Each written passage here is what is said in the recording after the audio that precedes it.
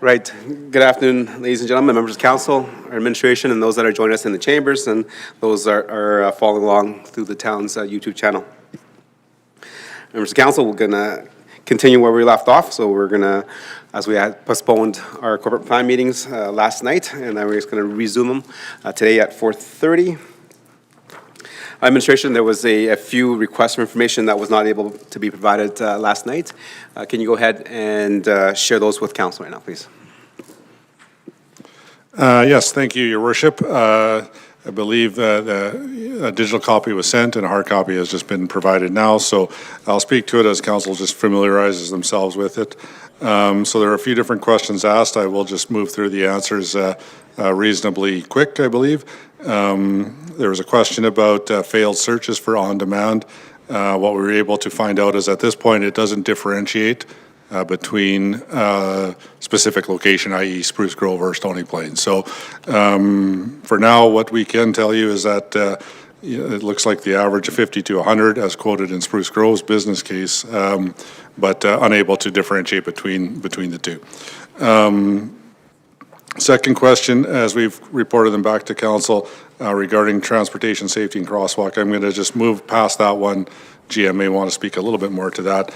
There was a question about council compensation amount, so 1.7 equates to roughly $6,000. Flipping over to the second page, on question 4, or regarding some of the commuter and transit services. So just some quick numbers there as well. Commuter revenue 74.8. The contract amount 295.5. Just reiterating, commuter buses, it moves from Spruce Grove to Edmonton. Stony Plain pays 14% of that total commuter bus service. Direct line cost estimate from Heritage Park to Spruce Grove East Transit Center, 380. Service enhancement, just be fairly clear about this, as we understand in the Spruce Grove corporate planning process, there is a service enhancement. This is just quoting the Spruce Grove side of it. As best we can tell, 10 hours, one bus, additional cost of $177 for the city of Spruce Grove. There was some commentary about should Stony Plain be involved, numbers would change and the service would be a little bit more enhanced. Cost of CPOs, those are ranges including benefits, 90 to 115,000 a year. Bylaw, just noting a bit of a range there as well for 5 months. That again includes benefits, $23,000 to $25,000. Table 26, High Park School safety improvements. Again, current estimate of 200. Other two sites in that table, 40,000 respectively. Your Worship, I appreciate that was a pretty quick run through. I will just ask the General Manager of Planning Infrastructure to speak a little bit to that table 26, as there's a little bit of length to that response. So I'll just ask for him to do that now. Okay, thank you. Thank you, Town Manager. Good evening, Your Worship and Council. So as the Town Manager noted, this is a bit of a lengthy response. Happy to walk through some specifics here. So the question that was asked yesterday was there was a couple of sites that were noted to be in the previous plan as well as the current plan. So to open as many on council will likely remember, there was a site-specific in-service safety review requested at South Park Drive, which town staff did complete early in 2025. During that, at the same time, was running at the same time as our corporate planning process. We did run some estimates, saw that the site upgrades required were likely to cost close to the current budget. So, and as I mentioned yesterday in a couple of responses about this program, is we're constantly looking at where the priorities are and what sites need attention most. Was determined that we wanted to focus in on the South Park Drive site. As a result, we did update this initiative to show that where the sites that were currently in the plan had moved out to different years. So you will notice that, as I believe Councillor Loynes noted,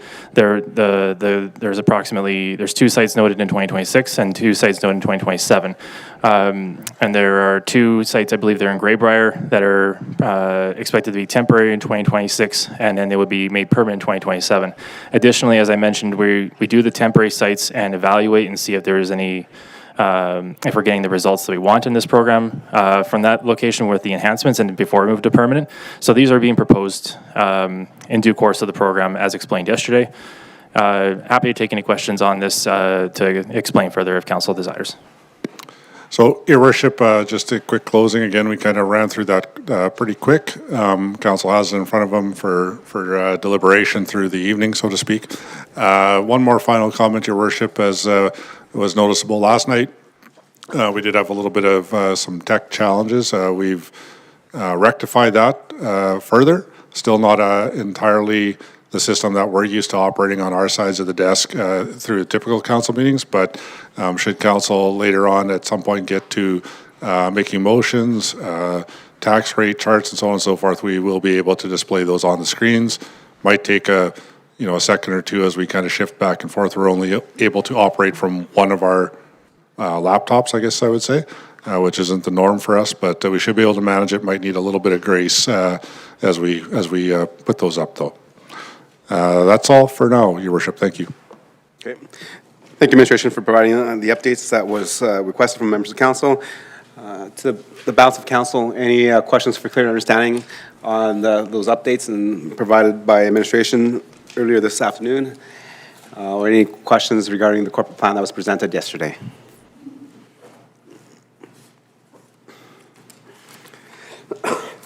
Okay, seeing none, so we'll move on to what we typically do best as council is to debate certain issues of the corporate plan, where we can see as members of council that we can see a little initiative there to enhance or to maybe pull back a little bit. But this is the time that through our conversations, through our strat planning, through conversations with our staff and our community, this is the best recommendation from our administrative staff. So council has the opportunity to make those motions to adjust and change it going forward. So I'll open the floor for comments, motions, and questions.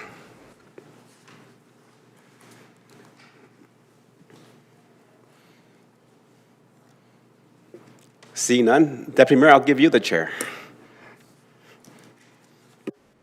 I'll make the first motion then. All right, got the chair.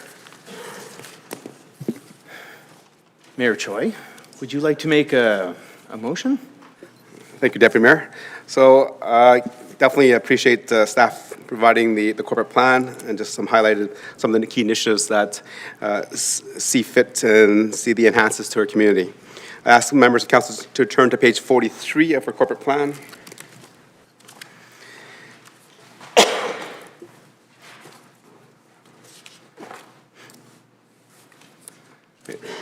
So my motion was that under table 38, which is for the program assistant increase of 0.4 position for staffing, which is a $36,000 cost to our tax base, which is scheduled for 2027. However, I'd like to pull that forward to 2026, so that $36,000 will be added to the 2026 corporate plan. The reasoning is that we understand, coming off the election, that affordability and a lot more complex issues and problems our residents are seeing and dealing with. And when the question was asked around the program assistance, the general manager mentioned that currently we have a 2-day response time for all questions from our public that may be requiring assistance from community social development. Well, and the question was, well, how would this increase that service?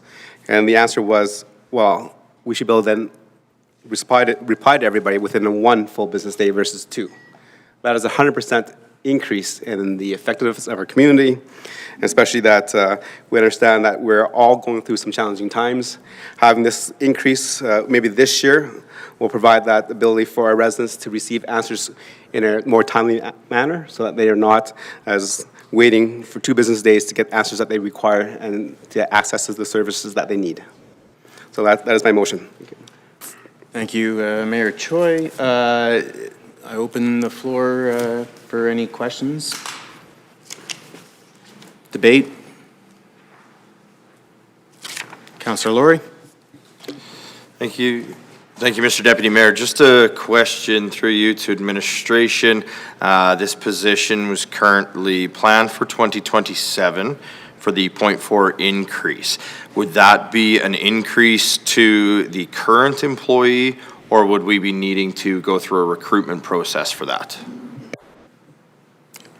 Administration? Thank you, Deputy Mayor, through you to Councillor Laurie and the rest of council. At this point, the intent would be to explore whether the existing employee would be interested in increasing hours. That was the intent for 2027. I don't know what the response would be for 2026 at this point in time. Thank you. And so then a question through you, Mr. Deputy Mayor, to administration. If the current employee does not have the capacity or does not wish to undertake the additional hours in that 0.4, what options does that leave the municipality with? Sorry, administration, go ahead. Thank you, Deputy Mayor, through you to Councillor Laurie and the rest of council. So when we would be looking at staffing a position, we would follow our regular recruitment processes should the existing employee not be able to manage the additional hours and the additional capacity, and we would look at recruitment through the Town of Stony Plain website, and we would just follow the regular recruitment processes. Yep, go ahead. Thank you. And just again, expanding on that just a little bit further, if we did have to go to a secondary employee to fulfill the 0.4, would that incur any additional cost to what has been included in the corporate plan? Being that it would now be 2 employees, one at 0.6, one at 0.4, versus 1 employee at 1.0. Go ahead. Thank you, Deputy Mayor, through you to Councillor Laurie. No, I don't believe it would incur any additional costs, and sorry, I'm thinking quickly here. And I'm saying that because the intent would be to provide full day, full service coverage, so 8:30 to 4:30 on the phone lines, and therefore equipment and office spaces would be shared. We may incur some additional training costs, but that would be absorbed by the department. Okay, thank you. Just a quick comment in relation to the motion. I appreciate it. I think it's definitely something that was recognized and that has been recognized. And any assistance we can provide is great. I think heard a lot last night about administration's planning and how they've moved positions around and where positions are and what's been pulled forward and what's been pushed backwards. So I'm a little gun shy on changing that around, but I'm not hearing any significant challenges in pulling it forward, so interested to hear some potential wisdom from the other members of council, but we'll see where that leads. Thank you for those comments, Councillor Laurie. Councillor Niebergall?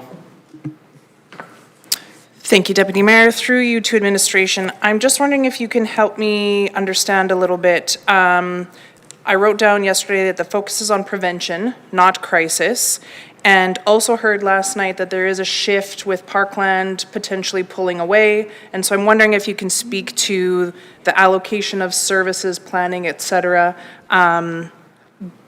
given that situation. Go ahead, administration. Thank you, Deputy Mayor, through you to Councillor Niebergall and the rest of council.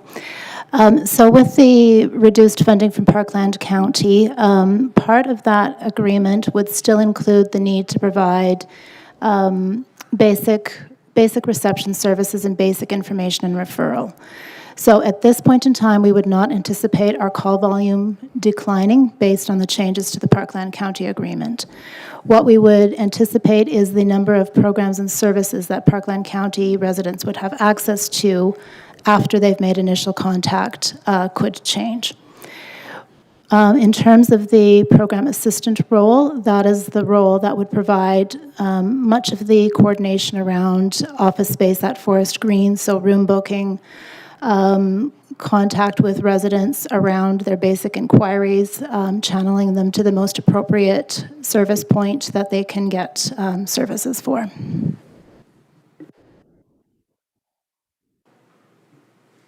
Do you have another question? All right, looking around the table, Councillor Anderson?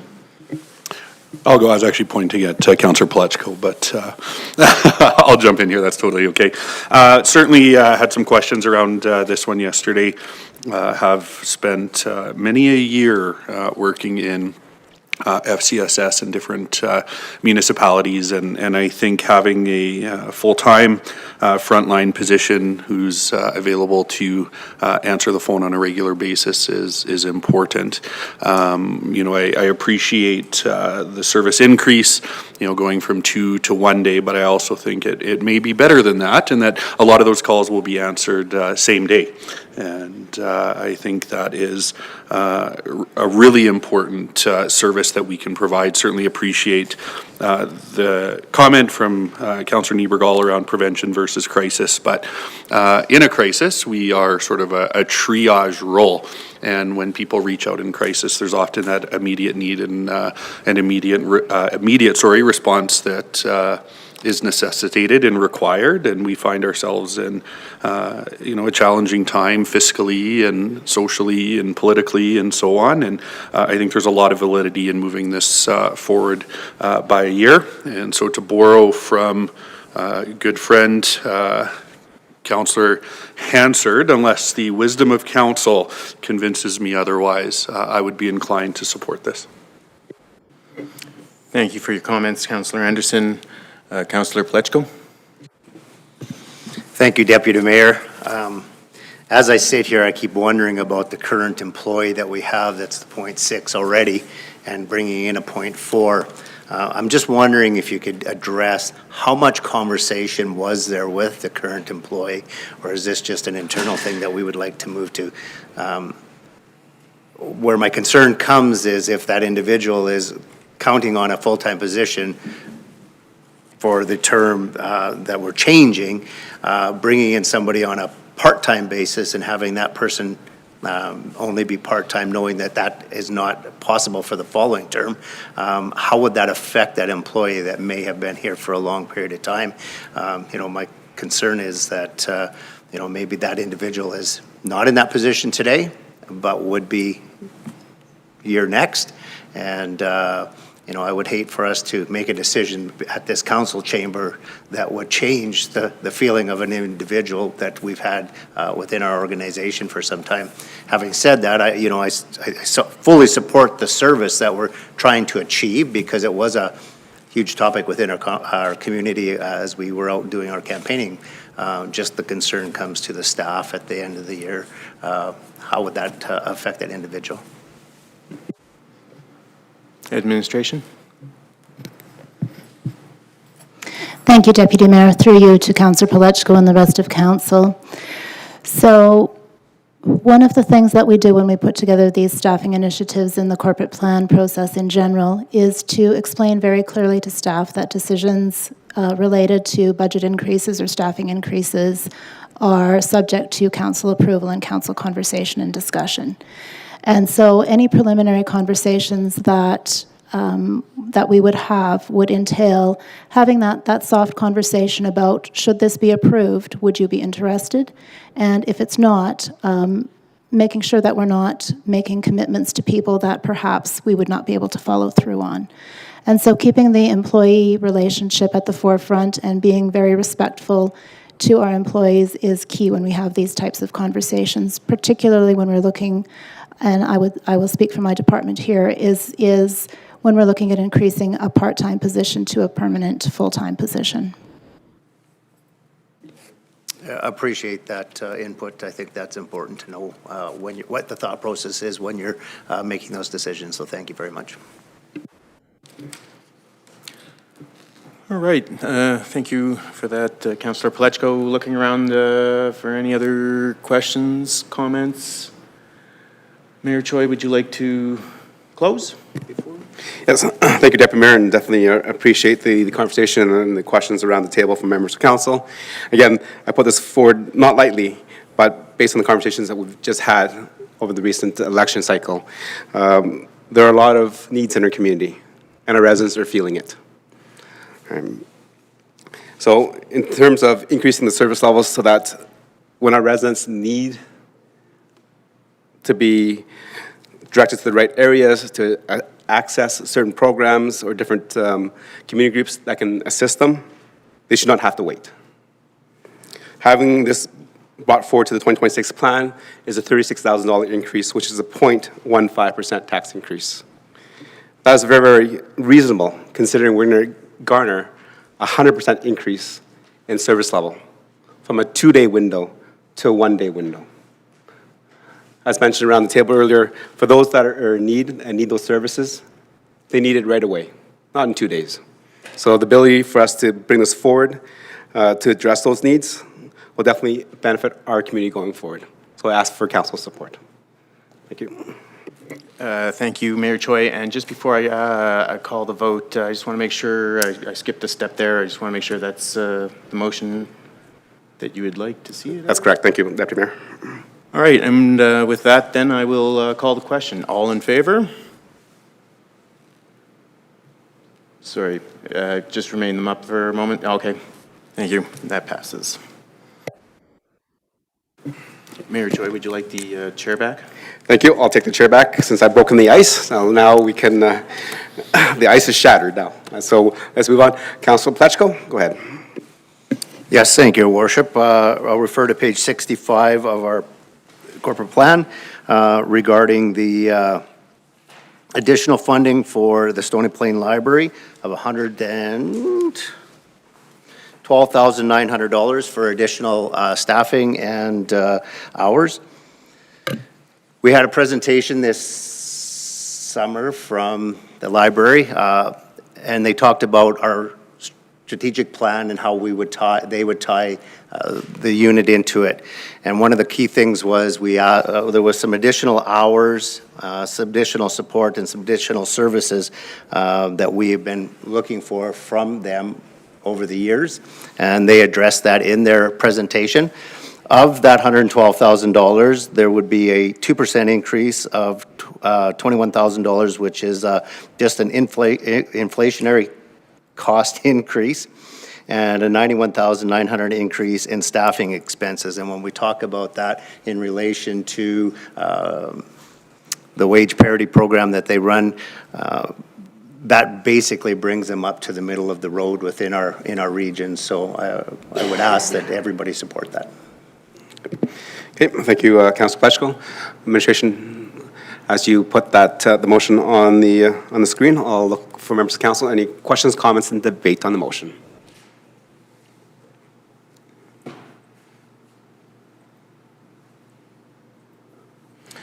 Councilor Anderson, go ahead. Thank you, Mr. Mayor, and thank you to Councillor Plechko for bringing this forward. Certainly, early in last term, had some questions about what was going on over there at the library, and we had some turnover in leadership and so on. But I feel like we've settled into a really, really strong place with the contingent that's over there in terms of our frontline staff and leadership team. We're seeing increased presence in the community. We're seeing active engagement. We're seeing partnerships with other service agencies. I could go on. I know we've talked at length about the successes of the library.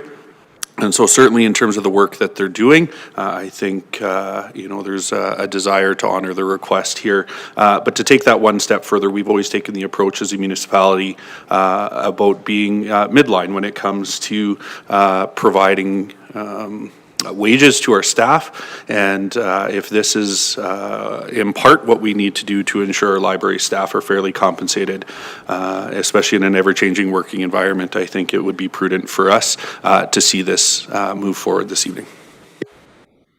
Thank you for your comments. Any other questions, comments on the motion?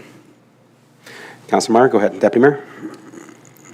Actually, I was just trying to think back. We've seen a number of increases, and I think back to my time on the board there. Yes, some challenges for sure. But I know there was a number of questions there about increases, and then sort of some issues in terms of spending all of the budget and whatnot. I was just wondering if administration could maybe help fill in some of my memory for me. and just present maybe our last term's worth of budget increases to the library. Okay. Thank you. Administration, can you provide the last 4 years, last term? Your worship, appreciate the question. We should be able to pull some of the, annual actual funding is what I'm guessing we'll be able to pull up. I'm pretty sure we could do 3 years pretty quick. I'm not sure about 4, but I know our team is on it right now. So probably if you give us a minute or 2 or 3, I should be able to provide that. Okay, thank you for your questions, Councillor Meyer. Deputy Mayor, we're just going to hold that until it gets back, so I'll just continue to move down to see if anybody else has any questions and comments regarding the motion.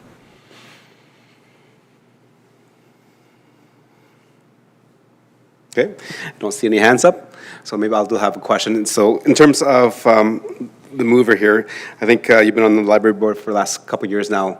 How has been the usage of the library? I think when we first moved over there again, when it was opening, definitely different time and space than we are right now. Has the access to the library been more open for the people that require those services? So in terms of usership, I don't know if you guys track that. I think you guys track how many people go in there. So do we have those numbers? So based on the report that we got from them last time, 2025, they opened for an additional 140 hours. They improved communication with law enforcement, staffing, and policy improvements. In 2026, this will allow them to maintain those hours that they additionally opened for. Part of those additional hours, if I recall right, are around some of the summer events that we have and coordinating with the town to make sure that there is access to the library during the summer events. Okay. Thank you for that, and I definitely appreciate that it being open an additional 140 hours in 2025. Your last comment there was said that was the increase is actually to help maintain those hours that they started in 2025. So how did they fund those hours in 2025? Those hours were funded through an additional grant that we gave them last year. There was additional money at that point in time. What this does is allow them to be wage parity within the region at the middle of the range. So it's to be able to maintain what is there requires the wages and more employees to do it. Thank you for your comments, and thank you for that, the feedback. Administration, have you received the numbers yet? Okay, can you go ahead and present those? Thank you, through your worship, to council. So I'll just go through the amounts that we have provided to the library. So 2023, 539,500. In 2024, that increased by 6% to 569,500. In 2025, an increase of 17% to 667,500. In 2026, with the above motion on the screen added in, that would equate to another 17% increase and a total of 780,400.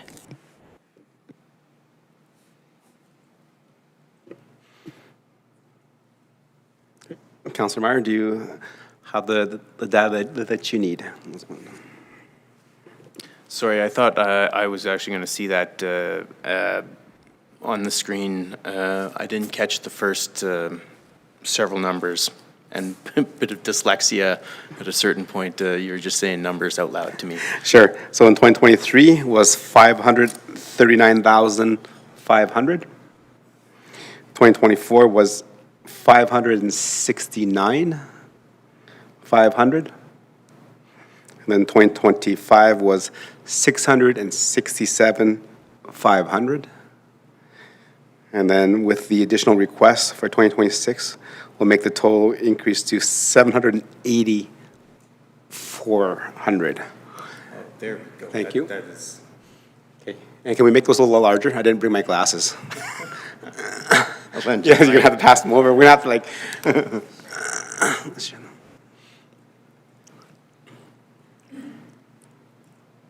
So in just, so we've seen significant increase in costs. Oh, sorry. So just thinking out loud here, Mayor Choi, we've seen a significant increase in costs, 17%, and again, I'm not sure that, maybe a question to the representative. I know from my time on the board, there was a number of challenges in terms of budgeting and spending the entire budget. Just if you're possible, did they spend all the money that we gave them last year? Go ahead, Councilor Pletchko. That's a good question. I can't answer that at this moment because I don't remember that.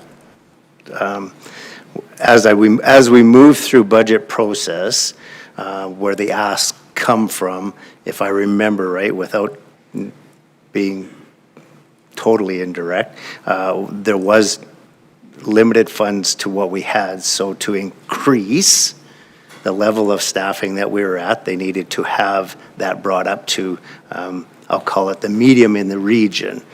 We had Margaret Law do a study for us of all the libraries within our region to be competitive in the area to keep staff.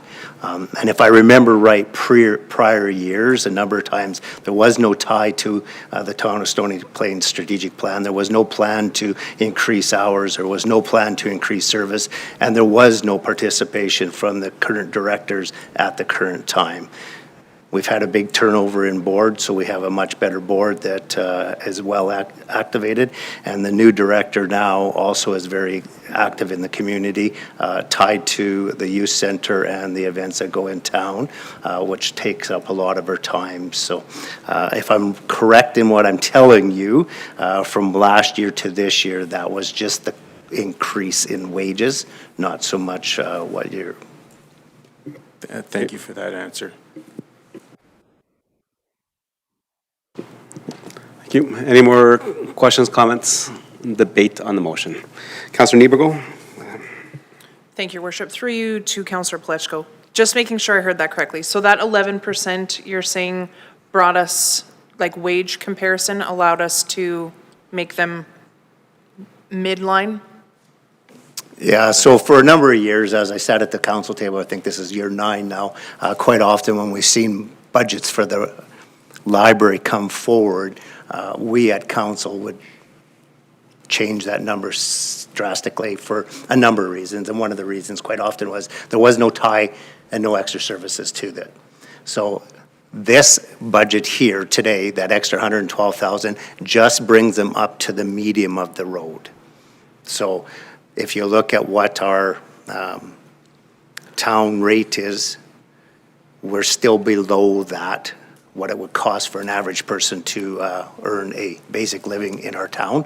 We're just at the average part of it, not at the full part of it. So, yes. Okay. Thank you. Councilor Anderson, go ahead. Thank you, Mr. Mayor, and I appreciate the second chance to speak on this as I spoke before those numbers were presented. But I do want to just highlight two things, and certainly appreciate Councillor Meyer's question around the increases in 40% over the last 4 years, essentially 10% a year does seem significant. And the first question that would come to mind for me would be, were those increases just to maintain services, or did we gain something from those increased asks from the library? Certainly 2023 to 2024, 30,000, significant dollars, but a fairly minimal ask compared to the last two. But we do know that the ask last year was to increase those service hours, and we are seeing increased opportunity for residents to access the services at the library. And I think it's important to note that libraries are no longer just book exchange, but there are so many other services that get offered out of that facility. There's partnerships and programs with the youth center and so on, which is part of our strategic plan. And so we've been able to, yes, increase our grant amount, but we see increased services to our residents, which I think is critical.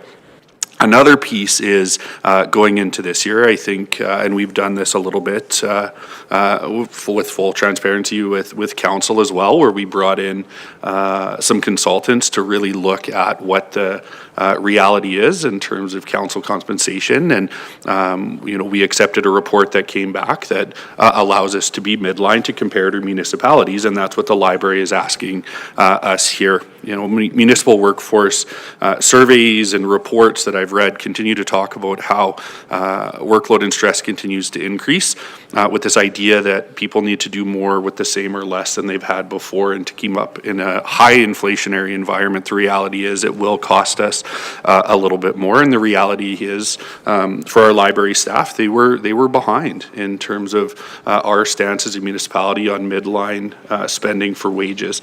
And I do think it's prudent that we follow that same frame of thinking this evening with the ask from the library to ensure that we support any workforce issues that they might have. And we did hear that from library staff over the years, that there is that turnover and so on. And so I see this as a way to bring them in line and as a way to bring stability to their staffing levels. So we'll leave it at that. Okay. Thank you for your comments, Councilor Anderson. Any more questions, comments, debate on the motion? Councilor Lowry, go ahead. Thank you, Your Worship. Yeah, I just wanted to echo some of the comments that I've already heard and maybe oppose some comments I've already heard. We have invested more in the library over the last several years because of the improvement and the enhancement of the library. I think when we made the decision, or when the council of the day made the decision to move that library downtown, it was expected and anticipated that that would generate more activity in the library. That would create a busier community space. That would activate downtown and therefore the library more. While, never like to see increases in funding requests year over year, I think they have done so reasonably and marginally. Ultimately, we could probably give them more money and ask them to do more, and they could probably do more, and the benefits to the municipality, I think, would be very high. I think it's been a fairly modest approach to what the library has experienced. I think they've proven that the service enhancements that they've done with the budget that was previously approved have been effective, and I fully support the request to continue to do so and provide that service to our community. Thank you for those comments. Any more questions, comments, and debate on the motion? Seeing none, I'll have a question in terms of the current increases over the last 4 years. If this motion goes through, this totals about a 44% increase from 2023 to 2026. And I know in terms of budgeting within our own corporate plan, maybe to the representative, does this funding stabilize in the next couple of years? Or will we be seeing 17% increases for the next few years to get the library to where they need to be? So I'll do my best to answer that. Based on the budgeting that we've put in place, this should bring us to a fairly consistent level.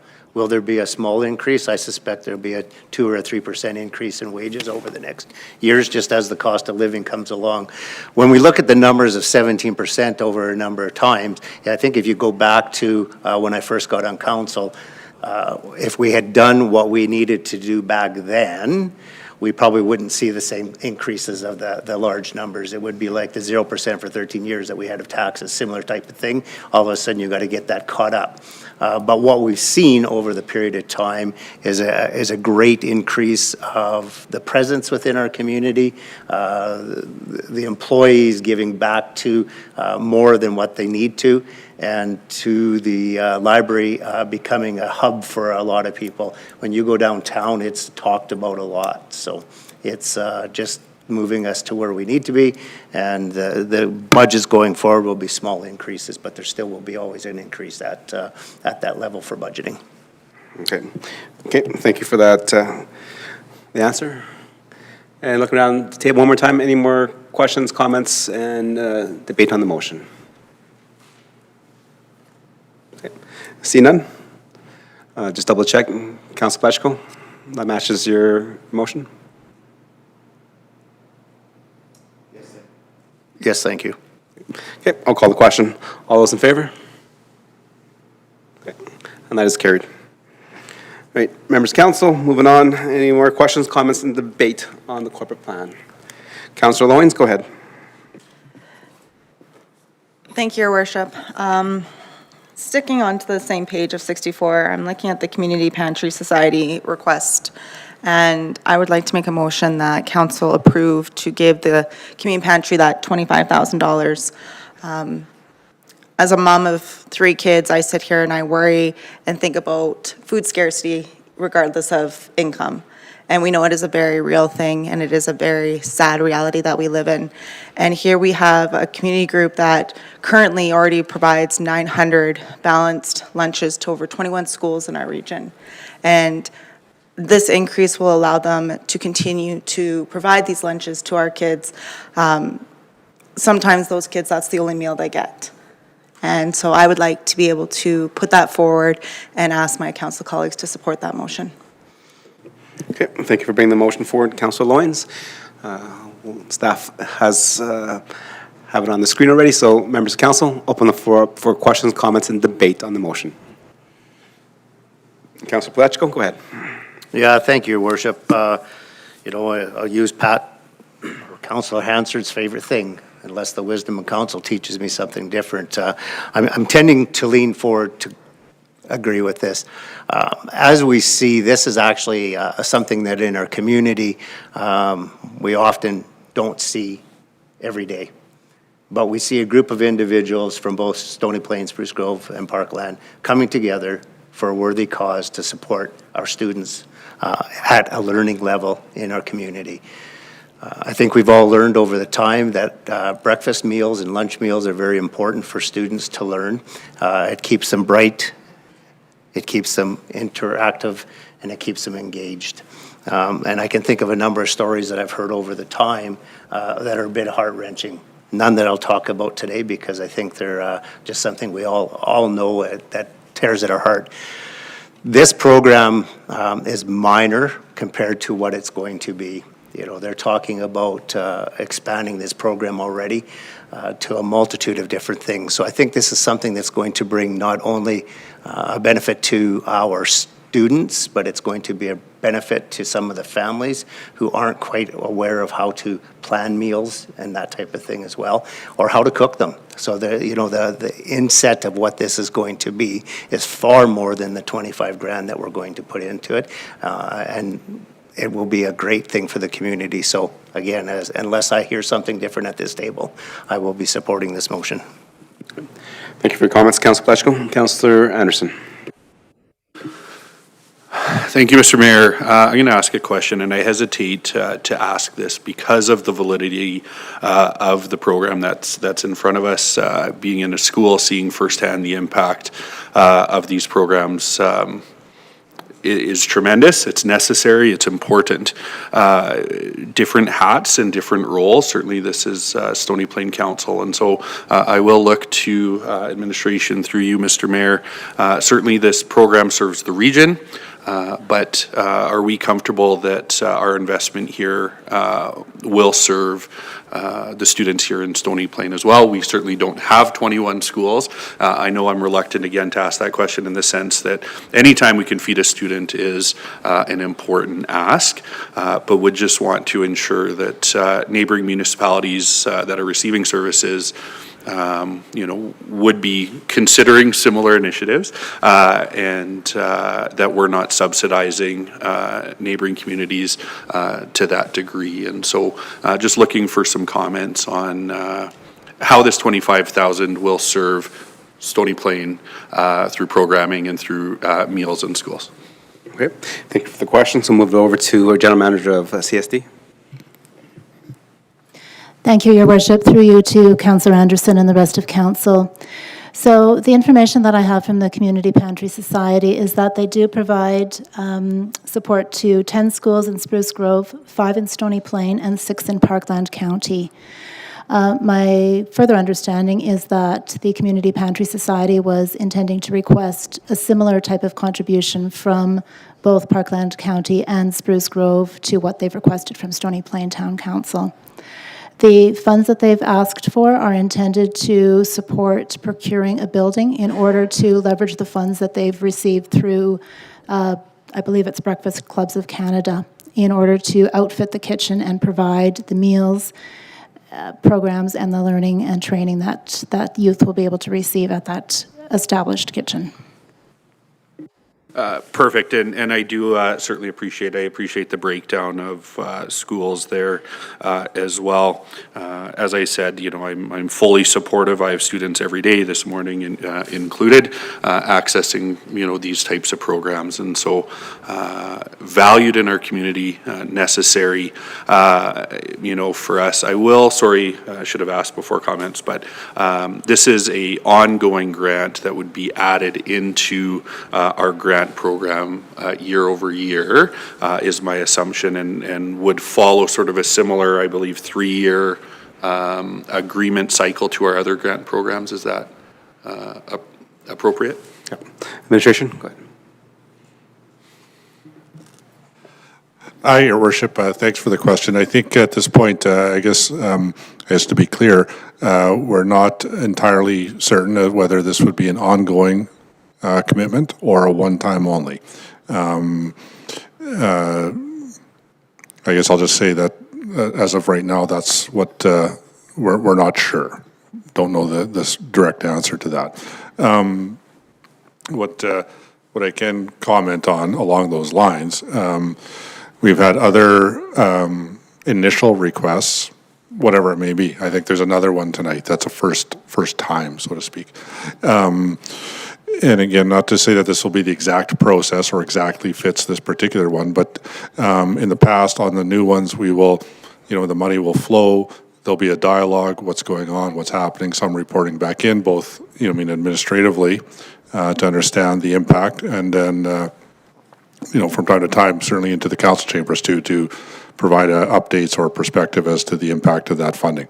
You know, through the course of that first year, we'll typically have a better understanding of what is the ongoing request or not. Is it going to go up? Is it going to hold the same? So on and so forth. And then ultimately, if programs, or I'll say, you know, societies or what have you, you know, frankly, show some staying power and seem to be gaining traction in the community and all that sort of stuff. You know, those are the kind of thoughts that come back to council to determine whether it will be continued or not.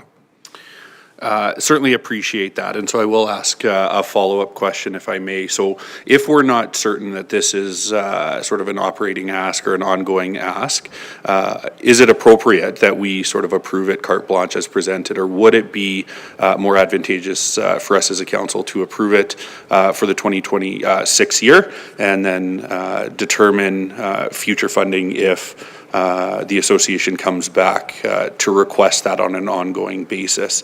Because as I read it, and my understanding of our grant program, if this is approved, then potentially it could just roll over year, and it may not need to be so.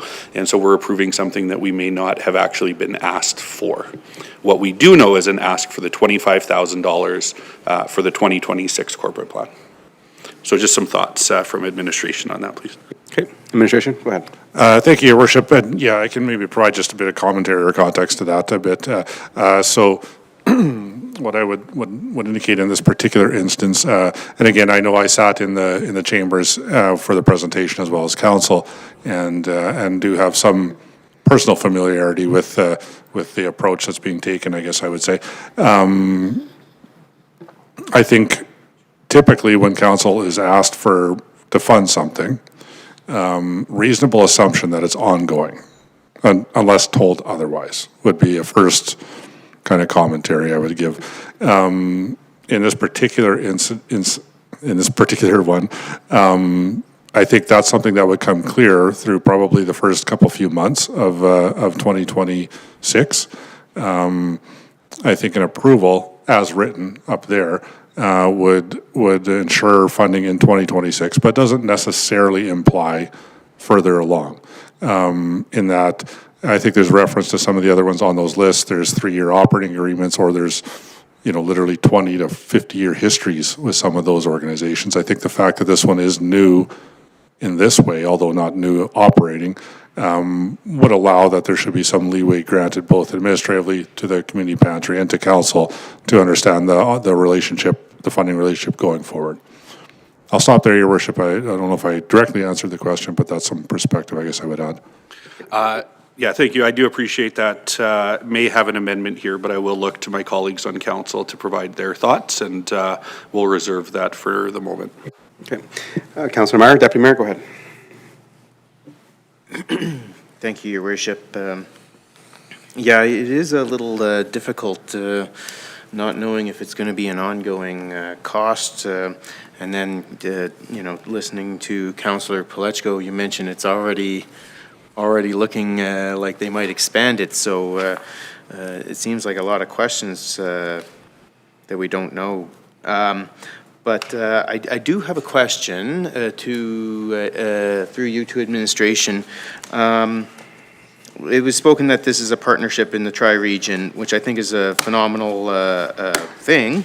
I'm just curious if other councils don't pass, what would be the repercussions? Would the whole thing fall apart, or would they just proceed forward with what they got? Thank you, Your Worship. I can speak to that a bit, and then perhaps the General Manager may want to indicate if anything further or clear. So yeah, this wouldn't be the first time where there was a request made of all three councils for some form of a nonprofit. Although the timing is typically similar, it's not entirely the same. Again, I understand ourselves and Spruce Grove are sitting in these chambers the next couple nights. I'm not sure about Parkland County actually, but so sometimes the timing and the alignment doesn't add up. There have been instances in the past where one or two out of the three, so to speak, approve something and one doesn't. There is a little bit, I would say, just historically, there's a little bit of like back to the drawing board to a degree. Does the project still go if there's only 50 out of 100 or so on and so forth? That dialogue occurs. I am aware of a couple times where in that instance, the project didn't proceed. The money wasn't given out and just off. That was the end of that. But flip to that, frankly, not to sit on the fence, but I know other times where two of the municipalities would provide some funding and the project would just continue with a miss in the budget, so to speak, or what have you. So long way of saying I'm not entirely sure what will happen, but it has happened in the past. Typically, the nonprofit and the three municipalities will work in some way to come to a conclusion. I'm not sure if the General Manager wishes to add anything further specifically. Yep. Go ahead. Thank you, Town Manager. Your Worship, through you to Deputy Mayor. My understanding of the project from Ms. Brown is that the intent is to ask the municipalities, and if the municipalities cannot provide additional support to the project, to continue advocacy and fundraising efforts through the business community and the regional partners that are located within the Tri-Region. Because of the timing of the grant from the Food Breakfast Clubs of Canada, I believe it is, there's quite tight timelines in order to expend that grant, which needs to be done by the end of March. And so securing a space is incredibly important to the organization in order for them to be able to set up the space and make use of the funds through that grant. I know from, some of the work that I've done with the Rotary Club of Stony Plain, the type of activity that Ms. Brown and the Community Partner Society have done to secure fundraising through different partners. I'm not up to date on the latest fundraising efforts for establishing a space, but I also know, and this was shared during the presentation that Ms. Brown gave to Council, is the importance that the Society places on having regional participation and the ask for the municipalities to be part of the project. My understanding is that they would work extremely hard to make the project move ahead regardless of funding decisions from our various councils. Okay, thank you. Councillor Meyer, anything else to add to that? Yeah, I do, and thank you for the reminding me of some of these details. I do recall the presentation to some degree, but it was quite a while ago. Sorry, if I could have another question. I'm just curious, maybe some administration comment. Actually, you know what, that's all right. Okay, thank you, Deputy Mayor. I'll come back a little later if you need. Councillor Niebergall, please.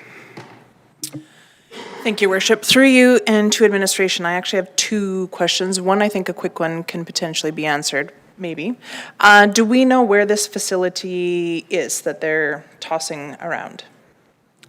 Yes, during the presentation will be located in Stony Plain. Okay. Second question, it's my understanding in partnership with Parkland School Division, there is schools throw in money to secure their lunches requested for their buildings. Do we know, looking at these numbers, if we're asking 25,000 of each municipality, it looks like Spruce Grove's getting double the schools for what the ask is. And so I'm wondering, is there any data of number of lunches being given to each municipality? Administration. Your Worship, through you to Councillor Niebergall. Unfortunately, I don't have that detailed information from the organization. I am sure that they would be able to provide it should council wish to ask it. Okay. Thank you. Anything else? Okay. So move. You want to share it now or later? Later? Okay. Councillor Pletchko. Yeah, thank you, Worship. I think Manager of Community and Social Development actually answered a good portion of that. And I'm just sitting here thinking, I think that question we asked Diane when she was here was if it was a one-time funding. And it was, if I remember correct, it was to, the answer was yes, and it was to move the ability of this project forward by March. So I think having a friendly amendment to this, and I think it's coming from down at the other end of the table, I think would be acceptable at this time, because I do, if I recall, and I think I'm also going back to a presentation we had at the Rotary, similar to that, that it was going to be a one-time ask, and then look for future funding from community organizations. Can you speak to that at all? General Manager. Your Worship, my recollection would match what Councillor Pletchko has outlined. Thank you. Councillor Anderson, go ahead. Thank you, Mr. Mayor. Appreciate that, Councillor Pletchko, as well. I am going to look to administration just quickly before making that a motion for an amendment. Ongoing funding typically funded through the tax base. If or with a motion here in a moment to amend this to be for 2026, what would be the appropriate funding source? Is this something that would be best served through the tax levy stabilization and contingency reserve as a one-time funding request, or does administration have something else in mind that would be appropriate as a one-time funding? Administration. Thank you, Your Worship. Appreciate that question, and we'll just maybe provide a bit of general comment as well. So, yeah, as generally speaking, tax-based funding will be committed to items of an ongoing nature, be it grants like this or anything else that would be considered to be ongoing in its nature. One-time only or one-off sort of funding, whether it's a grant for an entity in the community, a particular study, or just something that's only we anticipate is only going to happen this year and not for another 7 years kind of thing. We will typically fund that through some form of reserve, and most typically tax levy stabilization. And I will just further note to that, that was part of our own review process, is that we were understanding that this would be appropriate for tax levy stabilization funding, if committing to one particular year. Okay, thank you.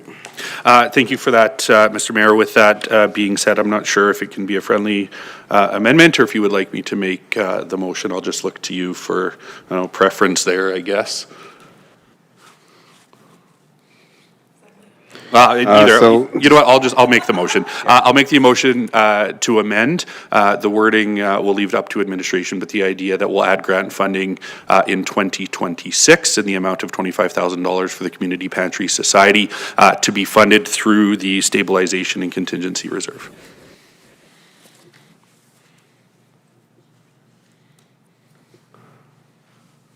Okay, administration, have you captured that amendment? Yeah, Your Worship, we do have it captured.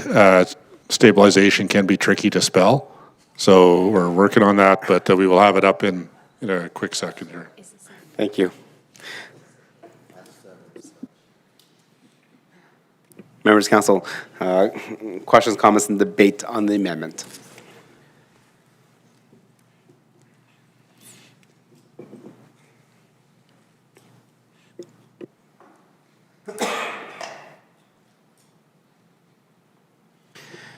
Seeing none, we'll just wait till the amendment gets on the screen. So, Your Worship, the operative clause is there, one-time grant funding in the amount and funded by tax levy stabilization. And just for clarity, that's basically a rewrite and not a motion to amend the specific motion. I'm okay with the rewrite. Thank you. It is a rewrite, but the amendment is that we're voting for is that it's a one-time grant funding in 2026 only, funded by the tax stabilization reserve. As long as we're clear on what the amendment is. Any questions, comments, and debate on additional motion? Okay, go ahead, Councillor Niebergall. Thank you, Worship. I just wanted to make a comment that two, being in the education system, recognizing that students require this to be ready to learn, and the ripple effect that comes when students are not fed and in a good place to be able to learn. We do, I know specifically, we do rely heavily on this service, and so I do speak in favor of this. And just to note, if we were to move forward in terms of any sort of funding, I would be interested to know in terms of spread between the three municipalities, what that looks like. Thank you for your comments, Councillor Niebergall. That's an excellent comment for the full motion, as the amendment is just adding the one-time grant funding. So I'll ask you to repeat that, see if you remember that. When we Okay, any more comments and debate on the amendment itself? See none, I'll call the question. All in favor? Okay. That amendment is carried.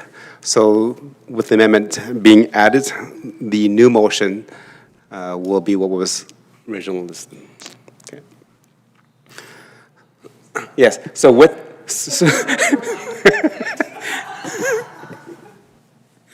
and this is why we have fun.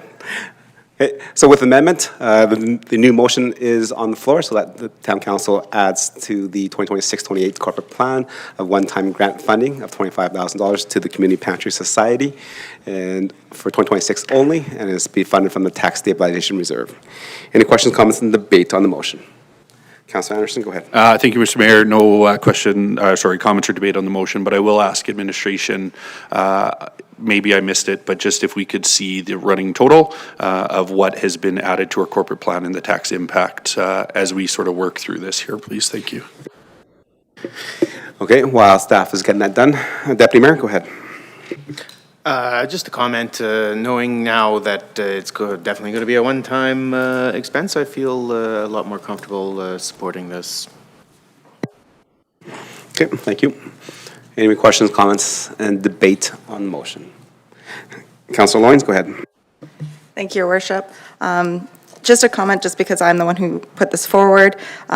Even though we break it down to 10 Spruce Grove schools, 5 Stony Plain schools, and 6 Parkland County schools, we know very well that our students and our residents go between all three regions. It's not just Stony residents in Stony Plain. We gladly accept Spruce Grove residents and vice versa. So again, I appreciate the commentary about wanting to know exactly how many lunches are provided for which schools, but I would like to caution remembering that our residents do cross the boundaries. Okay, thank you for comment. Councilor Laurie? Thank you, Your Worship. Not a comment on the actual motion. It's a comment on this chart. Appreciate this running chart. I think it is a great tool. The challenge, though, is that it is reporting in percentages, not in dollar value.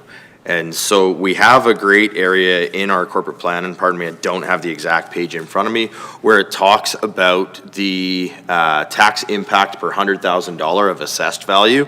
I'm wondering if there's any way to get a column added to this visual, which would actually show the tax impact per $100,000 in assessed value, rather than strictly a incremental impact percentage.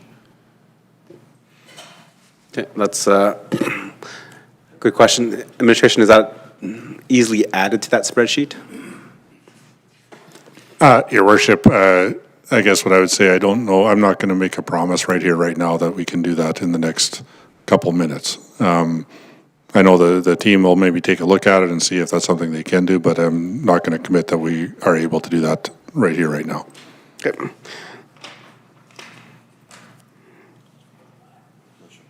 Assessment. Just hold on. Thank you, Your Worship. Yeah, just let me hold a second. I'm just writing this down.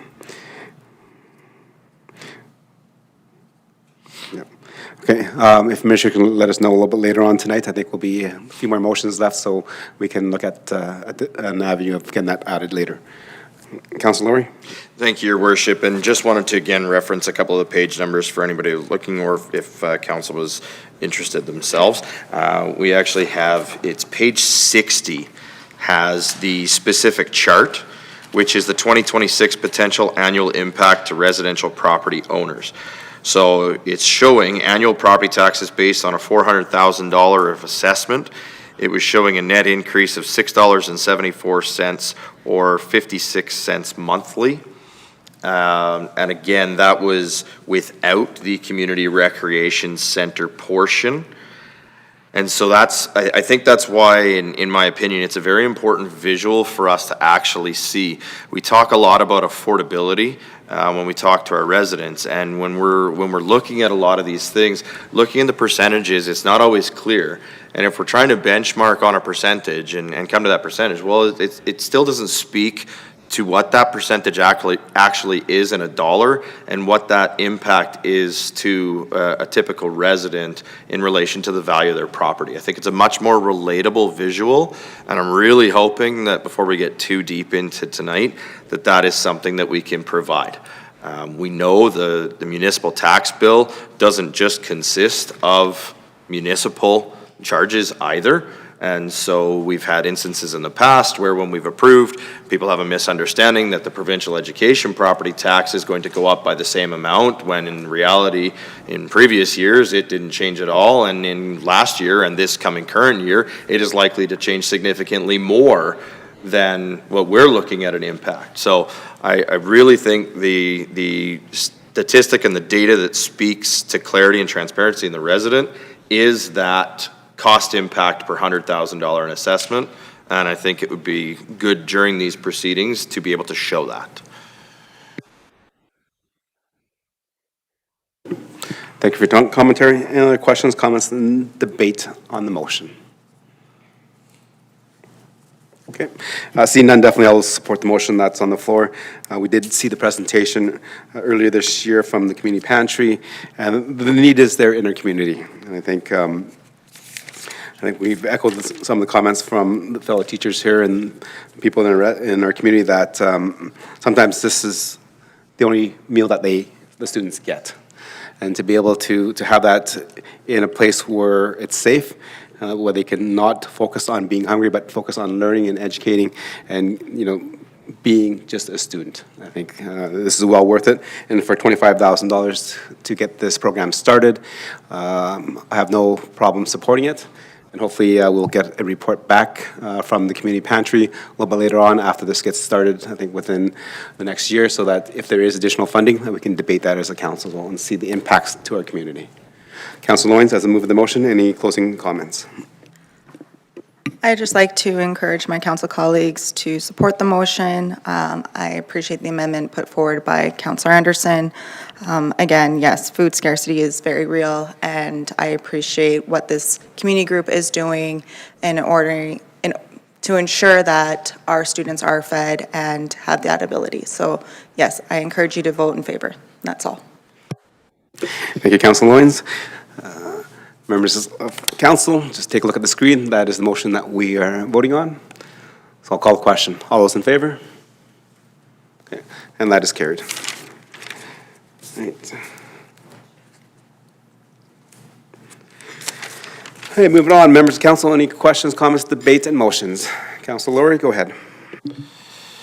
Thank you, Your Worship. I'd like to move that Town Council approve the request for the TransAlta Tri-Leisure Centre funding increase in the amount of $121,108. Okay, thank you. Members of council, questions, comments, and debate on the motion? Can I open it, Your Worship? Oh, sorry, go ahead.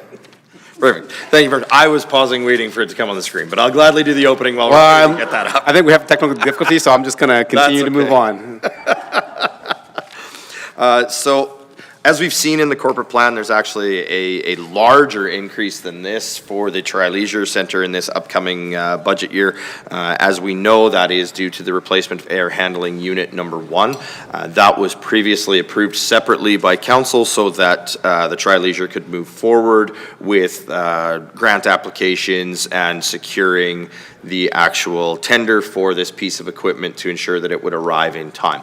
As a part of that project, the staff at the Tri-Leisure were able to identify other areas in which they could essentially take advantage of the extended closure to replace items that were upcoming in the capital plan so that as we move forward after the replacement of AHU 1, it would be less disruptive to the facility and we would be surety in respect to things like costs and so on and so forth. And again, just moving things very marginally in the capital replacement plan to make sure that we're doing things as efficiently as possible with as little impact to the users as possible. So again, it's a relatively modest increase for what is being proposed and the amount of impact that will have on the facility.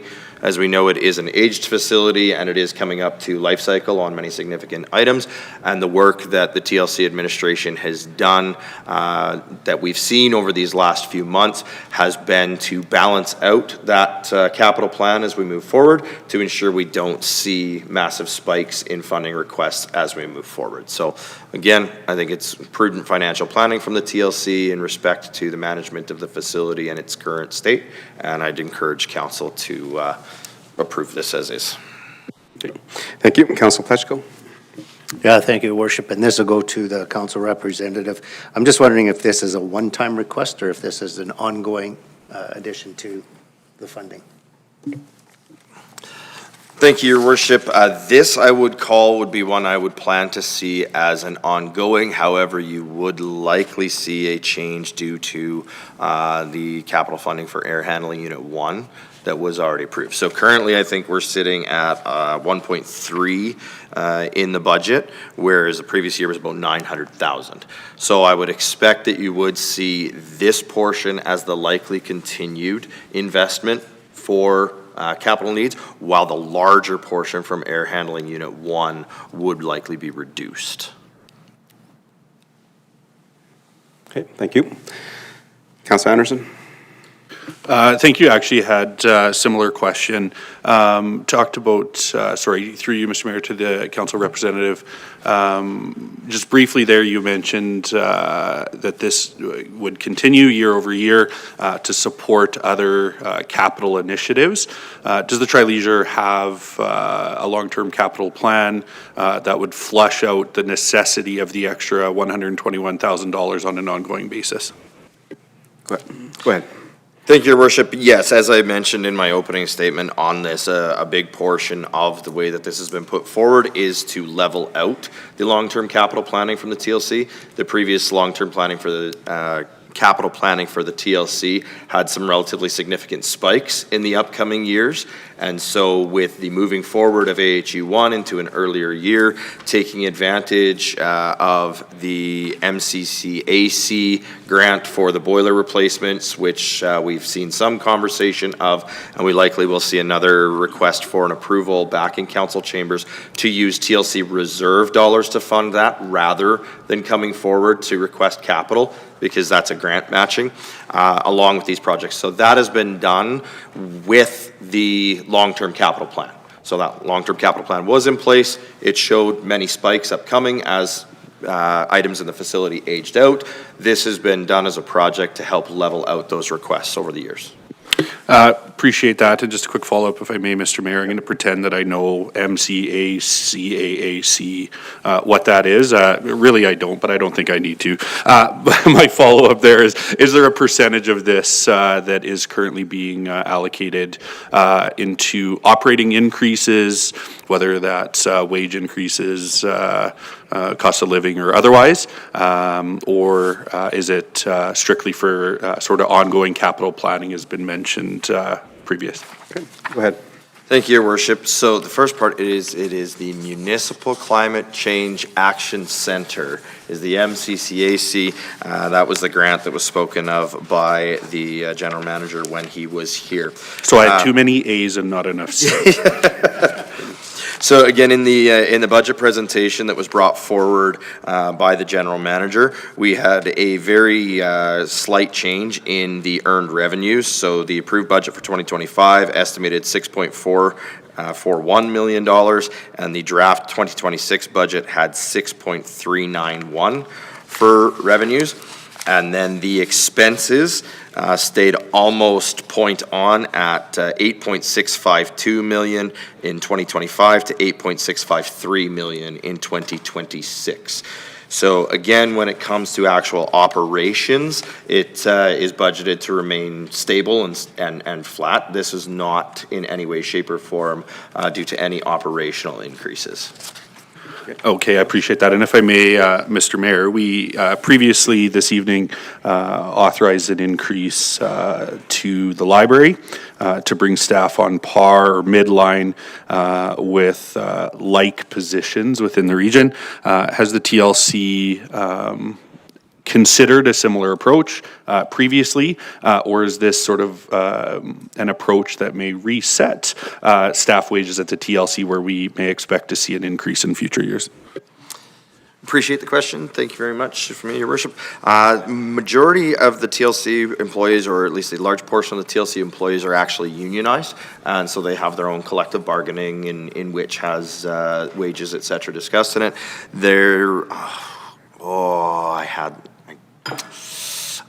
I'm not certain of the year of the collective agreement. It was recently done, so I believe we are relatively stable. The general manager may have exact details off the top of his head, and they're not coming to the front of my mind at this exact second. But the wages, salaries, benefits, et cetera, are, again, reviewed regularly. Any wages for non-unionized employees are reviewed regularly, and then we do have the collective bargaining agreement that is considered.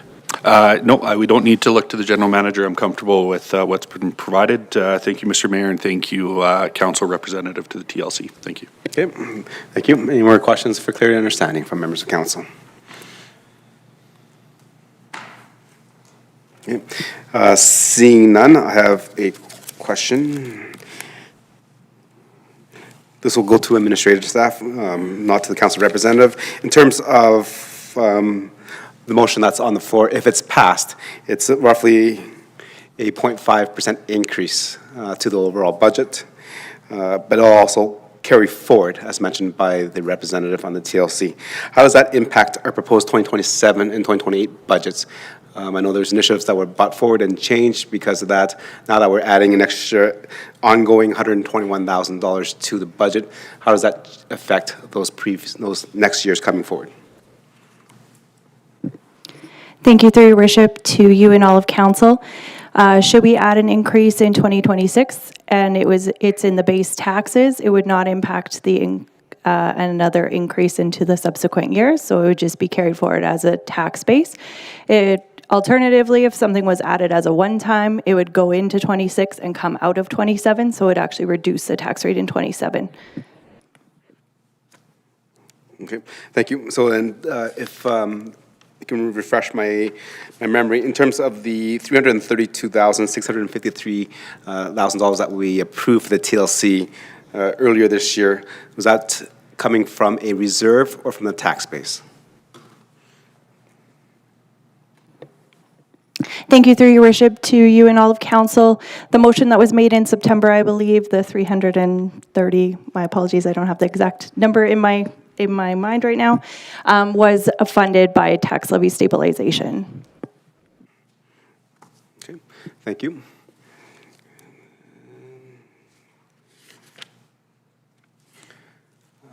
See no more hands up.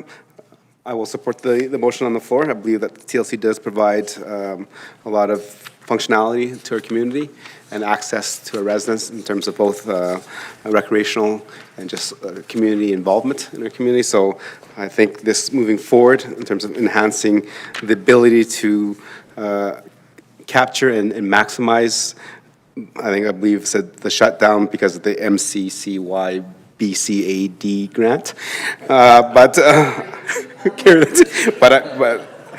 I believe the council representative has spoken well about that. Is not, since we're already shutting down to do some fixes and changing of the air handling unit 1, this is an excellent opportunity to kind of catch up on some of the repairs to make sure that we're in line with the long-term capital plan of the TLC to make sure that that facility stays operational for residents in the near future and the future and the long-term planning of the TLC. Councilor Laurie? Nothing to close, Your Worship. I think we've said it all. Okay, members of council, call the question. All in favor? Okay, and that is carried. Who hasn't? Okay. Deputy Mayor, go ahead. Thank you, Worship. I think I'll just stick with the theme here, referencing page 65. I would like to move that the town of Stony Plain add $9,500 in additional funding to the Pioneer Museum's current funding. Okay, go ahead and speak to it. Yes, thank you, Your Worship. The Pioneer Museum is a valued partner with the town of Stony Plain, hosting several events, including partnering with the town during Canada Day and Farmers Days. The museum has also made significant additions this past year to its offering. On top of a recent caboose restoration, the museum has also added 2 additional buildings. Further, some additional bookkeeping costs will help with the upcoming retirement and onboarding of a new director to make a smoother transition there. I'd also note that Parkland County has also increased their funding to the museum. Anyhow, this modest increase of $9,500 will cover additional operating costs and staffing increase. Okay. Thank you for the motion. Thank you for your opening commentary. Members of council, questions, comments, and debate on the motion. Okay. Seeing none, I'll ask the first question. I think, Deputy Mayor, you mentioned that Parkland County has already increased their funding. So has Parkland County already approved their corporate plan to increase the funding to the Pioneer Museum? To be honest with you, Mayor Choi, I'm not sure, but I do recall at my previous meeting, the director announcing that they had already secured the funding from Parkland County, and he announced it then. So don't ask me how, but it was already agreed and announced at the meeting. That's how I know. Okay, thank you for that clarity. Any more questions, comments, and debate on the motion? Okay, see none. Any closing comments? No, I would just ask council to support the motion. Yep, definitely. I will be supporting it as the museum does a lot to our community and enhances the events that we do have. I'll call the question. All in favor? Okay, and that is carried. Councilor Anderson? Thank you, Mr. Mayor. Appreciate the opportunity to jump in on one of these grant requests. The one that I would like to speak to is the Heritage Agricultural Society. And so I'd like to put the motion on the floor that we provide one-time funding to the Heritage Agricultural Society, or Red Brick Common, in the amount of $20,000 for 2026 only, to be funded through the Tax Levy Stabilization Reserve. Okay, thank you for that. I want to go ahead and speak to it. Yeah, absolutely. Couple of things just went backwards, back to even when the Heritage Ag Society was commonly known as the Multicultural Center. Their grant funding has remained stable in the amount of $97,356, which is the amount that we continue to see here.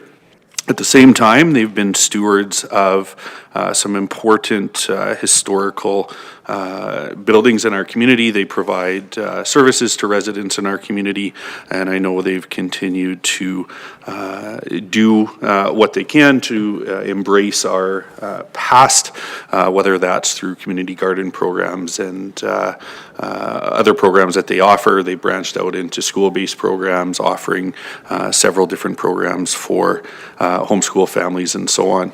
Over the last number of years, the Heritage Ag Society and their board have been working to action a conservation report, and they've done a tremendous job to work through a number of the different items. That's going back to 2016, just some notable ones being exterior painting, partial repairs of windows and doors, using provincial agricultural grants. They've had to do some exterior masonry work, some landscaping and slope changes, just to address some of the water, some weeping tile work and so on.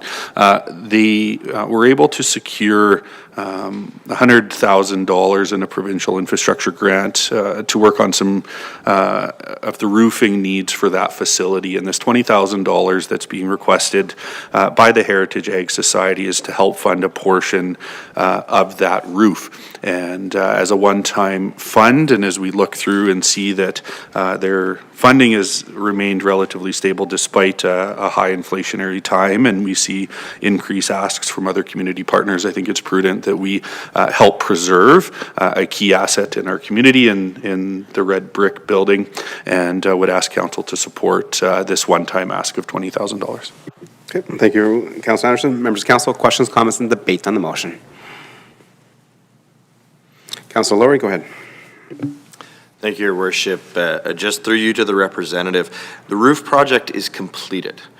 So therefore, I would assume it has been funded. Where did that funding come from, and where does this funding then go if that's already been paid for? Yeah, appreciate the question. There was a report sent out to council, I believe, close to a month ago, that indicated the funding source is $100,000 from a provincial infrastructure grant. It was not a dollar-for-dollar matching grant. Heritage Ag Society, or Red Brick Common, was just responsible to pay out the additional dollars there, which they agreed to do because they didn't want to lose the $100,000. The report that we have shows $50,000 of that coming from reserves, and the need to transfer the remaining costs between $17,000 and $18,000 through operational transfers. They did find, out of scope of that initial project of the roof, that there were some repairs to masonry that needed to be done that added to the overall cost by $11,227. They didn't want to hold up the project based on that amount, and that led to part of the operational reserve transfer. This funding is to help replace some of that capital reserve that was dipped into and in fact emptied to help complete the project, because they have about 20% of their conservation plan still to complete, and these dollars would help them move forward with the remainder of those projects. Thank you. Go ahead. Thank you, Your Worship. Appreciate that clarity. I think essentially what that states is, if I'm understanding correctly, is that the cost for the roof was very close to that $100,000. I'm wondering, in respect to procurement policies and requirements, and maybe this might be a question more for administration. Would the Heritage Agricultural Society be held under the same procurement legislation as the town would be, where a project over $75,000 must go out to appropriate tenders? Go ahead. Sorry, before we look to administration for the tendering process, just for clarity, the initial contract that was awarded for roof repairs was $156,635. They had the $100,000 grant, the $56,635, again, into reserves. The additional cost was the $11,227 for the masonry work that was uncovered as they completed that work, leading to the total project cost of $167,862. Okay, thank you. To the question in terms of procurement, are societies bound by the same procurement requirements? Your worship, just quick back and forth here on this side of the desk. I guess the short answer is we're not aware. I don't want to say one way or the other whether an ag society is subject to formal trade agreements. Okay, thank you. And then to follow up to the member, your worship, are you aware of what procurement policy or what procurement activities were undertaken in relation to this project? Appreciate the question. I believe the awarding of that contract was prior to my time sitting on that board.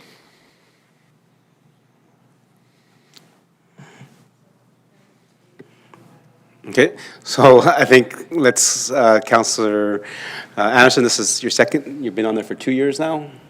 This is your This will be my second year. So what I can add, certainly this project was something that I came into, as far as I knew, relatively underway, already approved by the board and so on. We have had some lengthy discussions here in council about the Heritage Ag Society funding, their strategic planning, what is their goal, what are they doing? And we've spent some considerable time over the last little while looking at, core programming, what does that look like? What is their strategic approach moving forward? And a part of that conversation was around sustainable funding for the society, and what they want to do there. Those conversations have been had. We're waiting on the report to come back. We haven't received or discussed and debated that at this time, but certainly we recognize the importance of good fiscal management and having a strong strategic direction for the organization. Okay, thank you. Any other questions? No other questions, your worship, just a comment as I was the previous go ahead. Member on that board. I don't recall the decision on this item coming before the board at that time either. So I'm not sure the process that it followed to get to funding. And I was before you, Councillor Laurie, and I don't recall ever having this conversation. Okay. Thank you. Any other questions, comments, and debate on the motion? Okay, with that, no other hands up, I will support the motion on the floor. I believe it's coming from a one-time request to restabilize some of the reserves over at the Heritage Ag Society, the Red Brick Common. As we've seen through our community, the society there has provided many activities and been the gatekeeper of a lot of our history. And currently it operates a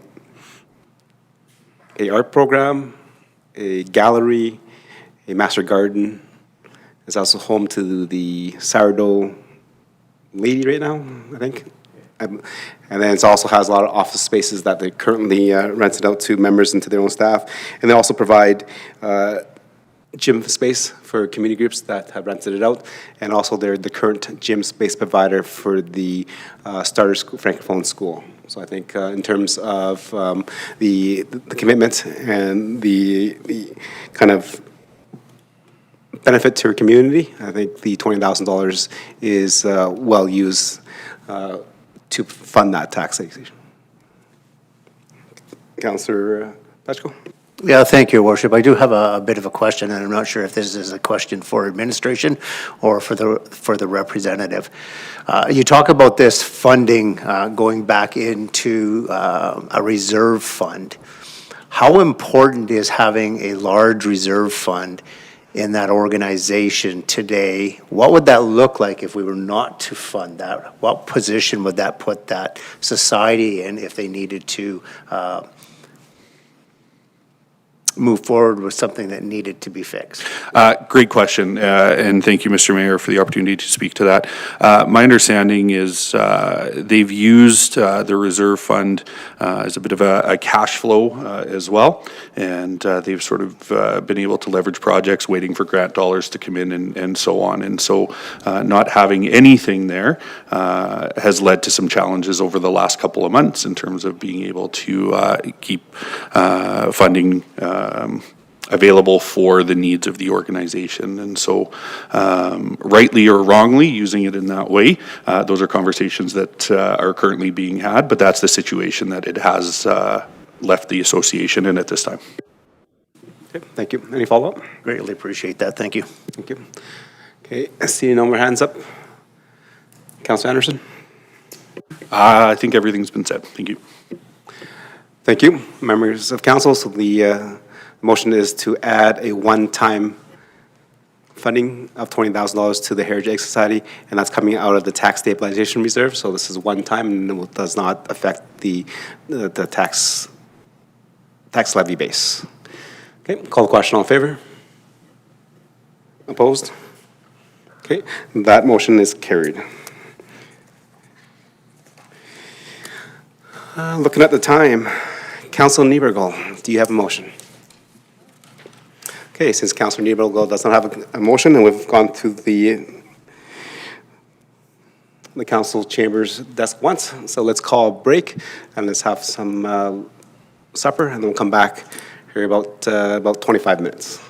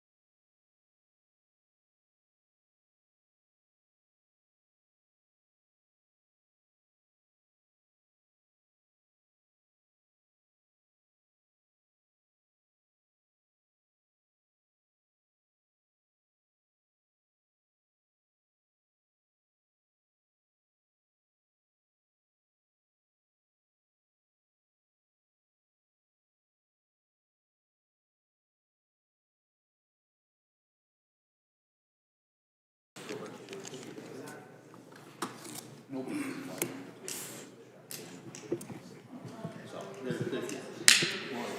right, ladies and gentlemen, welcome back to council meeting. We finished our recess and a little dinner break. Now moving back to our conversation in terms of making this corporate plan our council's corporate plan. We're going to go over back to Councillor Niebergall for a motion, please.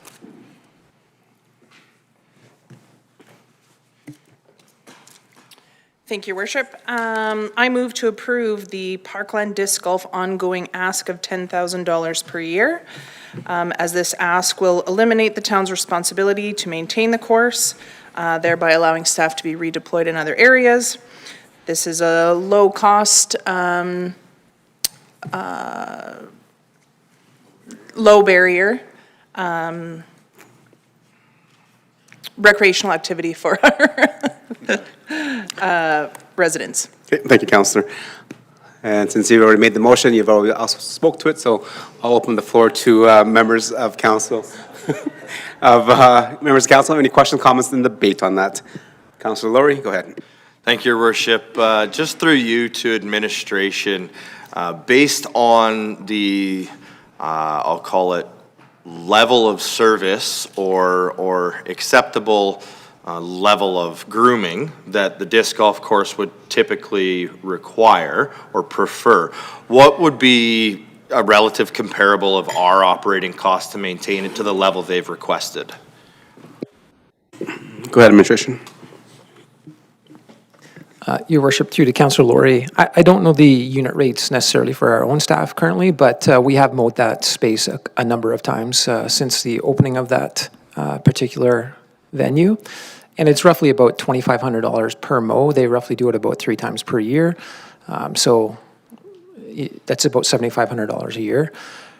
Depending on the growth, and I think as the course continues to get used, certainly the use tramples down the grass and it provide, and as it matures, other species come in and restrict the other species from growing. So certainly I think that mowing frequency might reduce as time moves on, but certainly that $2,000 to $3,000 range is basically what they're paying per mow. Excellent. And further to that, at current point in time or in the future point in time, this would absolve the town of any requirement for replacing tee pads or the baskets for the holes and stuff like that, similar to how right now on a soccer field, for example, it would be the town's responsibility to replace a goalpost. So in the disc golf course, the town would no longer have the responsibility to maintain those assets? Okay, go ahead, administration. Your Worship, through to Councillor Laurie, certainly that's our belief, is similar to the BMX. From time to time, they'll come to us with maybe a larger ask based on something that's coming in, a unique opportunity. But certainly they're a society, so they can apply for grants and they can leverage the funding that we give them to make those dollars go further. Awesome, thank you. And then my final question on that is, by providing this funding in order to maintain the course, does it restrict the town from any additional usage of that space, such as promoting the usage of that space for, say, snowshoeing during the winter season? Go ahead, administration. Your Worship, to Councillor Laurie, I don't believe so. We own the land. We permitted them to build their, just like the BMX, we do have an agreement with them where the public does have access to the facility. So honestly, I'm thinking snowshoeing and discs probably is maybe a new thing that they've not thought about. It's a conversation that we can certainly have with them, but I do not see a restriction from that perspective. Wonderful, thank you, appreciate that, and thank you, Councillor Niebergall, for bringing the motion forward. I would be inclined to support this as, again, for literally the little that this costs. We were basically putting in the same amount of money. It'll allow this group to leverage dollars that we don't have access to and certain grants that are available to not-for-profits that aren't available to municipalities, and we still have full use of the asset within the town. So I think it's a win-win all around. Okay, thank you. Councillor Plechko.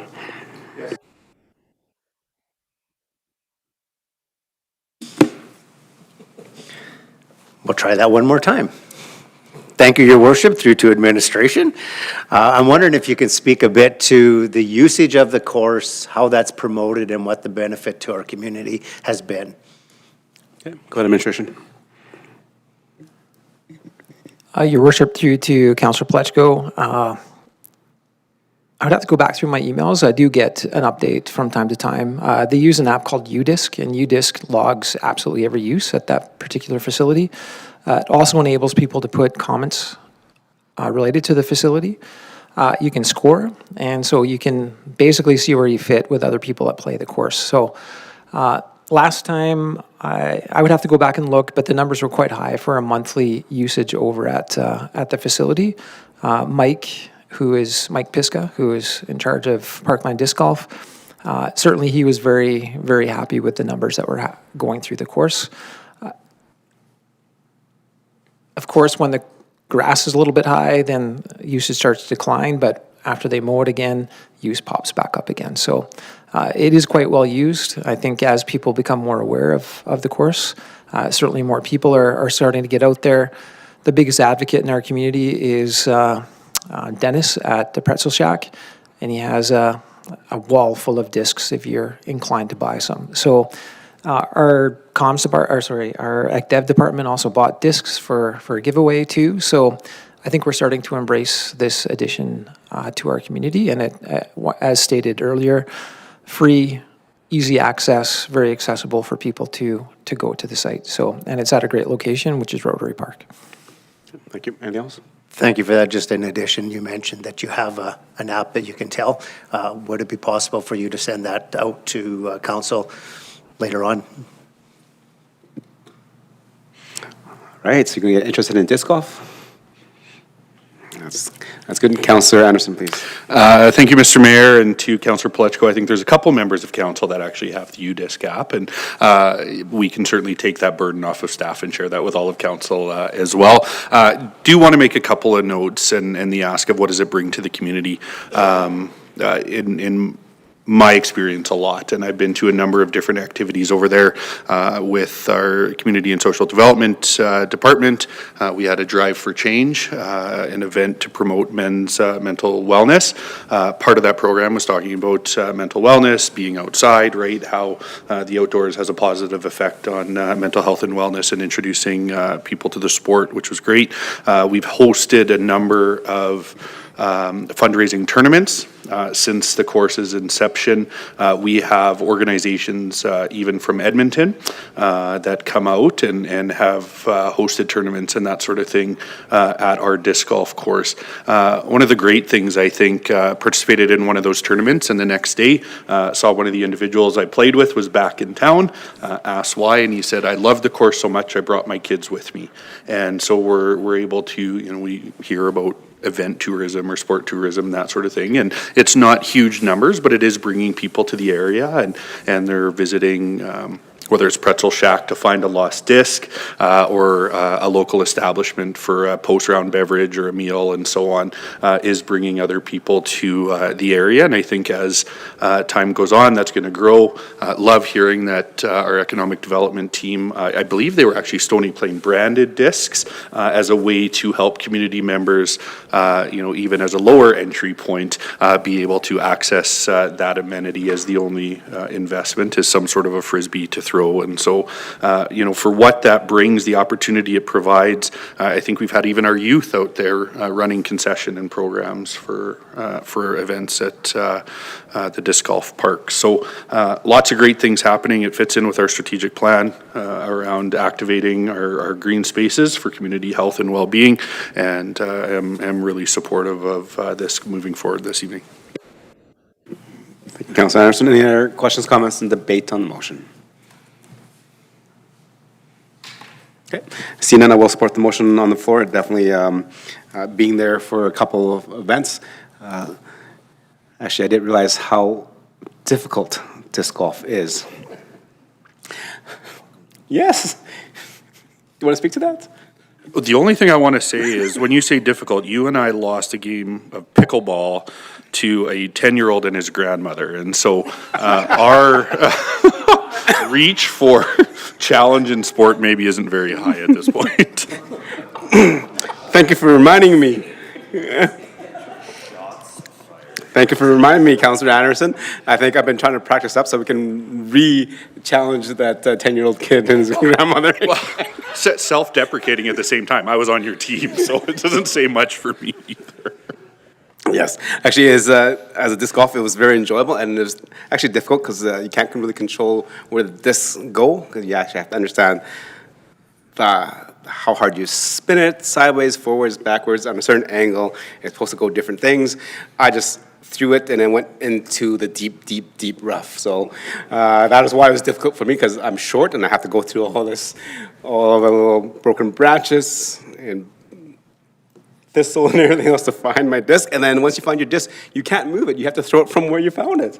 So again, difficult for me because I'm short in stature and not a very good disc golf player, but hopefully I get better. Councillor Niebergall, closing comments? As previously mentioned, low stakes, easy access for our residents to be active. So I encourage council members to support this ask. Excellent.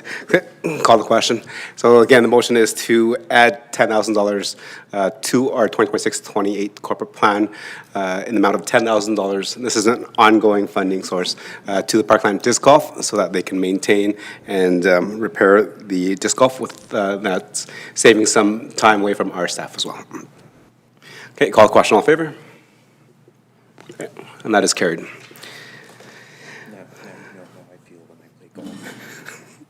Thank you. Councillor Loynes, please. Thank you, Your Worship.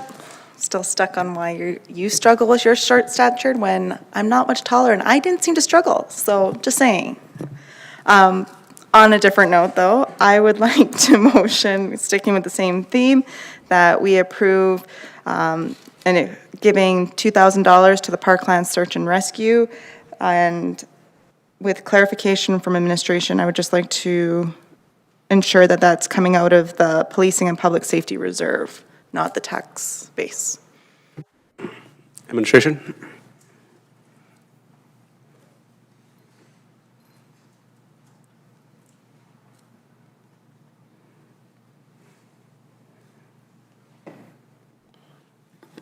Your Worship, maybe just a second. I think we're just going to clarify. If the request was just to, where does the current funding come from, or would the add-in go from the Policing and Public Safety Reserve? It's a little bit of both. So the increase of the $2,000, and I would like to see it come out of the Policing and Safety Reserve instead of the tax base, but I also want to ensure that that's where the funding would be. Okay. So I guess, the question is a little bit both. Where is the current funding from? And if it's from the Policing and Public Safety Reserve, then that is where it will be added to.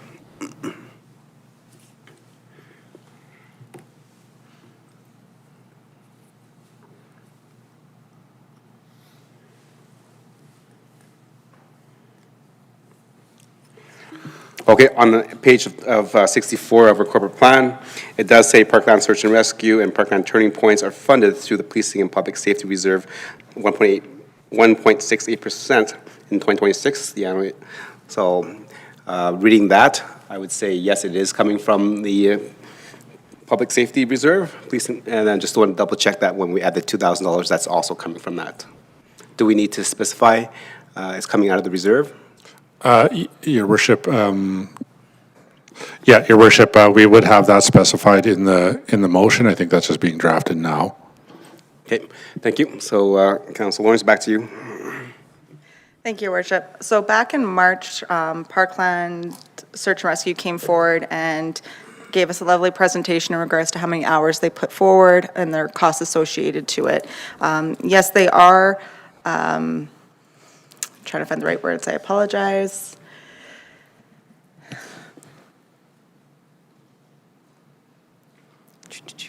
They are a volunteer organization, and they are committed to aiding those in distress. They don't just work within the town of Stony Plain, they go out to Wabamun and all over, and it's important that we keep them operating. The town has previously provided more than 8 years' worth of funding agreement that is due to expire in 2026. They have been partners with us for over 25 years, and I would just like to see us continue moving forward with them being an equal partner. Okay, thank you for the motion. Thank you for your commentary. Members of council, questions, comments, and debate on the motion.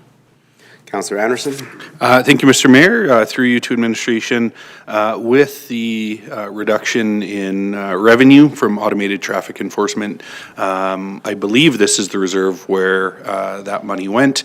How do we sustain this reserve with the Turning Point Society and Parkland Search and Rescue funding coming out of here? Okay. Administration? Your worship, I'll just maybe make a few contextual comments as well again there. So yes, historically, or if I was to go back 10 years, there was higher percentages of revenue coming in from photo radar. That has gone down substantially. I won't say it's gone down to zero, but it's gone down to, I'm looking, I believe we might be intending for about 35,000 to be put into there this year, give or take. So how does that reserve get replenished? I'm not sure that I can entirely answer that. Maybe stalling a little bit here, waiting for manager of finance to take a look and help me out on this one, but just maybe put it over to our manager of finance to speak to the structural amounts that go into there, because I believe there is something in the reserve policy that indicates how that happens. Okay, go ahead. Thank you. Through you, your worship, to all of council. So the town manager is correct. The photo radar revenue does all go into there, and it is around $35,000 per year. In addition, this is an interest-bearing reserve, which is earning approximately $3,000 interest per year, which also helps contribute to that balance. And it is. We have been able to confirm that those amounts are funded from this reserve as stated in the document. Okay, thank you. And a follow-up then, if I may, with the increase, if this passes this evening, if we look at Parkland Turning Point at 32,000 and change, and this at 8,000 and change, that will actually exceed the revenue that's being put into that reserve account. And so the 35,000 that was indicated through the automated traffic enforcement, just want to confirm that's something we expect to continue. I know we didn't have to make many changes with the province's change, but if that's on an ongoing basis, sort of realized annually, we'll stop there and just confirm that first. Okay, go ahead. Thank you, through your worship, to Councillor Anderson and all of council. That is a correct statement, that would be in excess of what is being currently projected to be going into there each year annually. However, the reserve currently is healthy based on previous contributions from photo radar in previous years. So the balance for that reserve is projected at the end of 2025 to be 451,000, 2026, 430,000. So it is something that we would want to look at in conjunction with the reserve policy to ensure that what's coming out matches what's going in and ensure that it's sustainable into the future. However, at this time, there is a balance there that can sustain this increase for the next few years. Perfect. I do appreciate that. Thank you, Mr. Mayor. I believe our reserve policy is coming back into chambers within the term, and believe that there's enough there, obviously, to sustain it for that time.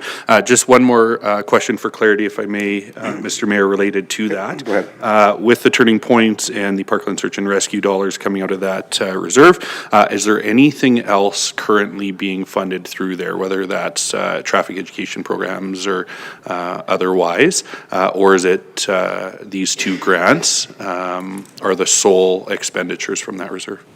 Okay, go ahead, administration. Thank you, through council. So we do look at other safety projects, and for 2026 specifically, there is some recreation, or sorry, my apologies, I'm on the wrong year.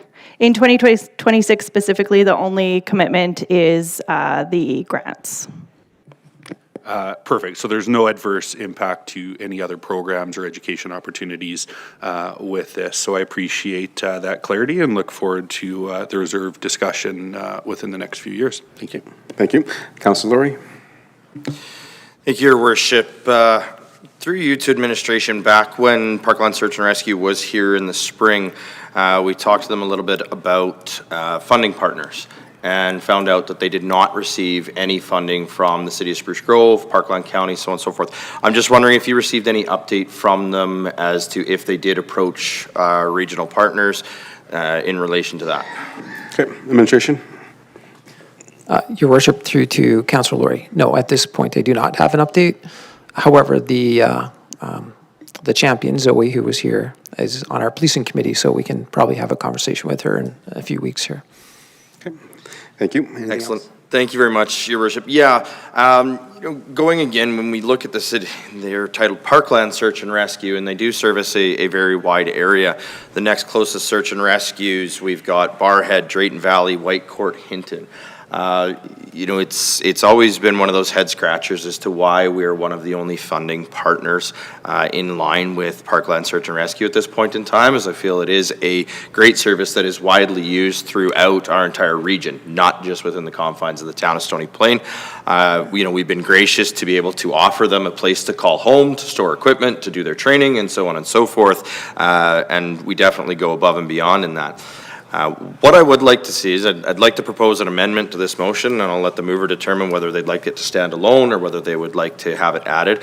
I'd just like to add a clause to it that states, and the town council requests Parkland Search and Rescue request equal regional funding from the City of Spruce Grove and Parkland County. And then I'll speak to that, even though I kind of did, if you... Just for clarification, I know you just said you'd speak to that. In the thought process of that, if this goes forward, if I agree here nor there right now, if Parkland County and Spruce Grove don't come to the table, can I just get clarification when you just describe where you're coming from? Yep, simply put, this is just asking that in recognition of the increase in funding, that we do ask them to source out and search for additional partnerships where possible to potentially reduce any future increases or to maybe not necessarily require this increase. I'm perfectly comfortable with the motion as it is written. I'm inclined to support the motion. Again, it's a very small amount of money for a very valuable service. I just would like to see, rather than just continually coming back to the same pot and asking us because we're the friendly municipality across the road from where they are, I just want to make sure we have something in here where we have a direct ask of them to explore those opportunities. No, Okay, I appreciate so thank that. you. I just didn't want the motion as it stands to be hinging on whether or not Parkland, okay. Okay, Perfect. so we'll make that as an amendment, please.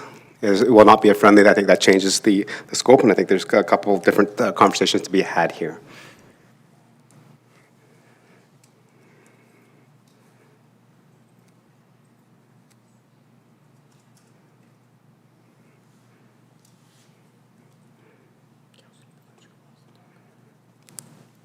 Okay, administration have that time to, okay. Councilor Laurie, would you like to speak to your amendment? Thank you, Your Worship. I won't say too much more other than kind of, again, reiterating the fact that this is a valuable asset for our entire region. It is supporting the entire region and is utilized by the entire region. While, again, I believe it's a worthy cause for us to fund, I think it is prudent for us, if we are going to fund it, to make sure that they are requesting support from the other regional partners who also benefit from it.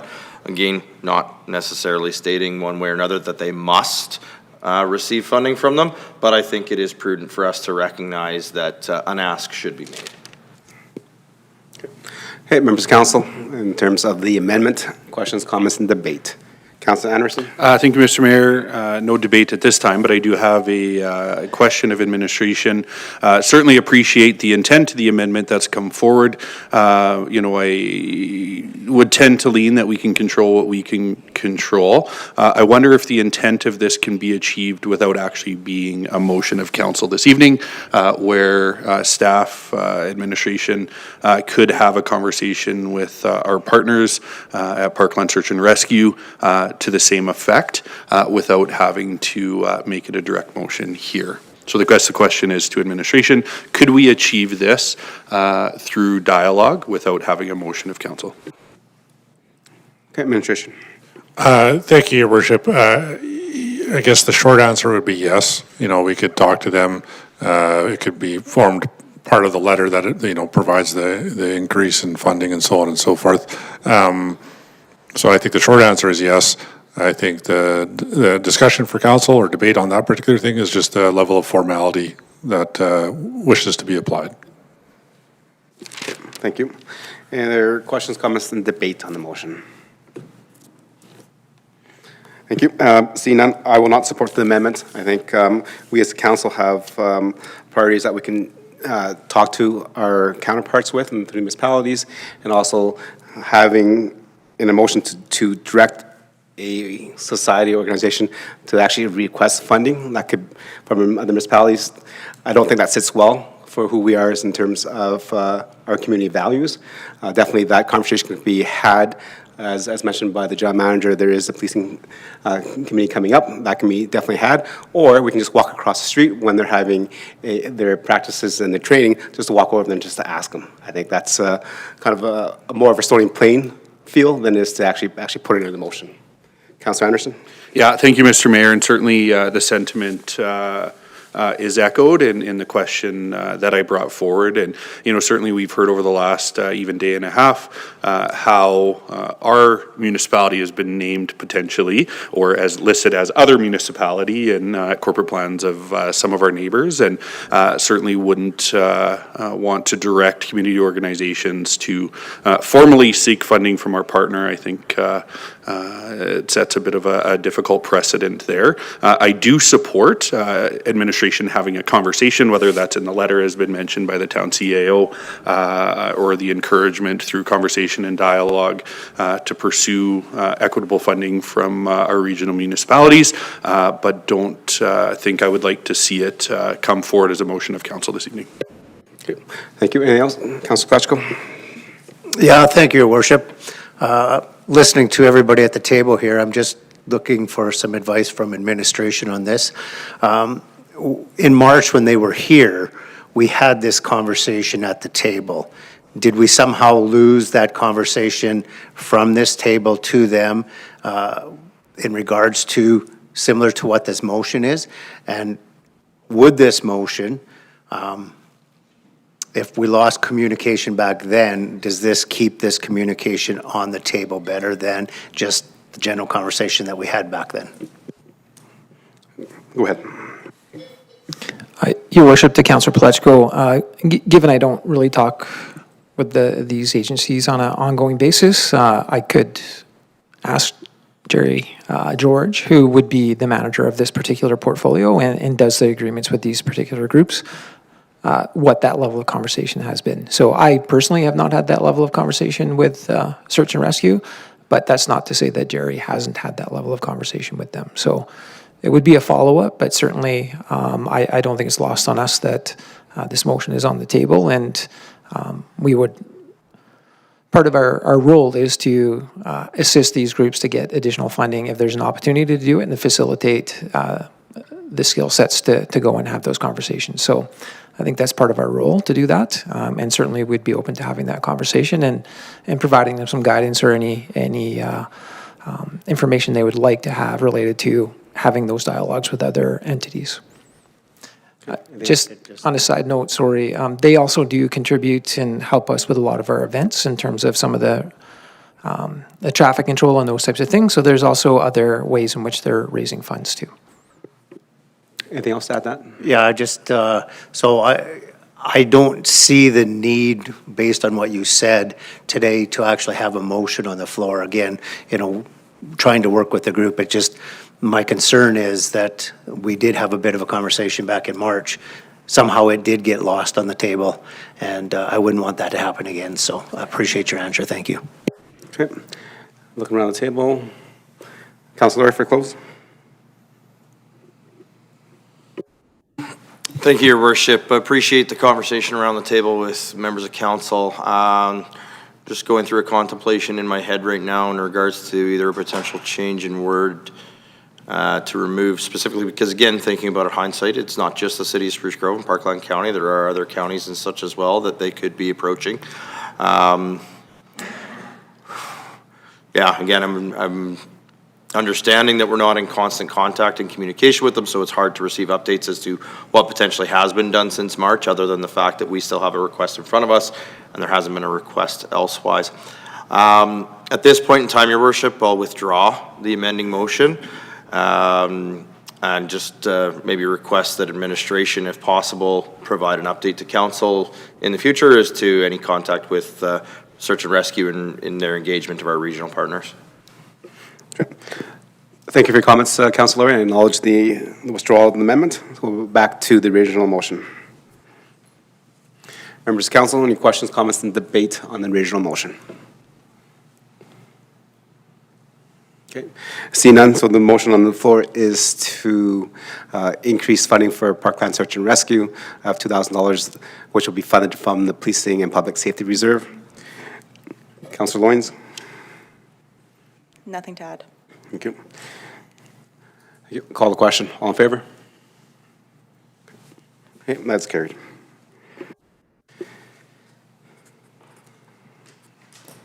All right, moving on. Members of council, questions, comments, and motions. Councilor Laurie, go ahead. Thank you, Your Worship. This one's bound to entice some discussion.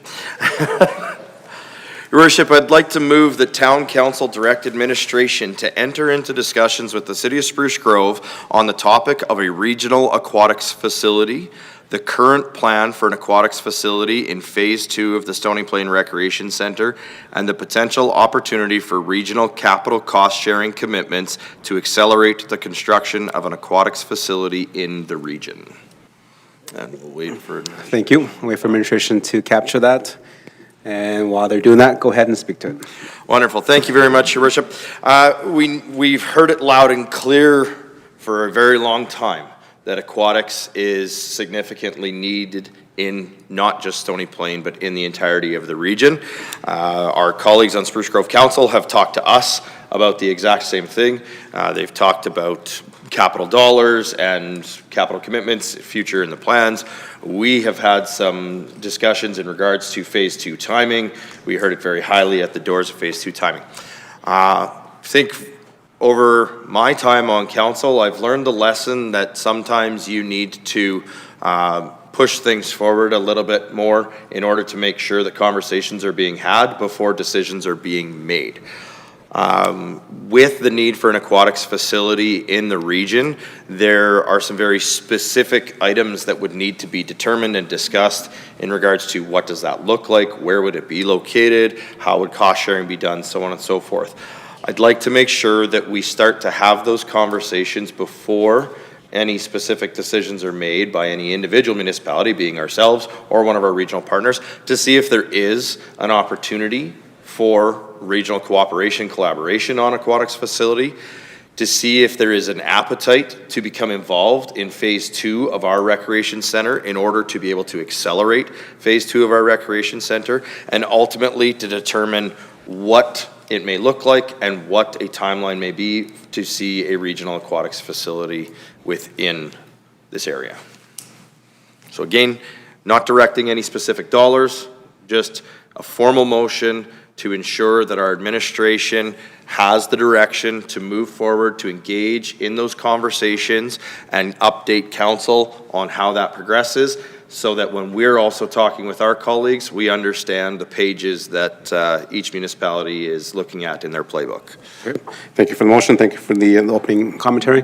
Members of council, questions, comments, and debate on the motion. Councilor Anderson. Thank you, Mr. Mayor. Through you, I'm going to look to the mover of the motion just for some clarity on the last part of the motion here to accelerate the construction of an aquatics facility in the region specifically, and I think there was an intentional word choice there. Certainly, this is something that we would love to see within the town of Stony Plain. It's been in our long-term plan, our phased approach to our community recreation center. Spruce Grove does house within their boundaries the Tri-Leisure Center aquatics as well. And so just some clarity for myself, please, why the region as opposed to Stony Plain.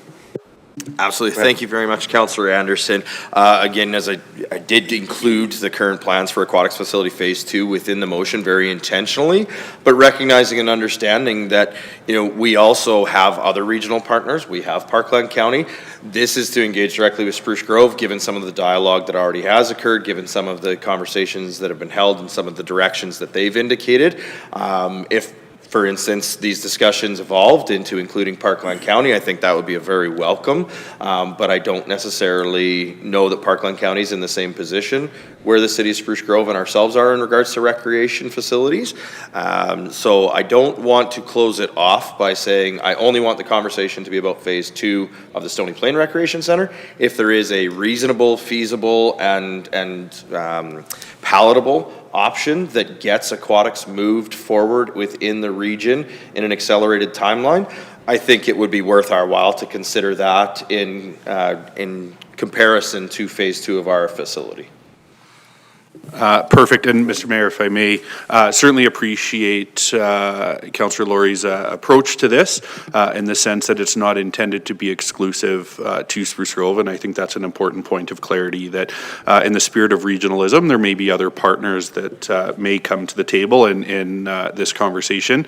I think, we've had opportunity over the last term, and I know previous to that, to engage in council dialogue about what this looks like. But as it does show up in both of our council conversations here in Stony Plain, in Phase 2 and in Spruce Grove several years out in their long-term planning, I do think it's an important conversation to have some formality around, and appreciate it coming forward. Thank you. Thank you. Councillor Meyer. Deputy Mayor, go ahead. I'm not sure if there's going to be a question in here. Right. So while I'm fairly initially supportive of the discussion, I agree aquatics is being discussed, and it behooves us to be a part of those discussions. I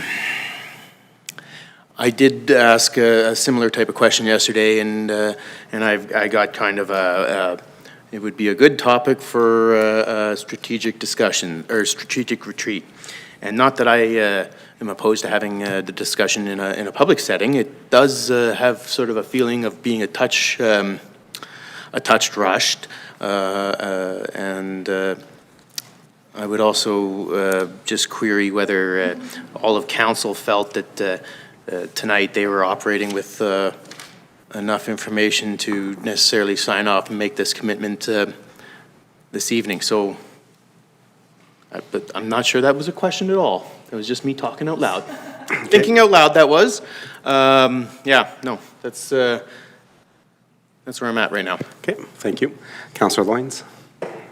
Thank you, Your Worship. Through you to Councillor Laurie, I know you just explained why we wouldn't include Parkland County in this motion, just due to the thoughts of where they're at and their own plans.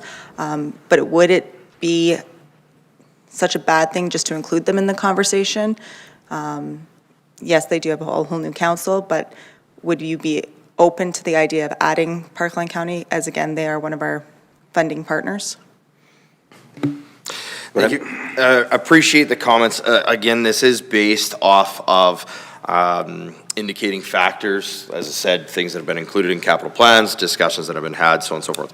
I think what we look at is, where opportunity strikes. And absolutely, I would fully expect that there would be an invitation to other regional partners to be involved in the conversation. I think the indication has been very clear from both urbans that there is a desire to build an aquatics facility, whether that's in Stony Plain, whether that's in Spruce Grove, whether it's an indoor, whether it's an outdoor, so on and so forth.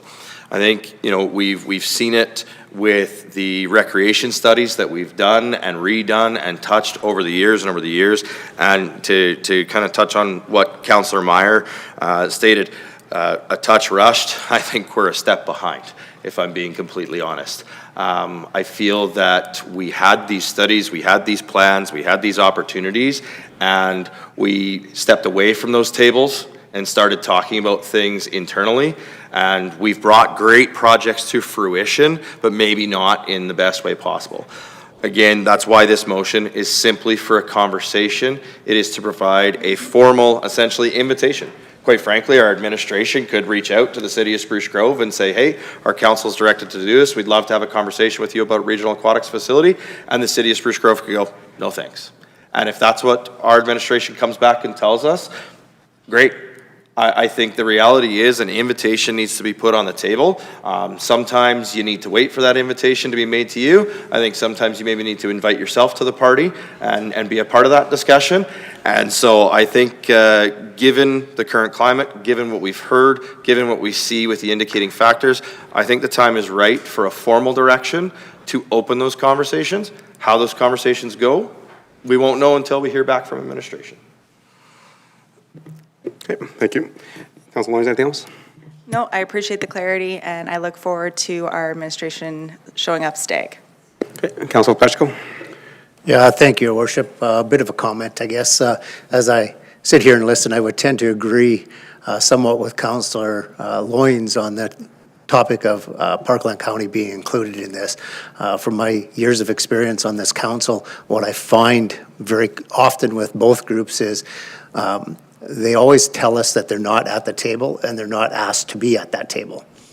When we specifically put Spruce Grove up there, I can tell you right now that the comment that I believe will come forth from Parkland was we weren't included in that.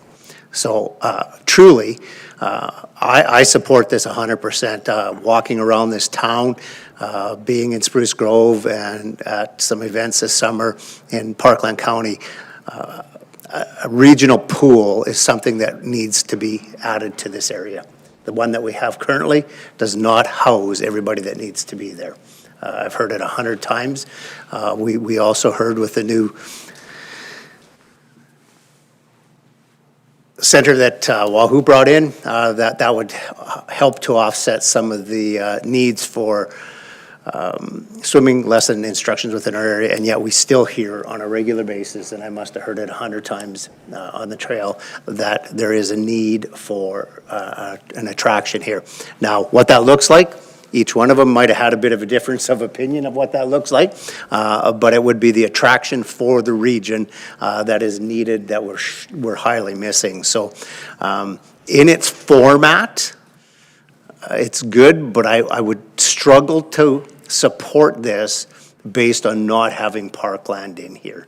And that's simply because if you think about all the times, a multitude of times, that's the comment is from past councillors, current councillors is we don't include them at the time of inception. So I might ask the mover of the thing if he would consider a bit of a friendly amendment to that, and if not, then I think that would have to be something that we would put on there as the Parkland side of it, because not having them on there will keep them away from the table. Thank you for your comments. There was kind of an ask there, so Councilor Lurie. Thank you, Your Worship. I'll wait to speak on my reasons why. I would not accept that as a friendly amendment at this time. Okay, so Councilor Pletchko, you can just keep that in your back pocket, and we can come back to it a little bit later. Any more questions, comments, and debate on the motion? Anything else? Before I go back to Councilor Pletchko, if he wants to make an amendment or not, I will speak. This is difficult for me, so I will speak in opposition of the motion that's put forward. However, I do support this motion 100%. Members of this council have been around this table enough times that we've done strategic planning for a couple years in a row.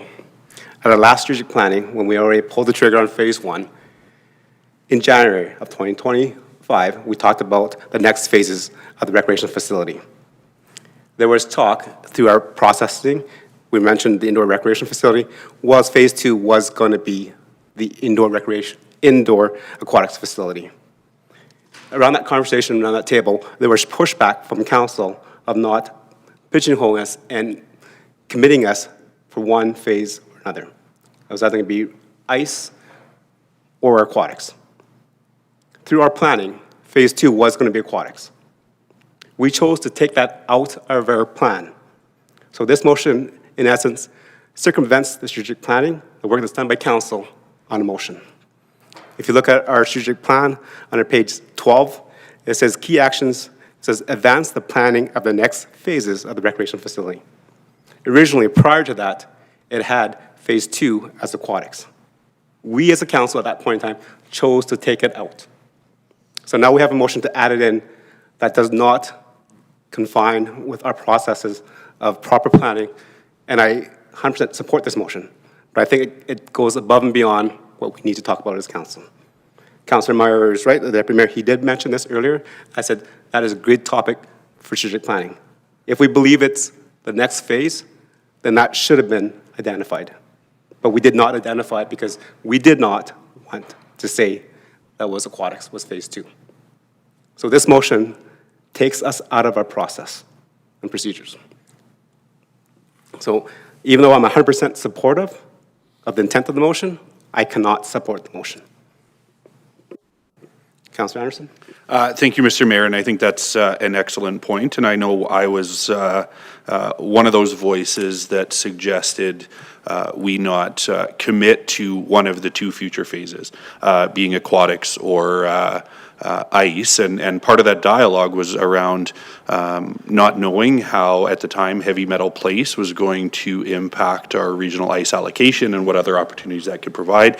At that time, there was also a conversation that we had heard from regional partners about the engagement that they were doing, the public engagement around the possibility of a future aquatics facility. And so, you know, I'm 100% supportive of what you've shared here, and as I read it and had it typed in front of me as well, is that idea of the current plans for an aquatics facility in a future phase of the Stony Plain Recreation Centre. And the reason I say that is I don't want to lose this. I think Councillor Laurie has brought something very, very important forward. But as you have reminded us, there was a big conversation here about what that looks like. And so I'm sorry, I'm going to jump into the debate, and I'm actually going to make an amending motion that for council's consideration is that we just change the words in Phase 2 to in a future phase of the Stony Plain Recreation Centre. And very briefly, I believe that will capture the intent of what Councillor Laurie has brought forward while respecting the direction of council that has been provided through our strategic plan. No need to make an amending motion. I would accept that as a friendly to change Phase 2 to future phase. Okay. Thank you. Thank you. And I think that does not change the intent of the motion, so that will go as a friendly. Okay. So we'll go back to Councilor Plechko. Through the conversations, you made some good points in terms of having all partners at the table. Would you like to make an amendment? Yeah, I would like to make an amendment to include Parkland County in that discussion as well.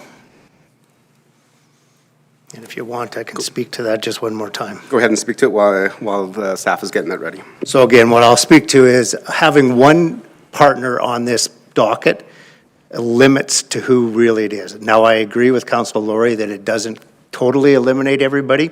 What it is the perception that will be perceived by our fellow county, the County of Parkland. I believe that when we talk regionally, we talk all three. If at any point in time one of them wants out, they have that option to tell us that they want out. But if we don't include them, there's an easy way to say, hey, we weren't included in this. We're just an afterthought. I'm not sure that I want to be part of that. So really, I would encourage each and every one of you to think about the regionalized side of it, with including Parkland County, that you have heard over the term. Councillor Nybergall, I understand that you probably you're not privy to some of that stuff over the past, but I can tell you that even before I was on council, many times when I talk to the county, it's always, we're not included, we're not included. I sat at the table on a big regional plan, we're not included. So again, for me, including the County of Parkland in this discussion is highly important from day one through the complete discussion. So I would ask that each one of you support that, and unless somebody else can show a justification reason that they would not include Parkland County, I would really ask that you support it. Thank you. Any questions, comments, and debate on the amendment? Councilor Laurie, go ahead. Thank you, Your Worship, and thank you, Councillor Plechko, for bringing this forward. Definitely giving it a lot of thought and thinking back to some of the discussions that we just had in regards to Parkland Search and Rescue.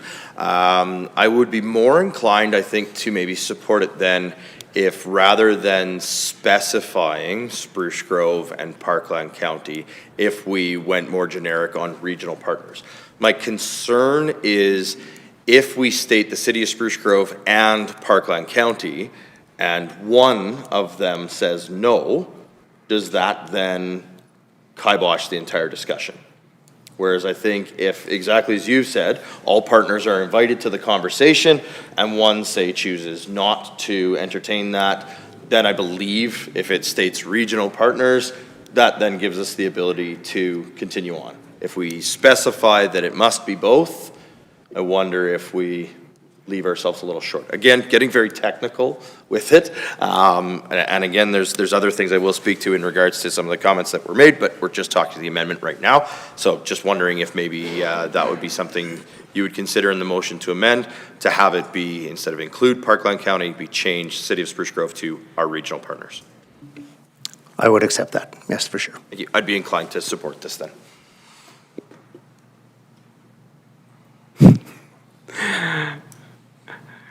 Okay, I'll let administration take that and change, because if you're inclined to support it, then we should just accept it as a friendly. Because at first you didn't support it as a friendly because it happened. Thank you, Your Worship. Being a bit of a process nerd, the motion to amend was already on the table. If it would be acceptable in process to withdraw the motion to amend and have a friendly change from City of Spruce Grove to regional partners, I would be okay with that. Council Plechko, then it is up to you, because I think originally the singling out of the names caused that non-friendly, but with the inclusion. The great thing about this discussion is it's going to get us to where we need to include everybody at the table. And I think that's the important part. So I will withdraw the motion, and I will change the name from Spruce Grove to Regional Partners. No, he gets, you don't get to do that unless you want to make an amendment. Darned. Okay, so I would accept that, take that as a friendly. So, Councilor, you're okay with the friendly from changing from the one identified municipality to regional partners? Thank you, Your Worship. Yes, I would be okay with changing it from the City of Spruce Grove to our regional partners. Okay, so that is withdrawn. Councilor Niebergall. Thank you, Your Worship. I just wanted to comment that we're just asking for discussions. So enter into these conversations with our partners is, even if it's a no from a partner, that discussion has happened and we carry on.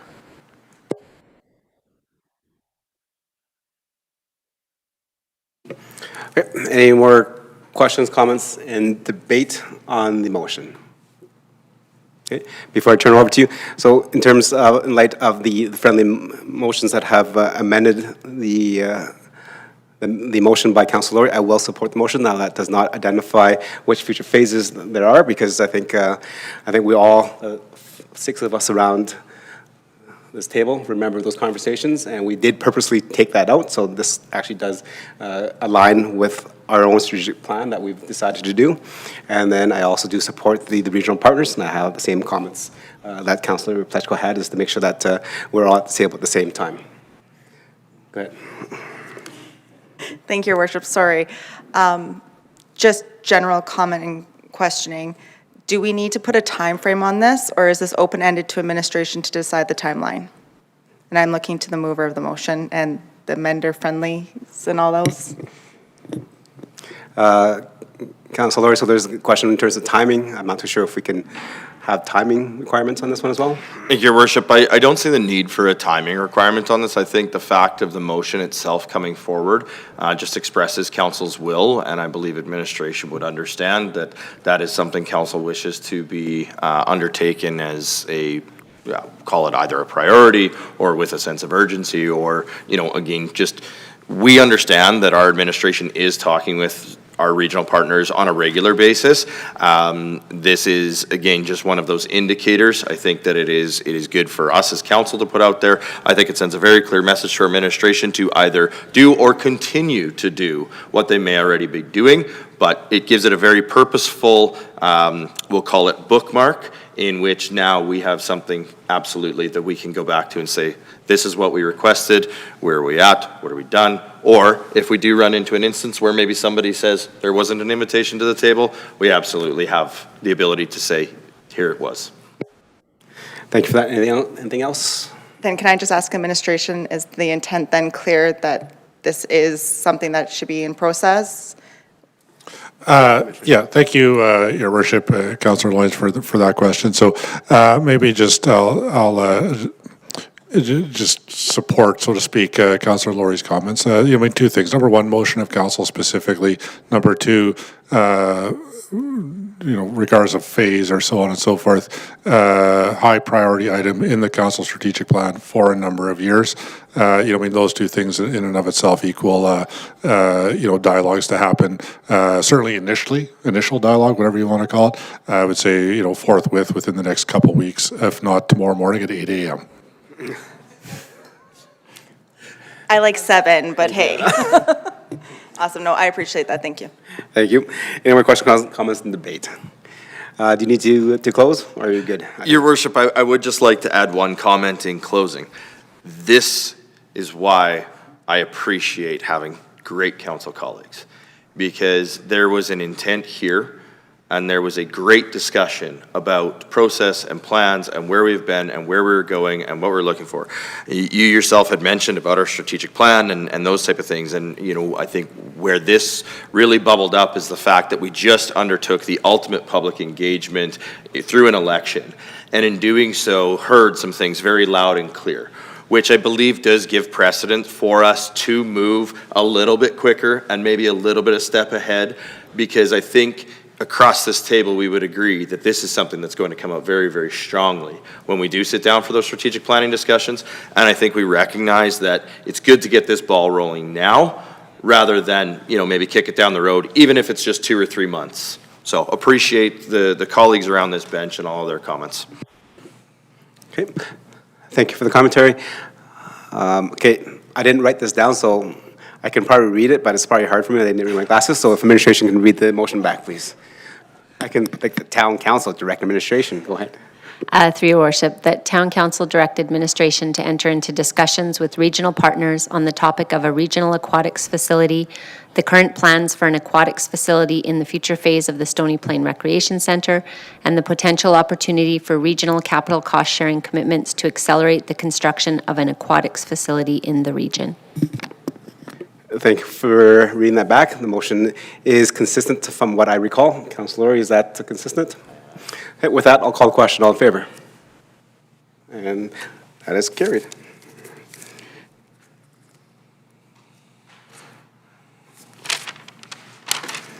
All right, moving on. I'm looking at Councilor Anderson. Thank you, Mr. Mayor. It's a bit of a tough one. Councillor Lorry brought some verbiage to the table with his last motion that passed that spoke to something that I've heard at length over the last 4 years and through the election process, and I was unsure how and when to bring it forward. And so I'm going to put this on the table and then I will speak to it. One of the things that I wanted to ensure is it aligns somehow with our strategic plan. And so I've done some digging. I think the connection is there. You'll just have to bear with me to try and get there. And so my apologies to administration. This was not provided to you earlier, but I will do my best to share it with you nice and slow. And so I would like to move that we direct administration to invite an initial conversation with regional partners on the topic of a purpose-built performing arts facility and the potential, and then this borrowed directly from Councillor Lorry, for regional capital cost sharing commitments, and then ending with for a regional performing arts venue. Yeah, the last part, capital cost sharing commitments for a regional performing arts venue. So as administration's just typing that up, I will speak to it a little bit. One of the things I wanted to ensure is that this aligns with our strategic plan. In our strategic plan, we have overarching pillars. We have commitments and we have key actions. And although this isn't identified as a key action, I know my conversations with several members of council are that there has been similar conversations had within your own circles and spheres of influence and community members and so on. The urgency in bringing this forward, although I think my initial intent was to bring it forward at strategic planning, was the advancement of the Spruce Grove Composite High School and the need for the city of Spruce Grove to have some plan in place to renovate, rehabilitate, expand, and so on, the facility at Horizon Stage.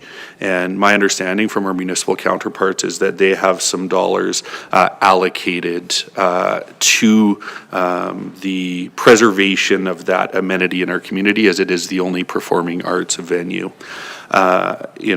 The initial question then is, why not just support what's going on there? And I will suggest what I've heard and actually traveled around the Greater Edmonton region to witness is our regional dance organizations and dance teams and cheer and on having to leave the Parkland area because we don't have a performing arts venue that is suitable to their needs in terms of size and scope, in terms of seating and so on. And so they're actually spending 5 figures at a time going into communities like Fort Saskatchewan, Sherwood Park, sometimes St. Albert, to be able to host those activities for their families. And along with that, they're staying in their hotels, they're accessing their restaurants and so on. In my just council conversations with our colleagues in Spruce Grove, the one thing that they did indicate that if there was going to be a conversation, it would have to happen in a relatively timely manner because that high school is now underway and being built. And so certainly I think this motion will formalize some of those discussions that have been had between myself, some of our colleagues in Spruce Grove, and I do know I've heard from some of my colleagues around our council table here. We do have a commitment statement, so I'm going to circle back to our strategic plan that indicates we want to pursue partnerships and advocate with regional entities, municipalities, and other orders of government to provide infrastructure programs and services for a growing urban municipality. And I do think that the intent of this motion to invite that conversation does align directly with that commitment that we've made as a municipality to ensure we're providing infrastructure for our municipality as it continues to grow. There's no cost associated with this, but I do think it is timely with the understanding that there are some decisions being made currently. I do appreciate and understand that conversation may be a quick no from an administrative perspective if that conversation, if this passes, is to occur. But I do think it's prudent for us to have that conversation. Much of our dialogue around infrastructure of this manner, especially over the last 10, 12, 15 years in Stony Plain, has been around regional recreation, our community recreation center, and I think that's important. But I also know that we have a very vibrant arts and culture community that has been begging and crying for a facility like this for a very, very long time. With that, it's quite the discourse, and apologize for taking up so much time, but wanted to speak to the timeliness of this and what I believe to be a very important conversation. Okay, thank you for your motion, Councillor Anderson. Members of council, questions, comments, and debate on the motion. Councillor Loyens, go ahead. Thank you, Your Worship, and I will ask the same question of the mover as I asked in the previous motion, as he has mentioned several times the timeliness of this and the urgency of this. Again, I understand our administration is quite wonderful and they do things quite rapidly when asked, but with the timeliness that you've mentioned and the urgency, would you like to see a date associated to when we would like this to come back? I do appreciate that. I think our administration understands their scope and their workflow best. As a corporate plan, we're projecting 3 years out, but really it's for 2026. And so I would suggest if it, occurred sometime within that timeframe, it would be appropriate. The individuals on Spruce Grove Council that I had spoken to sort of said, well, if we're going to move that forward, it really needs to happen in the next couple of years. And so couple to me is 2. And so I think within the next fiscal year would be appropriate. So I don't think it needs to be added. I think administration would be able to undertake that. So thank you. Thank you. Deputy Mayor, go ahead. Thank you, Your Worship. And kind of similar to my last comments, now I really do feel rushed because I know even less about this discussion than I do the other one. And maybe this is, I don't want to be pithy, but this is kind of like strategic planning via the corporate plan, and sort of some of the comments that Councillor Mayor, that's me, made in regards to sort of doing things out of order and I'm not saying you're out of order, I'm just saying out of process order.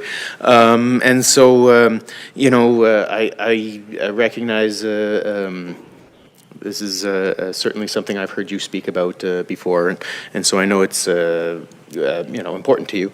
I'm not sure that a couple of months before we do go to strategic retreat, where I think this discussion does lie.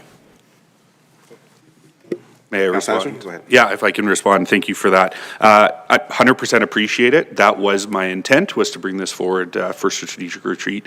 The 2-year, couple of year time frame, if we bring it forward at strategic retreat, we wait for the 2027 corporate plan, we wait for that to be approved. All of a sudden, we're within that couple of year time frame, and we may have missed an opportunity to engage in a conversation. And so just how these things play out over time, do think it would be advantageous to at least engage in a meaningful conversation. If the appetite isn't there, we can still have that conversation at strategic planning. And if there is an appetite there, we can still have that conversation at strategic plan. But if we wait to strategic plan, we bring it forward in 2027 and so on, all of a sudden that time frame accelerates very, very quickly. And as we know, windows can open and close very quickly as well. And that to me is the timeliness of bringing it forward today. Thank you. Anything else, Deputy Mayor? No. Okay. Moving to Councilor Pletchko. Yeah, thank you, Your Worship. Great conversation today. Councilor Anderson, you bring some good points. I want to add to that a little bit. As I sit here thinking, we could be a brand new council sitting at this table today. So remove ourselves from everything that previous council has, and we're looking to move our community forward. I get that in the past, we always talked strategic plan. We got to talk about it at strategic plan. But there is another place for this. It's like business. When you own a business, if you come up with an idea, it's not always at the strategic plan point of it. It's when you need to make a pivotal change at that right moment. And what we've heard in our community is there's an opportunity to make some changes within our community. Does not mean that it has to be a 3-year process to do it. Sometimes you can make decisions based on good facts found in shorter period of times. And sometimes that cost related to that is substantially less.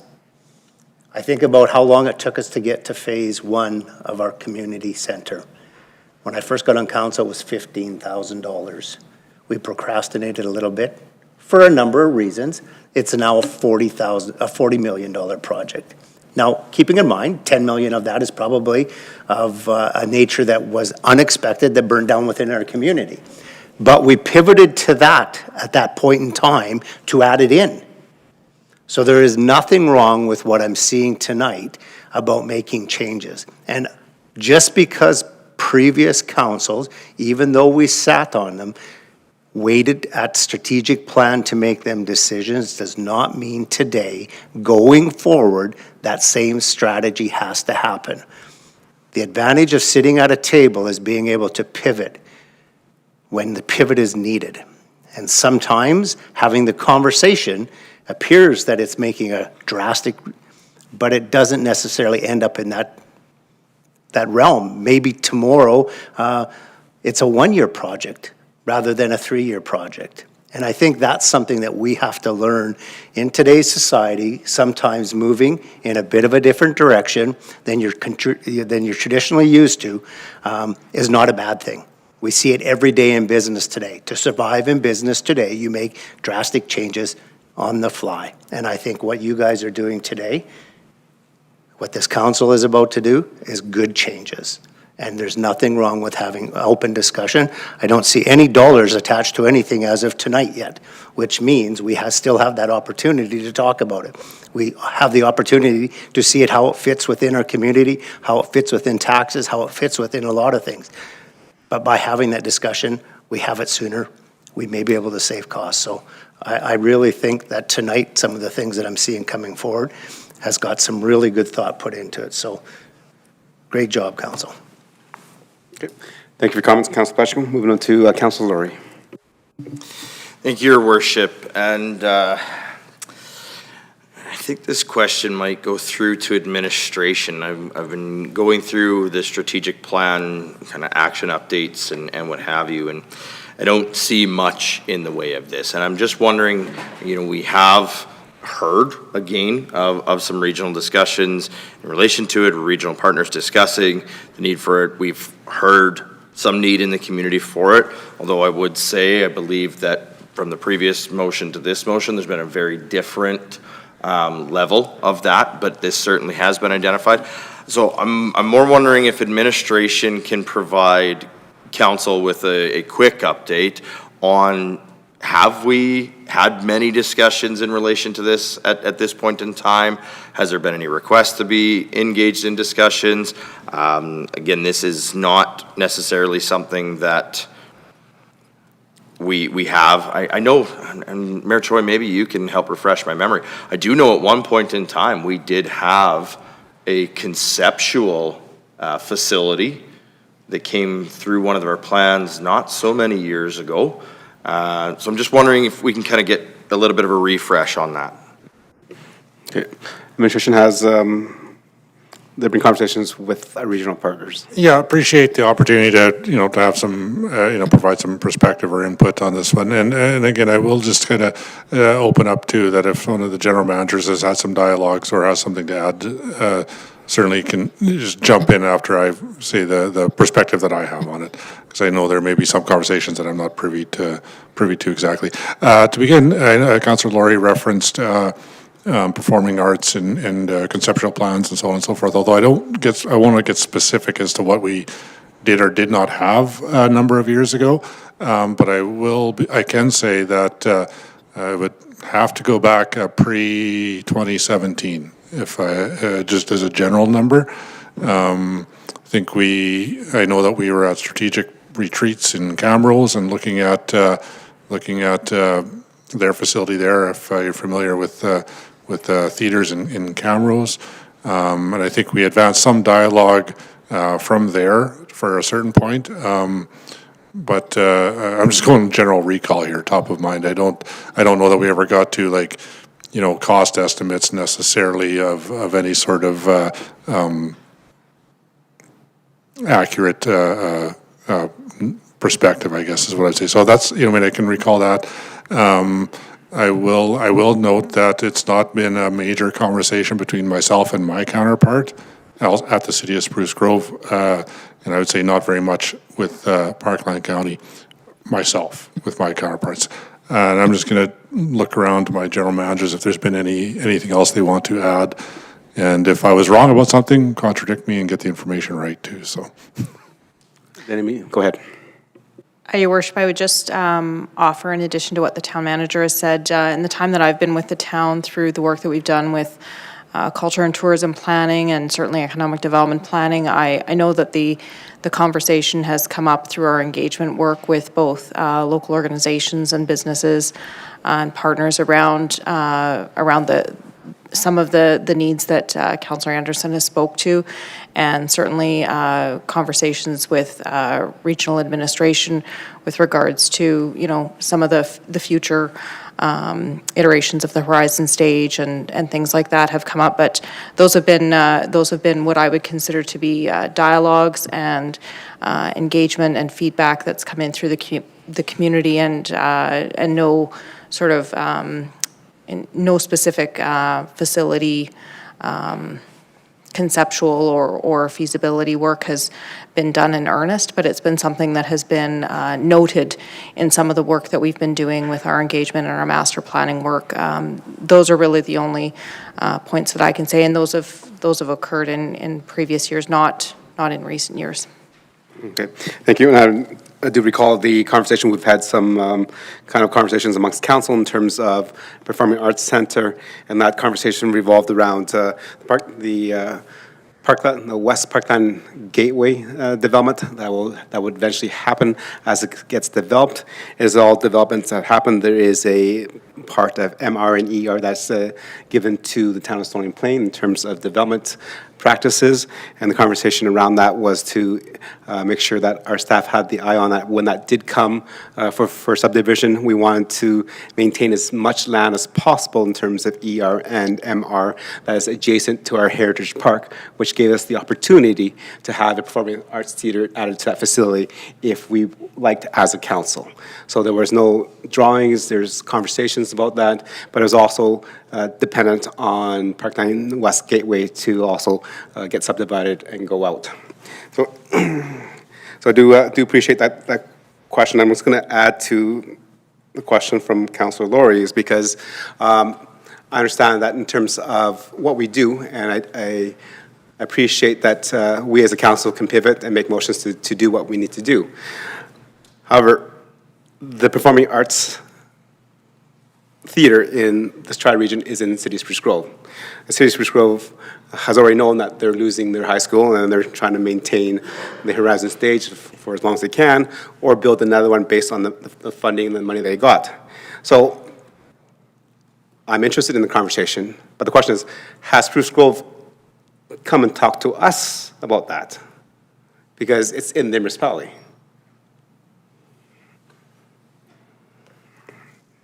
Your Worship, I don't know about that specifically. I'm not sure if that was rhetorical, but I believe our general manager of Community and Protective Services did, I believe, have something to offer just on the initial administrative commentary. So, Thank you. Thank you, Town Manager. Mr. Mayor, if so, in 2019, we did do some work related to this. We did some conceptual dialogue, had some brief engagement with community. So that probably was the last time that we engaged in any sort of certainty with respect to culture and the move forward of culture. And the report talked about spaces related to performance, also artisan space and those types of things. And I think we've had a couple of conversations related to artisan space since 2019. But from a formalized process with other partners, certainly this was more of an internal, our own community type conversation that occurred. Okay, thank you. And that references to is the 2019 updated indoor recreational facility study. Okay, any more questions, comments, and debate on the motion?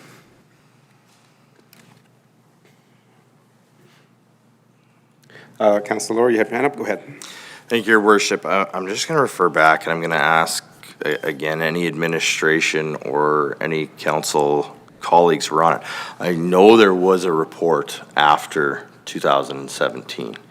I literally can see the image in my head. It was a very hub and spoke type model. It had a centralized part of the facility, and it had different wings. It was very conceptual. It was high level. I don't believe it was really costed. But like, these are vividly popping into my head. And I looked in our reports that are listed on our website. I can't find it in there. I'm just wondering if anyone recalls what that presentation was, what that report was, and what's happened with it since.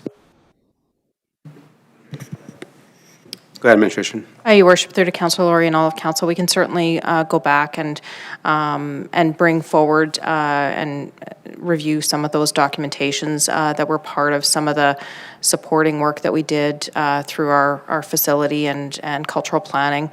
The engagement work was, as you say, high level and was not in depth, and certainly brought out more of the demand, needs, and some of the ideas that were circulating through the community at that time. But those, again, were a few years back, and certainly we can look into those and bring those back with clarity. Okay. Thank you, Your Worship. I think I really appreciate the premise of it, and again, in the comparison of the last motion and bringing this motion forward, I think, you know, my intent on the last motion was based on the detailed work that had been done, was based on the what I would quite honestly classify as extreme engagement and request and ask for that specific amenity. I don't want to devalue this, though. This is a conversation. This is a facility that has brought discussion forward. There was the comment about, you know, we have the future of Horizon Stage being one of those. I'm very curious because, frankly, I haven't had many of those same discussions with my colleagues in Spruce Grove, what the future of Horizon Stage is. And it doesn't sound to me like administration has heard much in the way of what the future of Horizon Stage is. I'm not sure for me if this is at the same level as the previous motion from a timing and a timeline. I do agree that if there are dollars on the table from one of our other partner municipalities, there may be an opportunity to engage in that, absolutely. In order to support this, though, I think I would have needed to hear more. And I'm not sure that I've heard enough that gives me the belief for this to take an accelerated step. Okay, thank you, Councilor Laurie. Any more questions, comments, and debate on the motion? Okay, definitely I appreciate the motion coming forward, Councilor Anderson. I do think this is maybe definitely a need in our region. Looking at the 2019 updated indoor recreational facility study, it does call for that. And as a parent of a daughter that had to drive to Sherwood Park in Fort Saskatchewan and Strathcona County, and definitely to St. Albert for many shows, this can definitely be an enhancement to our community. However, I think that since the current Performing Arts Theatre now resides in a municipality, I think the leadership role should be in theirs. But I'm more than happy to have that conversation when they've actually had that conversation to come talk to us and decide what they're doing with the Horizon Stage. Councilor Anderson, go ahead. Thank you. Really appreciate the dialogue around the table. Took a few notes, and I think there are some things that I would like to touch on. And the first being, hasn't been a conversation up to this point. We kind of heard between the municipalities and so on. And I think what's critical there is it hasn't necessarily needed to be a larger conversation because we had Horizon Stage, although not inclusive of everything that groups in our region wanted to see. We were able to house some of these events there, whether they were recitals versus shows or competitions or otherwise. And so, you know, certainly we've had a venue. Was it an ideal venue? No. Has it served its purpose and done tremendous things for our region? Absolutely. You know, the initial decision on the future of Horizon Stage you know, has now presented itself with the progression of the high school. And so I wouldn't have expected necessarily this to have been a big talking point in the previous years, because there was that understanding at some point, if something happened to Horizon Stage, that conversation would begin. The idea, initially we had heard no feasibility work has been done. We did hear through the general manager that there were some initial conversations. Spruce Grove, my understanding, has done some feasibility work within their own municipal borders, but did not extend to regional partners. And so we may not have taken a formal step of a feasibility study, but it does sound like it has come up previously, and there has been that dialogue, and our municipal partners, it sounds like, have done some of that work as well. There just hasn't been a collective, collaborative, organized effort in that regard. The comment of has Spruce Grove come and spoken to us, I find interesting, and I think for them to come to us, they would need potentially to know that there was interest on our part. And so if we haven't engaged in that conversation, I don't think, they're going to on a whim come have that conversation. In part, again, up until recently, Horizon Stage was and continued to be a performing arts venue, and the fast track and the announcement of the dollars from the provincial government have moved that forward, which has left the conversation of Horizon Stage in question. Now, I'm not going to speak for our colleagues there. My understanding is there are several $1 million set aside to try to rehabilitate that space, renovate that space, so that it continues to be usable, but also a recognition that it may not be sufficient for all of the groups in the area. Now, we heard this evening that it's come up previously at multiple times, whether it's conversation with community members. I initially heard about this in two ways, one through my students and having to travel out of the municipality to attend their performing arts events. The second through growth and commerce and doing some of our tours to businesses where there was an express need. There's members of our current council that sat at that table when we heard that from some of our local service providers. And so we can sort of look at this from two interpretations in terms of the history. We've heard it's come up a number of times. We've heard Spruce Grove has done it, or pieces of it a number of times. We can say, well, it keeps coming up, but it's not feasible, it's not viable, the cost benefit doesn't exist, so we just keep pushing it off. That could be one interpretation. The other is there is, and there continues to be need and interest in this type of venue in our region. Certainly, I appreciate Councillor Lorry's comment that this isn't at the same level necessarily in terms of progressive discussion with our own municipality and our regional partners, and I would say 100% that is absolutely correct, but I think the outcome of what this is asking is very different from the previous one. We're looking at advancing future stages of a recreation center. We have a municipal partner that's looking at the possibility of an aquatics facility. There's a direct alignment that exists there.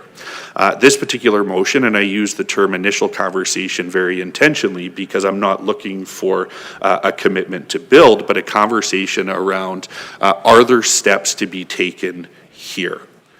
Best case scenario coming out of a motion like this, should it pass, in my perspective, is that conversation shows alignment and there is an additional step that's taken, which could be a feasibility study, which could be a conversation between municipal partners at the council level to say, is this something viable that we want to see? The worst case scenario, as we've seen over the last number of years, cyclically, it gets shelved again, and at some point in the future, we're going to hear it again, there's going to be an opportunity, and we're going to revisit it.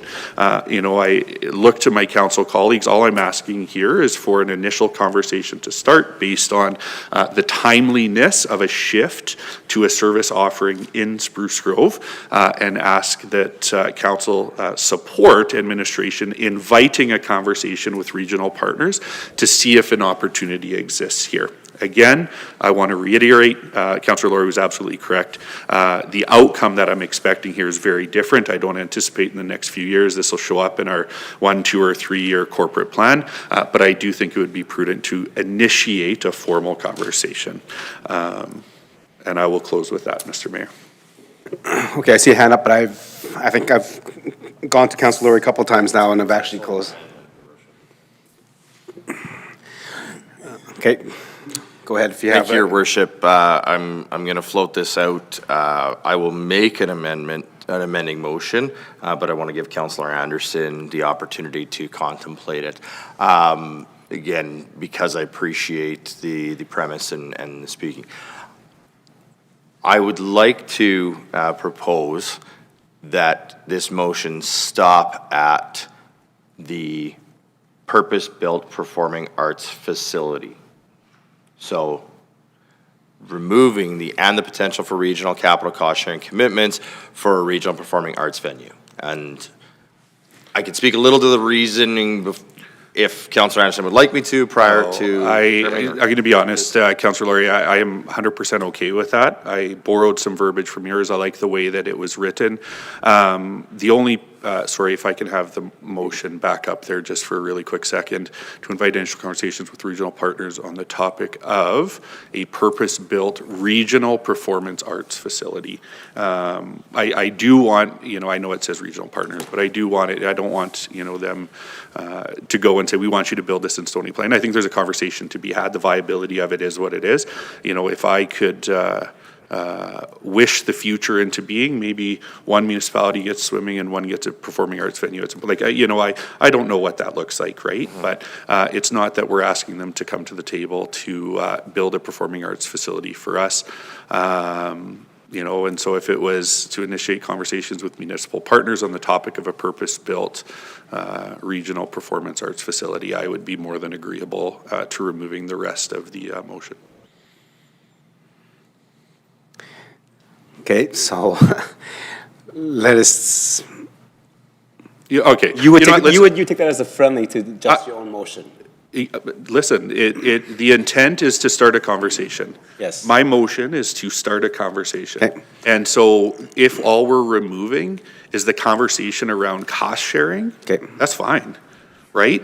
If we're just talking about, is this a viable project that could get some legs moving forward so that we can start those initial conversations and so on, I'm 100% on board with that. Thank you. And I think that's reasonable and I think that's appropriate. Thank you. So I'll ask administration to make that change. So we'll change that to a purpose-built regional performance arts facility and period, and then delete the rest. And I've already given my closing, and so I have nothing further to say. Yeah. Are you sure? We changed. Oh, listen, I could. I got a 1,000-word essay in my pocket I've been waiting to pull out. I could explain it more, but unless there's any. I don't need that if you feel you need to. Do you need?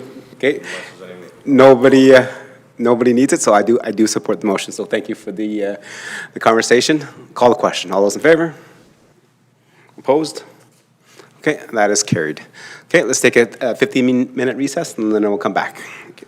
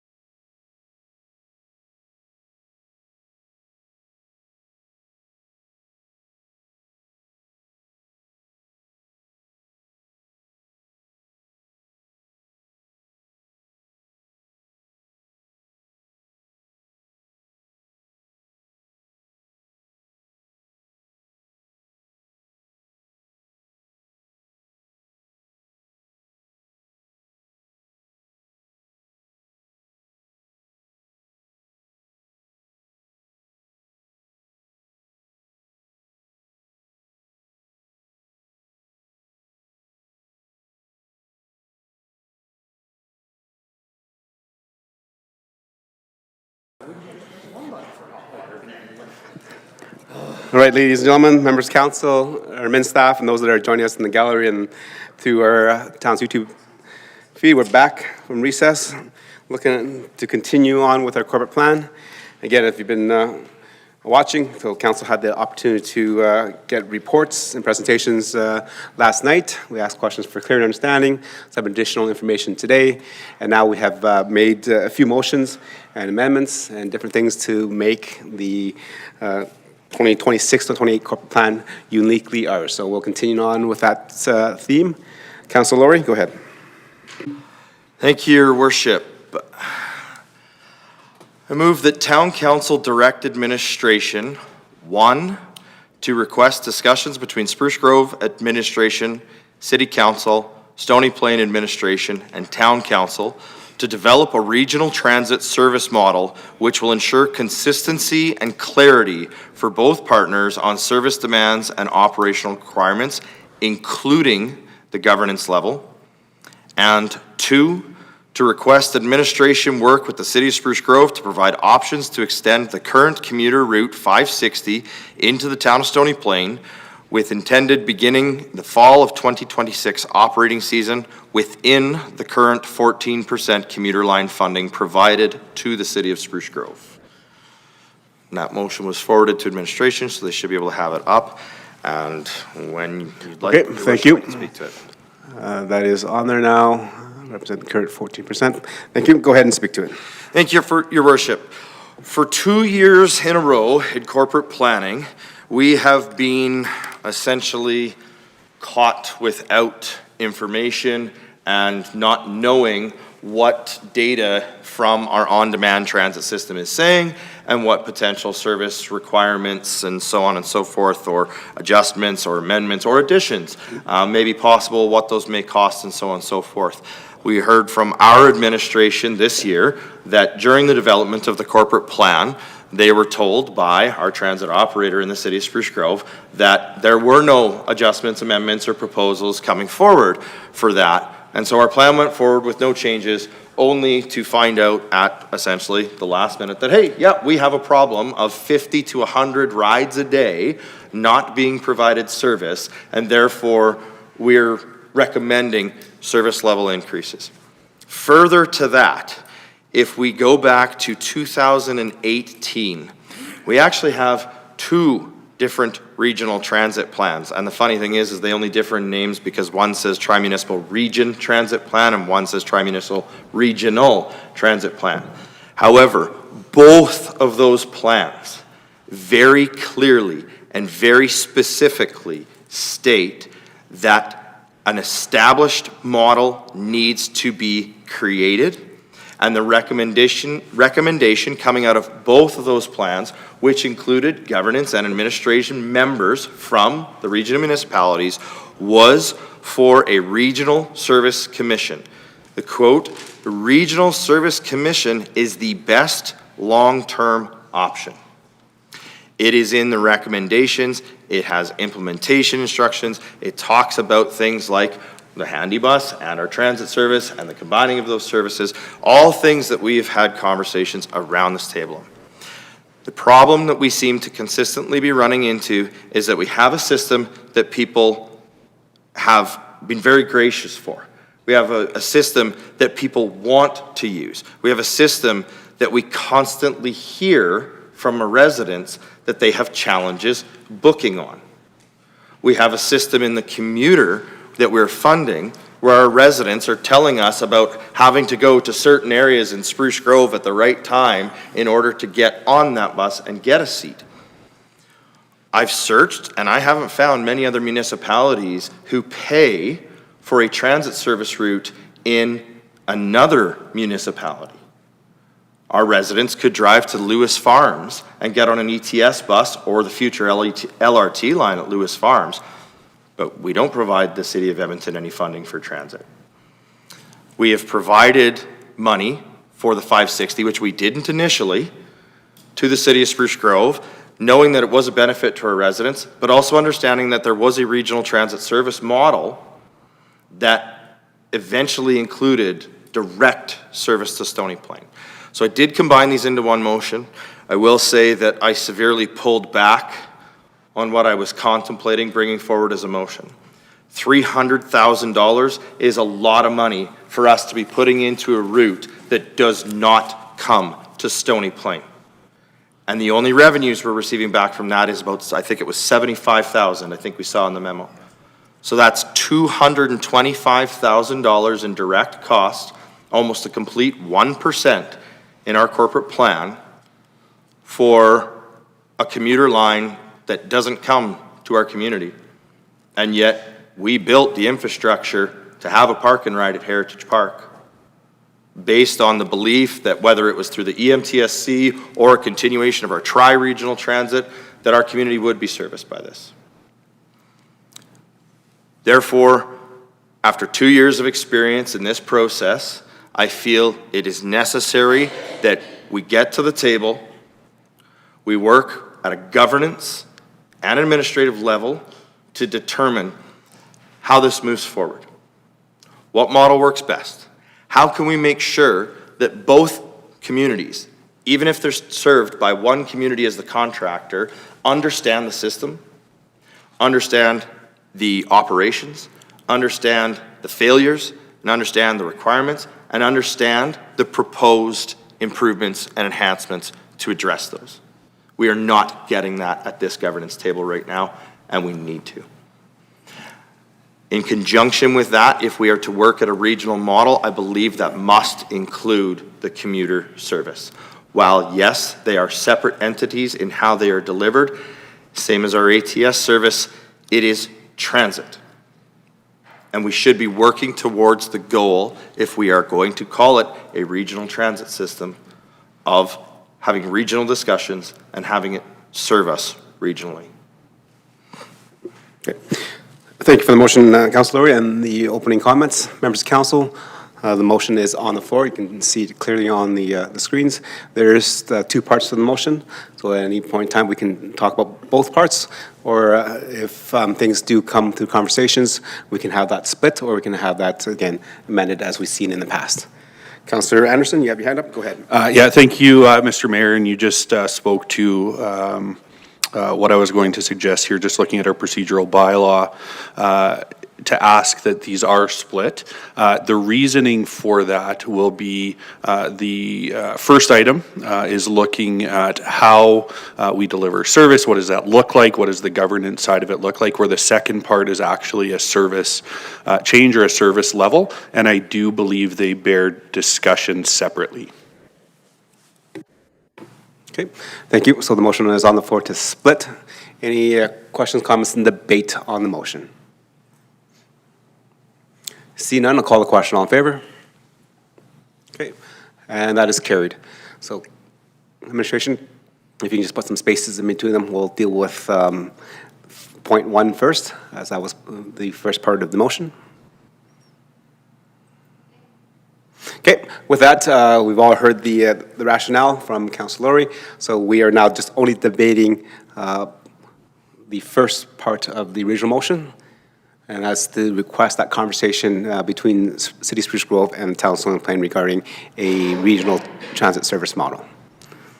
Questions, comments, and debate? Councilor Meyer, Deputy Mayor, go ahead. Just a comment, and it's similar to my last two comments. You know, it strikes me here that this is an item that would be best discussed at the strategic plan. I mean, here we're deciding, and I do appreciate in the past we did make a commitment to the Edmonton, what was the initials for that? Edmonton Metropolitan Regional Transit, blah, blah, blah, blah. Where here, this kind of seems like it makes us, it makes a strategic commitment on behalf of council that I don't feel like we've, nor would we have the information to discuss here this evening to make that decision. So I'm opposed to this portion of the motion for those reasons. Okay, thank you, Deputy Mayor. Any other questions, comments, and debate on the motion? Councilor Loynes, go ahead. Thank you, Your Worship. Just for clarification, is the mover asking for just like a general meeting between technically the four parties, or are they looking for more of a committee group for the four? At this point in time, it has to start with a discussion. So I would say, yes, a meeting would be the place to start. I certainly would envision that, or frankly hope, that there may be a committee struck. Again, this was actually dealt with through committee. It was part of the planning process. The inter-community collaboration group, the ICC, deals with it. You can read all about it in the two plans. It actually went to a subcommittee specific for transit. All of these recommendations came out. The only reason that didn't move forward at that point in time was because of the fact that it then went to the EMTSC model. When the EMTSC model, which was a regional transit service delivery model, utilizing a governance model, when that did not move forward, we did not transition our regional, tri-regional transit into a regional model. We went to a contract operating service. So again, this is to get that discussion forward. I appreciate the comment that was made in regards to strategic planning. Well, we've actually had this conversation at strategic planning. We've asked our administration about what will transit look like as we go forward.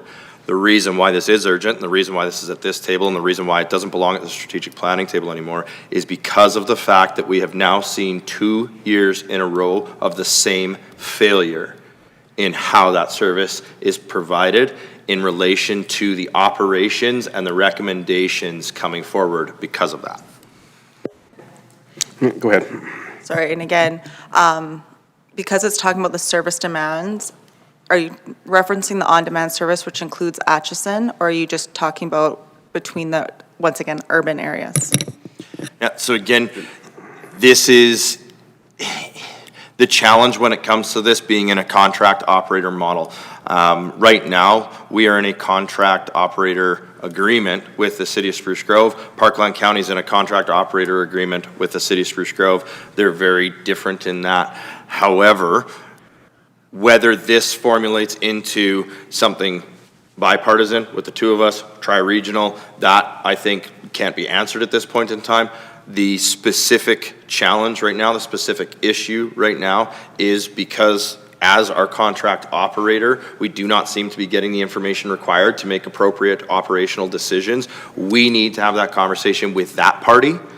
If that does go broader and turn into, you know, a conversation around standing up a separate entity, so on and so forth, then I would expect they'd be at the table. But for now, we have the issue, we have the problem, we need the solution. No, I appreciate the clarity. Thank you very much. Thank you. Councillor Niebergall, please go ahead. Thank you, Your Worship. And actually, Councillor Laurie did kind of just speak to this, but I did want to speak in favor, just given that this is a 2-year project already, you're into this. And additionally, that maybe what could come of this could better prepare us for strategic planning. Okay. Thank you. Councillor Pletchko. Yeah, thank you, Worship, and thank you, Councillor Laurie, for bringing this forward. You know, I speak highly against the public transport system, and, you know, for 2 years, I've listened to a number of people that have been riding on this system, and truly, we're paying for a service that we really shouldn't be paying for. You know, most people can get on their vehicle and drive to the city of Edmonton, get on a bus, and we don't pay a dime for it. Truly, our residents could get in their car, drive to Spruce Grove, and we shouldn't be paying a dime for it. Talking about how this system works within the region, I think is a great step moving forward as we do work with our regional partners and have worked with them for the past few years. And prior to that, even with the standing up of a MTSC, is that what it was called? EMTSC? In the past. So, you know, I'm quite excited to see this, and I don't believe this needs to be at the strat planning part of it. We have asked for a number of times for some direction from the other municipality in regards to how this would look. And we've seen over the last 2 years, both times, where funding has been changed at their aspect of it. So I can support this unless I hear different from my fellow councillors, I would encourage each one of you to support this. Councillor Anderson? Thank you, Mr. Mayor. I'm going to actually, as it's Councillor Laurie's motion, borrow a line that I hear from Councillor Laurie often and I love. I can almost support this, and let me delve into that. If we take out the parties here, it reads to request discussions to develop, which is very, very directive. And what I'm hearing is that there has to be a discussion to explore the feasibility of this. I do appreciate this has come up a number of times. And so this is one of those ones where I feel like, as Councillor Loyens has suggested a couple of times, may need a date on it to explore the feasibility of a regional transit service model to ensure consistency and so on, with a report coming back to council before such and such a date. And one of the reasons I say that is if this goes, we direct council to develop this, and Spruce Grove is not a willing participant, we no longer have a regional transit service model. And so I would love to see a conversation. I would love to see a report to come back to council about what the feasibility of this looks like. Sorry, I see you reaching for your mic, so Councillor Laurie, I'm going to stop there, and I'll just allow you a moment to respond. Oh, sorry, I don't get to do that. You get to. Yes. So again, I take it back. I will stop there for a moment and turn it back to the mayor. Okay. We can do that too. Definitely some good comments there. Councillor, would you like to respond to that before I go back? Thank you, Your Worship. And actually, I will say that was a miss on this because I have a time frame on the second portion. There was a bit of an inference there that the first portion would follow a similar timeline, but I completely agree with you because frankly, if there isn't a willingness to come to the table and if there isn't any progress forward, I think council then has some consideration of alternate decision making that we would be required to make, particularly as we prepare for next year's corporate plan. So now, not wanting to handcuff administration because we seem to be putting a lot on their plate this evening, I would love to hear from administration on their feelings on when an appropriate date might be to, now I will say I don't like the term feasibility because frankly, that's not necessarily the premise of the discussion. It is about service delivery, and it is about how we do that better and how we ensure that as a transit partner, we are getting the information we need in a timely fashion in order to make the decisions we need to make for service delivery within our community. It is also a consideration of a model that could create a separate commission, a separate entity, but frankly, we could move forward without changing the way that it is set up today, as long as we have some actual improved communications, information sharing, reporting, and so on and so forth. So feasibility, I wouldn't be in favor of adding, frankly, but a timeline on bringing an update and a report back to council. And the premise of this motion is to include council in these discussions, so I would think we would have some knowledge at that sense, but I'll go to administration for some comment. Okay. Administration, some comment in terms of the ability or kind of the workload for staff. Your Worship, thank you for the opportunity to speak to this a bit. And I may, having not specifically contemplated this before this evening, but certainly generally contemplated it for quite some time now, maybe a little bit of leeway as I think out loud to a degree. Couple things that I would just provide.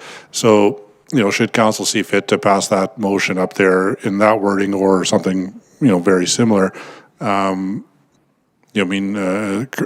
specifically in my role, I would take that as a direction that council is concerned and serious about dialogues about the way that regional, I'll just say transit services are being offered in the region. So that would probably be the first thing I would say. Secondly, by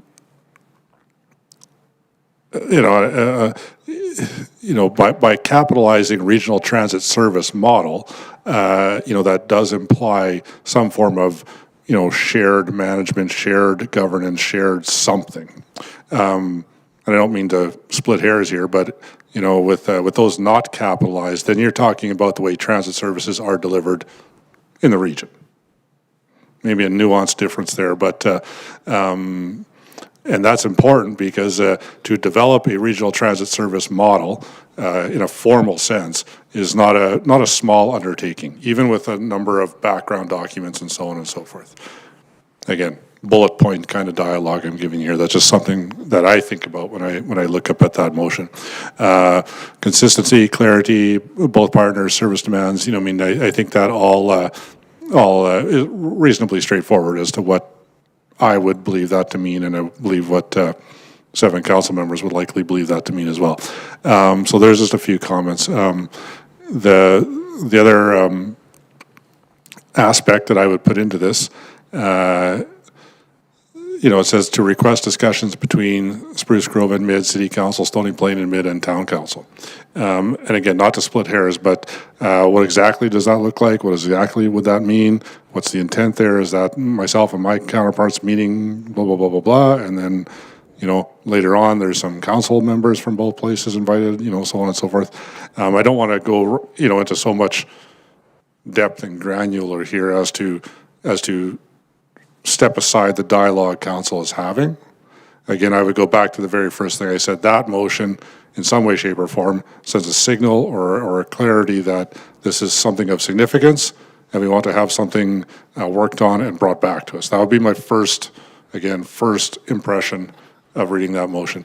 So, Your Worship, if the question was regarding about any sort of timeline, respectfully, you know, I mean, the timeline will vary depending on some of those things I just mentioned.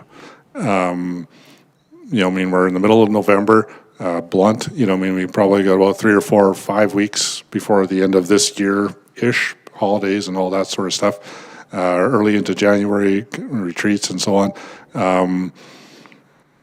I mean, natural timeframes for us are to work on quarterly basis, so there, you know, some sort of return dialogue with council in Q1 to at least indicate here's what's happened so far and here's the general direction. And I would say, you know, I mean, a more formal update by the end of Q2, which to us again is June. I think, having not anticipated how those dialogues will go, I would say that that's a goal that I think would be reasonably achievable for all involved. And I'll just stop there, and certainly can follow up, but I'll just stop there. Okay. Thank you. I think that answers some of your questions. So do you want to go ahead? Kate, to request discussion. So I will make a motion to amend based on the information that we just received to change develop, the word develop, to explore. We'll remove A as per our CAO's conversation around capitalization, this being a noun, if you will, to change those to lowercase through regional transit service model to ensure consistency. The rest can stay the same, including the governance level, with a preliminary report or preliminary update, my apologies, coming to council in Q1 2026, and a formal report, or sorry, an update and report, I don't need formal, and a report coming to council in Q2.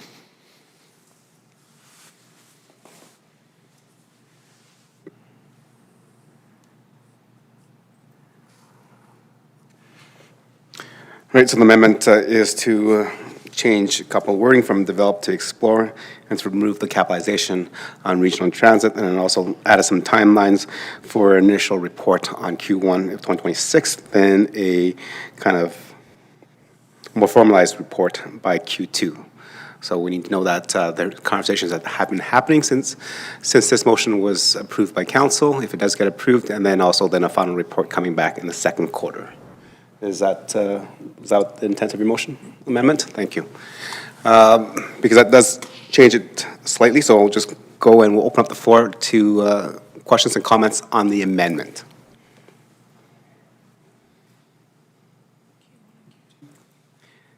Councilor Pletchko? I'll speak to the word report. I'm not keen on the word report. I think we're past that stage. We've not been informed along the way, and I think we really need to have a developed report, developed implementation so that we have a clear understanding of how we move forward.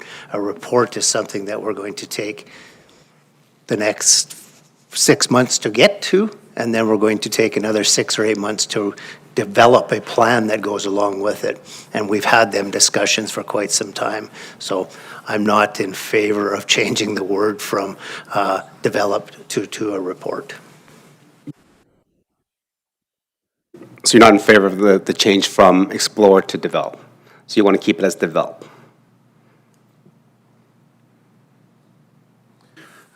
If I may, Mr. Mayor, I wonder if I've heard Councillor Palechko, it's report coming to council, and I wonder if that read with a recommendation coming to council would satisfy the concern that he has with the word report. As long as there's a plan that is consistent with it, I could, yes. Okay, so Councillor Anderson, I'm guessing you would change your motion there? Please, from that, instead of report, it'd be a recommendation coming.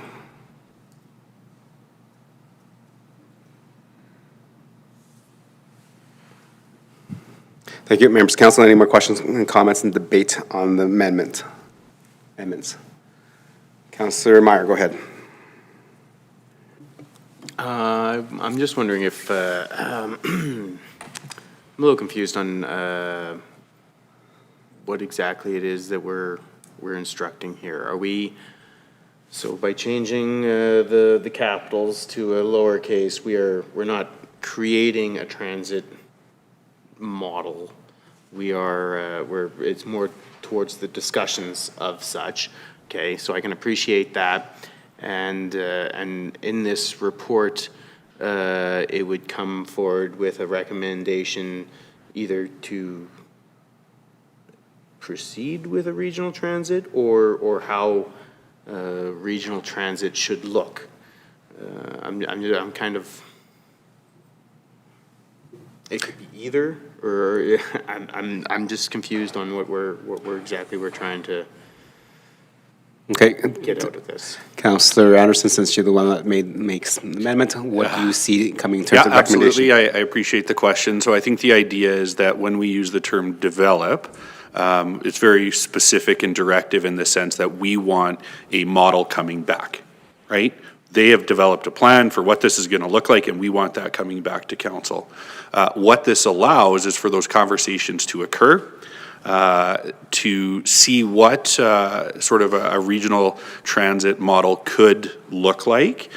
Councillor Laurie indicated a little bit earlier that it didn't have to be a formalized model necessarily, but the idea of enhanced communication and collaboration between the two municipalities to ensure we have a more robust and consistent service delivery.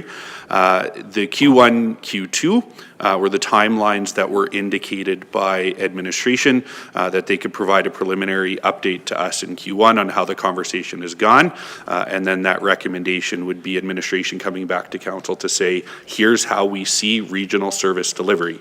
We can move forward with enhanced communication and collaboration with our regional partners.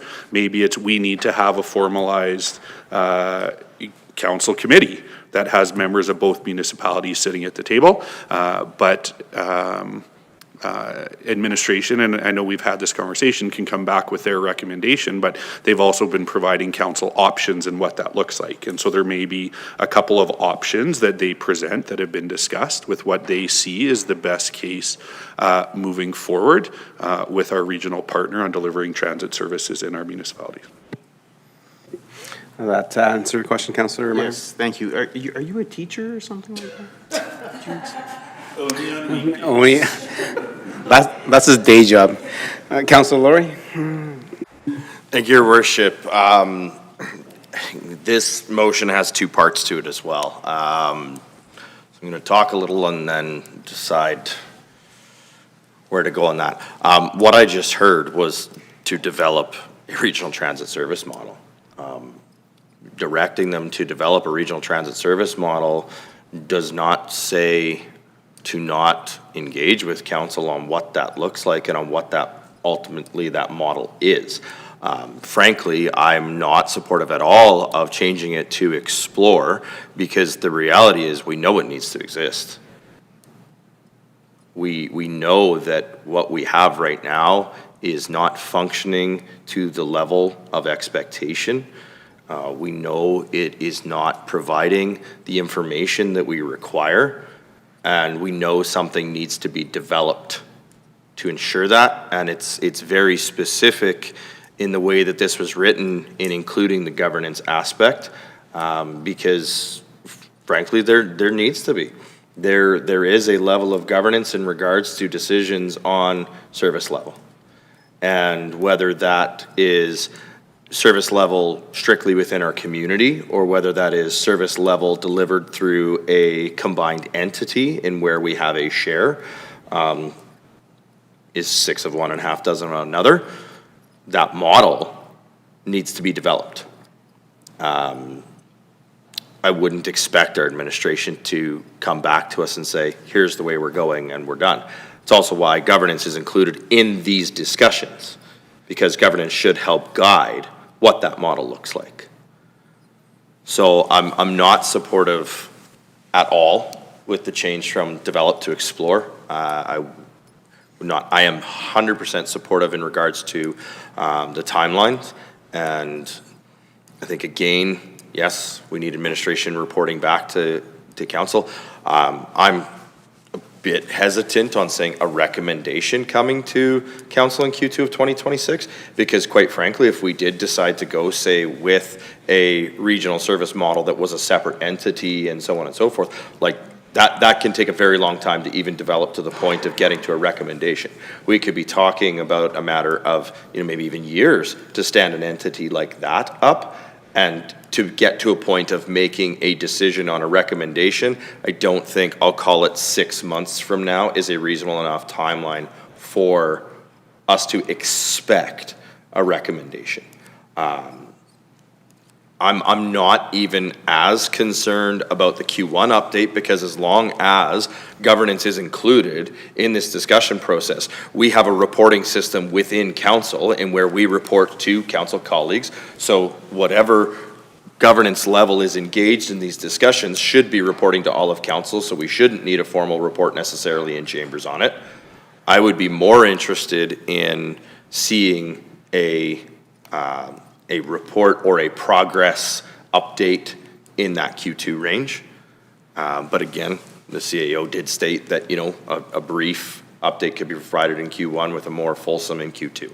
So again, as this is written, I'm sorry, I can't support it. There are two aspects of it. I would gladly support some type of time frame being applied to it, but not able to support the first. So either we could split this, or we can continue on this road with this one, see where it lands, and then determine whether we need to make an amendment to the original.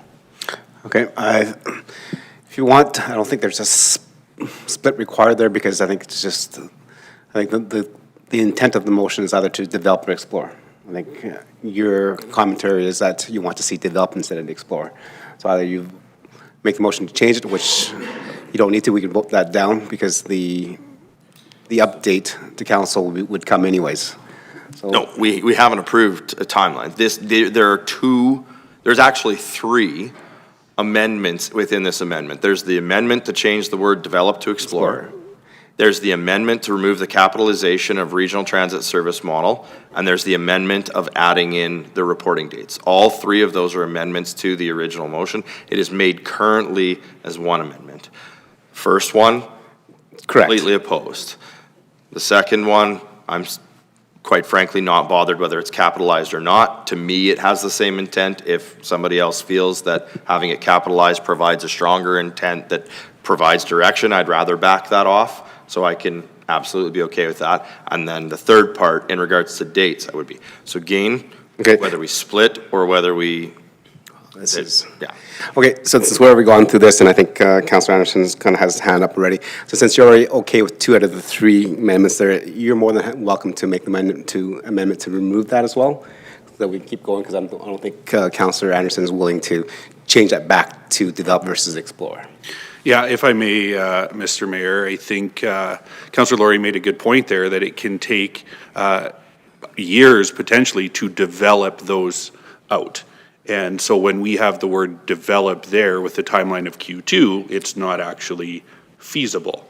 Explore allows the consideration of, and if the recommendation back is that council, Stony Plain and Spruce Grove, develop a regional transit model, that recommendation can come back. It doesn't mean it has to be stood up, managed, or otherwise.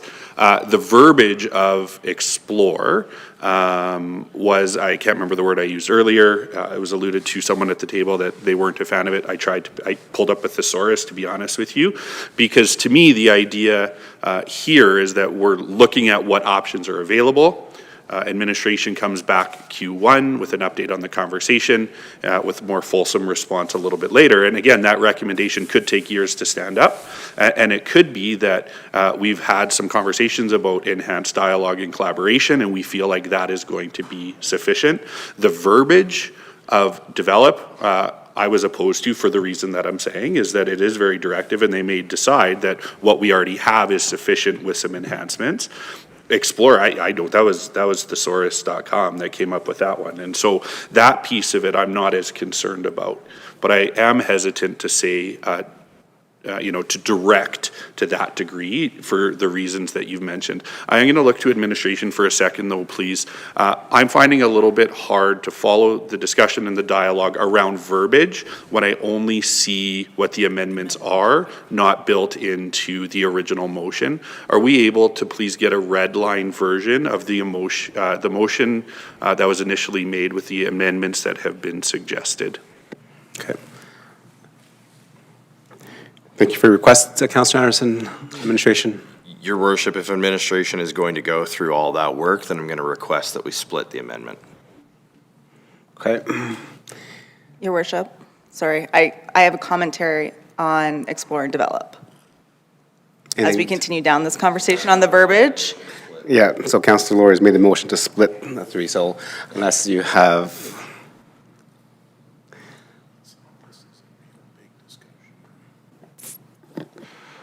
Okay. I guess the question just, what's being split? Like where is the split, or what would be the natural split, or what's being proposed there? I think that the split will be, the first split will be changing the word from develop to explore. The second split will be capitalization of the words or not of regional transit system. And the third split will be the timelines.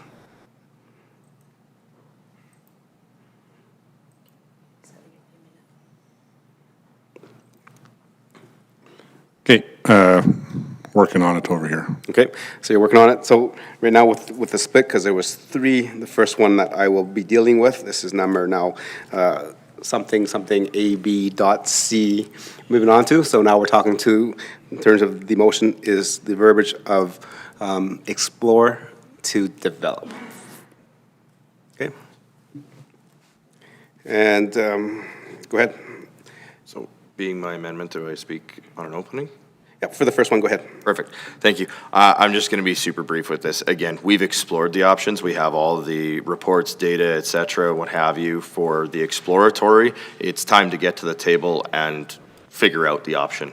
It's time to get to the table and develop what a regional transit looks like, not explore what it looks like. I appreciate that there, definition and so on and so forth, but this is meant to be a direct motion. This is meant to have a specific action to it. In regards to how the timelines of that process lay out, again, we'll debate that at a different time, but develop is the word that was chosen for a very specific reason, because we need this brought forward. We don't need to explore it being brought forward. We need this brought forward. My apologies to members of council. Let's rewind that, see if you can save the comments later. I actually forgot to take a vote on the motion to split. I was so busy trying to write it down to figure out where we are.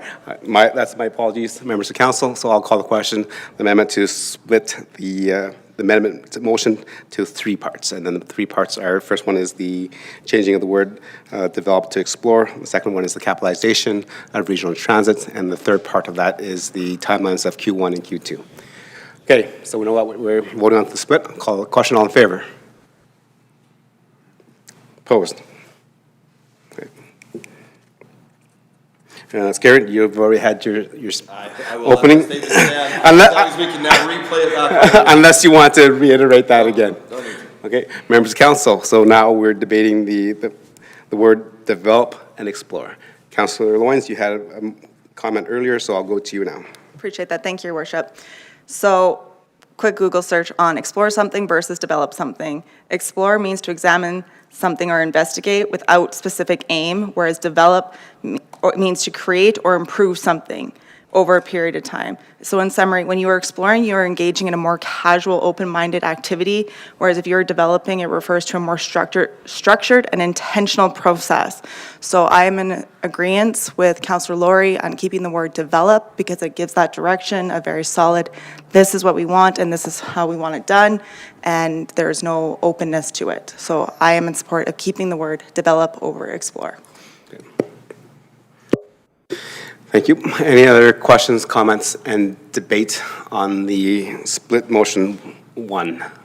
This is like split motion 1A.A.2. Go ahead, Council. Thank you. Just going back to Councillor Anderson's comment, it's kind of hard to keep it all straight when it's just getting busted up because we're not even looking at the original motion now. I'd like to be able to see those, Okay, so right now, because of the split and now the current split, you would, as a council, we would not see part 2 or part 3 because it's no longer part of the amendment. So all you would see is the original motion by Councillor Laurie and then the amendment to change that from develop to explore. So if administration can have that on the table. I know it is getting there where we're now trying to debate different things. If a visual cue is better, if we can have that on, please.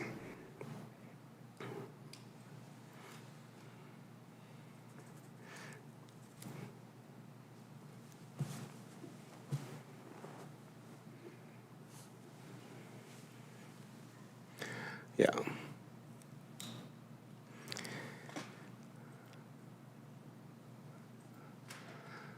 So, Your Worship, I think just maybe to clarify, so what you're looking at is if all of those splits were added. That's what the motion would read. I believe the red is the changes that have been proposed as the original amendment. That has now been split to 3. To 3, yeah. So Councilor Laurie, so the original amendment was to have those 3 parts changed. Now with the split, that means we are not dealing with the last 2 sentences of the red line, and we're not dealing with the second red statement. We're dealing with the first one that says explore. So the original motion on that was to develop, and now we're changing that word to explore. Thank you. All right. Any more questions, comments, and debate on the motion? So this is the amendment from the word develop to explore. Councilor Pletchko? I'll just make a quick comment between the 2 words from just my own. So develop for me is where we're at. We've way past the explore stage. We've done that for 2 years. We've explored it. We're now asking for a consistent plan to be in place. So by changing the word from develop back to explore, we're still at the same phase at what we are. So I would encourage each of you to consider the word develop over the word explore and understand the difference between the 2 words and where we are in the system. Okay, any other questions, comments? Okay, I personally will not support the motion to change it. I'd actually, no, what is this? Now I'm a little confused myself. Do I want to develop or explore? You know what? I will support the motion to change it to explore. I think we are at a process of providing additional services to our residents, but I don't know what that is yet. We've heard commentary around this table about level of expectation, service levels and stuff. And you know what? I've had a conversation with the residents as well through this election process. And half of the members that I've talked to in the community like that we provide transit and would like to see additional services. The other half of the people that I've talked about transit do not like transit and do not like the amount of money that we're spending on transit, because it does increase additional taxes for the 14% ridership, which numbers of heads, we don't know. Right? That's why I support the word explore, because if it is cheaper, as I think my former Mayor Lemke said, it's cheaper to give a taxi and provide a taxi for everybody that uses the bus into the city than it is to actually provide a transit system. So I want to support the word explore, because I think we definitely need more information on it. And in terms of a council, is it a full direction of what we want to do as a community and to provide service level for? Councilor Anderson? No, I feel like I've spoken already, so, to this. Okay. Councilor Laurie for the split. Obviously not supporting the change? Yes. So, thank you, Your Worship. I can appreciate that again. Pardon the pun, because we're talking about buses. We're already down this road. We have already been in a regional transit service model. That's where we exist today. We're in a model right now where we contract services from the city of Spruce Grove. I would encourage each and every one of you to think, did you know that our on-demand system had regionally 50 to 100 failed searches per day? We should know that. We should absolutely know that. Develop.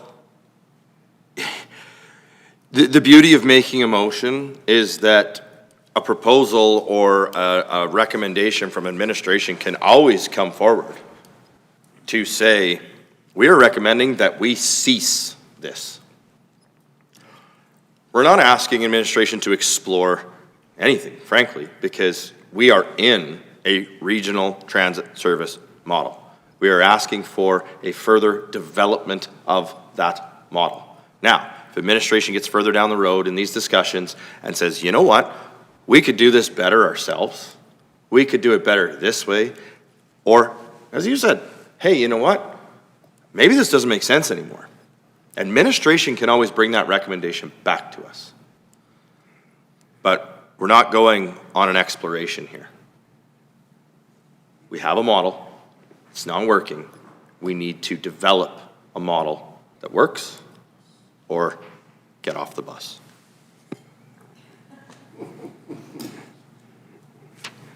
Okay, thank you. So members of council, we are voting on an amendment. So the motion is to amend to replace the word develop to explore. Okay, I'll call the question. All in favor? Opposed? Okay, and that has been defeated.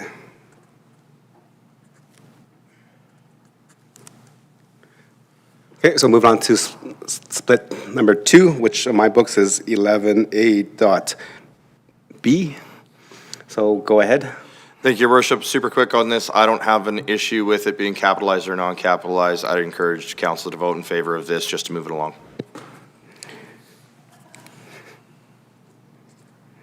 Okay, any debate on it?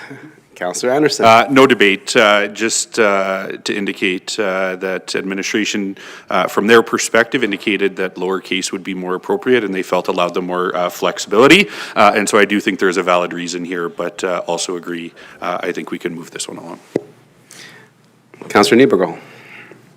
Thank you, Your Worship. I'm just wondering, given that we just stuck with develop, we are developing what we are currently in. Noun, we are in this model. So therefore, I believe it should stay capitalized. Okay, thank you. Any other questions, comments, and debate on the motion? See none. Councilor Laurie.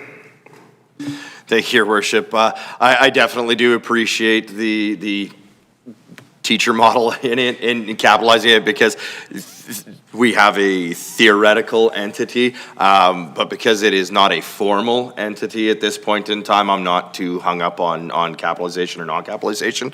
If the development does turn into a formal body, then obviously I would support it at that point. But for now, I think I will vote in favor of this because administration did recommend it. That was something that came from them. I feel it is not my intention of the capitalization to direct them to a specific model. Therefore, if their recommendation was to have it non-capitalized, I would like to honor that for them. Okay, thank you. With that, I'll call the question. All in favor? Opposed? Okay, thank you. Okay, moving on to split motion number 3, which is 11B.C now for me. Question of clarity, Your Worship. Go ahead. Before this was split, the word was recommendation. Now I see that as report. I'm just trying to understand which word we actually have. Okay, I believe it is a recommendation, as Councilor Anderson had made that a change in his own motion. Yeah, it was a report, friendly amendment after some conversation to recommendation. Yeah, so it is recommendation.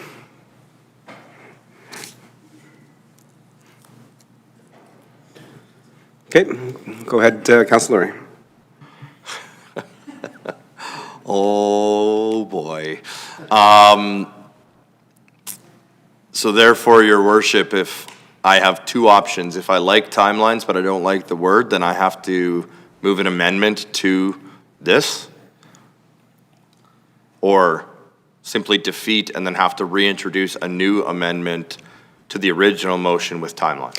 You know what, since we're getting late in the day and this is getting messy, I would actually prefer, if you do not like that, then vote against it and hopefully it gets defeated, since the original motion is yours anyway, so you can make those adjustments yourself. But if this does not get defeated, then I'm stuck with something that I could have had an opportunity to amend. That is correct. So Okay. it's Nope, really up to you. Simple. I will make a amending motion to split number 3 to change recommendation to report. All right, so motion to amend again, split 3 of 11B.C is to change the wording to recommend to report.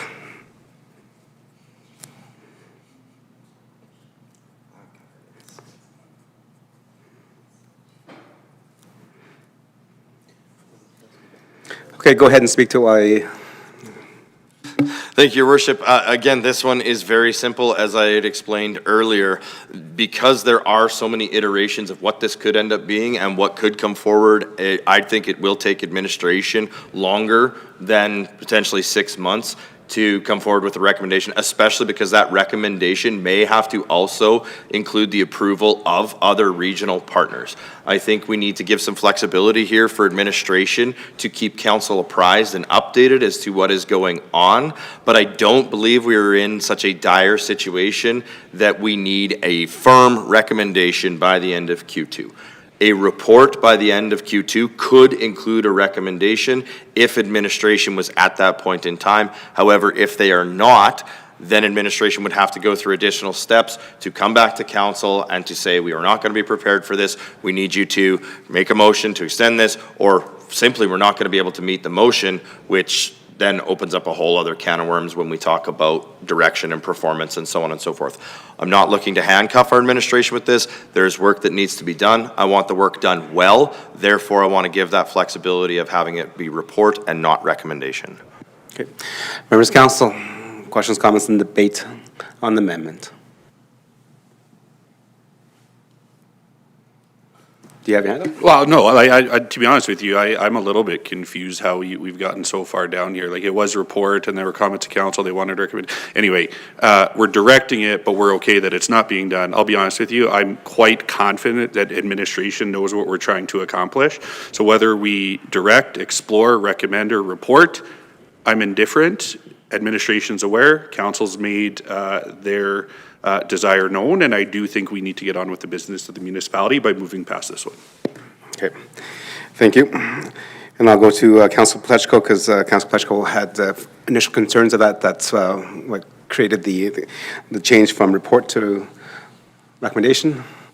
I'm fine with what it is at this point in time, if we want to return it to report.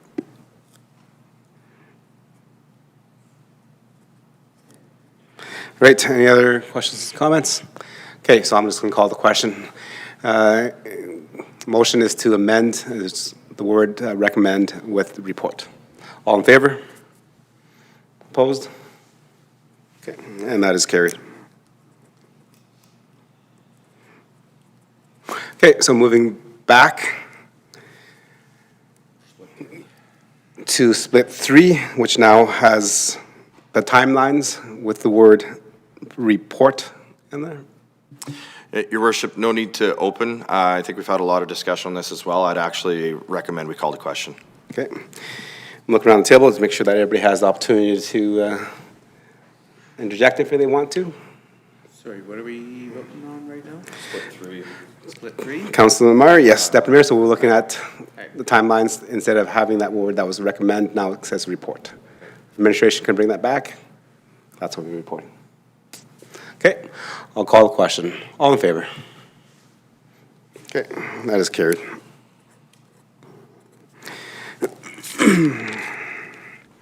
Okay, so we're moving back to motion, the original motion, which now has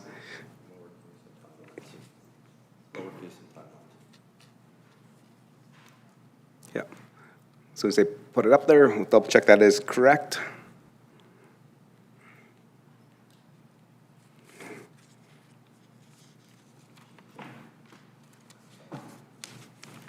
Yes, and it's taking a little bit longer because we're still having some technical difficulties, so we will move that back. Okay, so just everybody take a quick read that.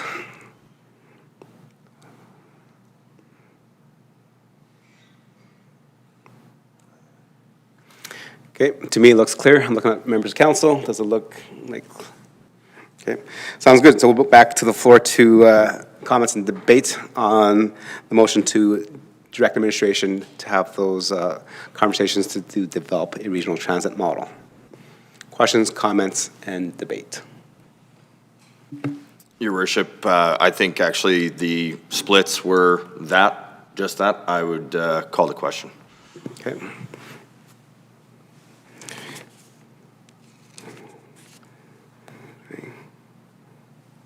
Hold on a second. Actually, when there was a split, actually, I like to speak to this because I was not going to support the motion as was developed. I think we as a council need to delve into more of what we want to do in terms of regional transit. We talk about service levels, so we've heard about different things of what we're doing in terms of providing transit. Are we a service provider or are we a contracted service to the city of Spruce Grove? Currently, right now, we have a contracted service to the city of Spruce Grove. We do not have a service provider mentality. We're not partners with the city of Spruce Grove. Hence, we heard here earlier that Parkland County is also contracts the service to the city of Spruce Grove. They're not a partner in the regional system. Stony Plain is not a partner. That's not the service level that we're offering. In terms of partnership, I'm hesitant to vote in favor of this because partnership means a level of cost. And until we explore that further and have that conversation amongst council of what service level we want to provide, is to be a service provider or to contract the service, I'm not comfortable with supporting the motion. Okay. Go ahead. Thank you, Your Worship. Town of Stony Plain website /live/transportation. Transportation. In partnership with the Town of Stony Plain, the City of Spruce Grove, and Parkland County, there are 3 options provided in the region: on-demand, commuter, and accessible transportation service. We may not be the service provider, given that we have, I'll call it authorized, the City of Spruce Grove to run our on-demand system, but whether they are running that system or not, we are a partner. There is no doubt about it. It's the same in the commuter route. While the commuter route right now may not stop in Stony Plain, we are funding that because we are a partner. We are a good regional partner, in my opinion. Problem is, in this partnership, we don't know what we need to know. We have not gotten the information that we need to get to understand our own service level decisions.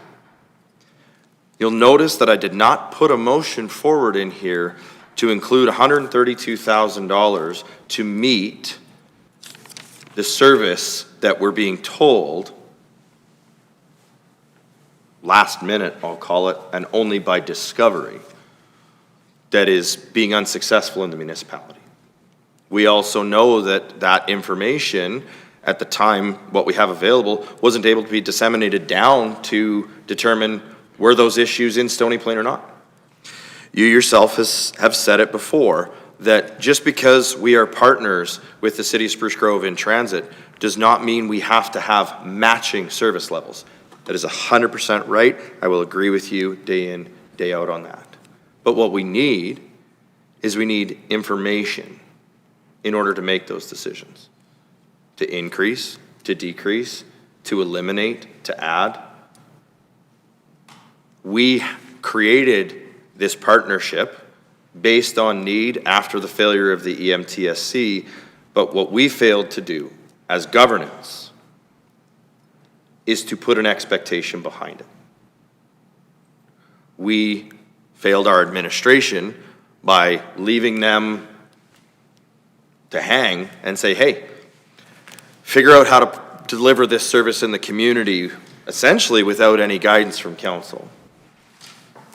Last corporate plan, we were in the exact same situation where our partner was discussing service level improvements that we had no engagement, no discussion, no information on whatsoever, but we were hearing the same concerns.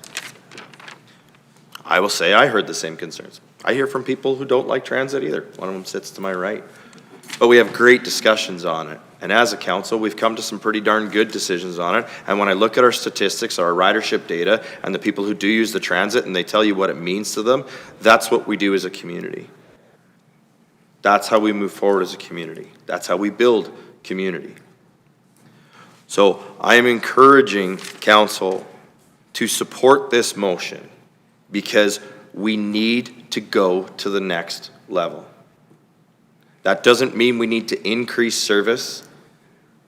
It means we need to be better in delivering the service. We need to be better in governing the service. We need to be better in ensuring our administration is prepared with the tools they need to go to our partner and say, hey, our council is not happy with this because we don't know what's going on.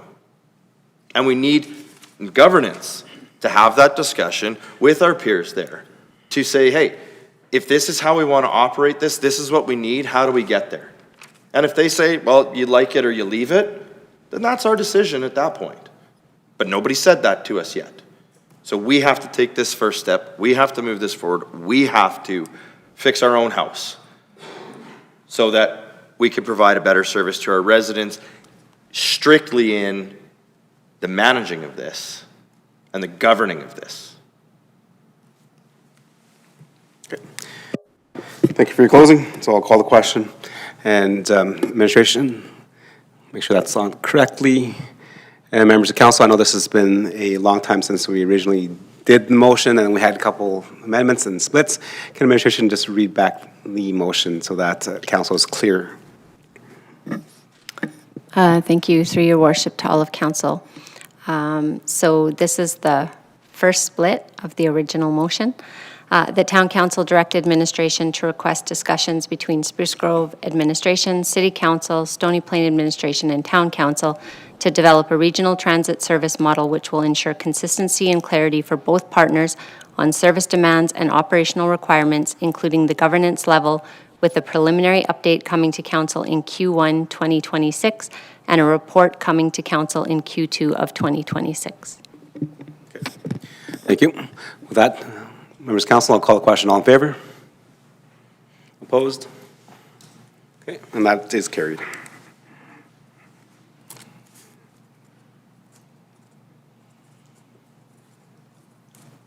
Okay, so now, council, we're dealing with 11B on my notes. That's how I'm keeping track of everything.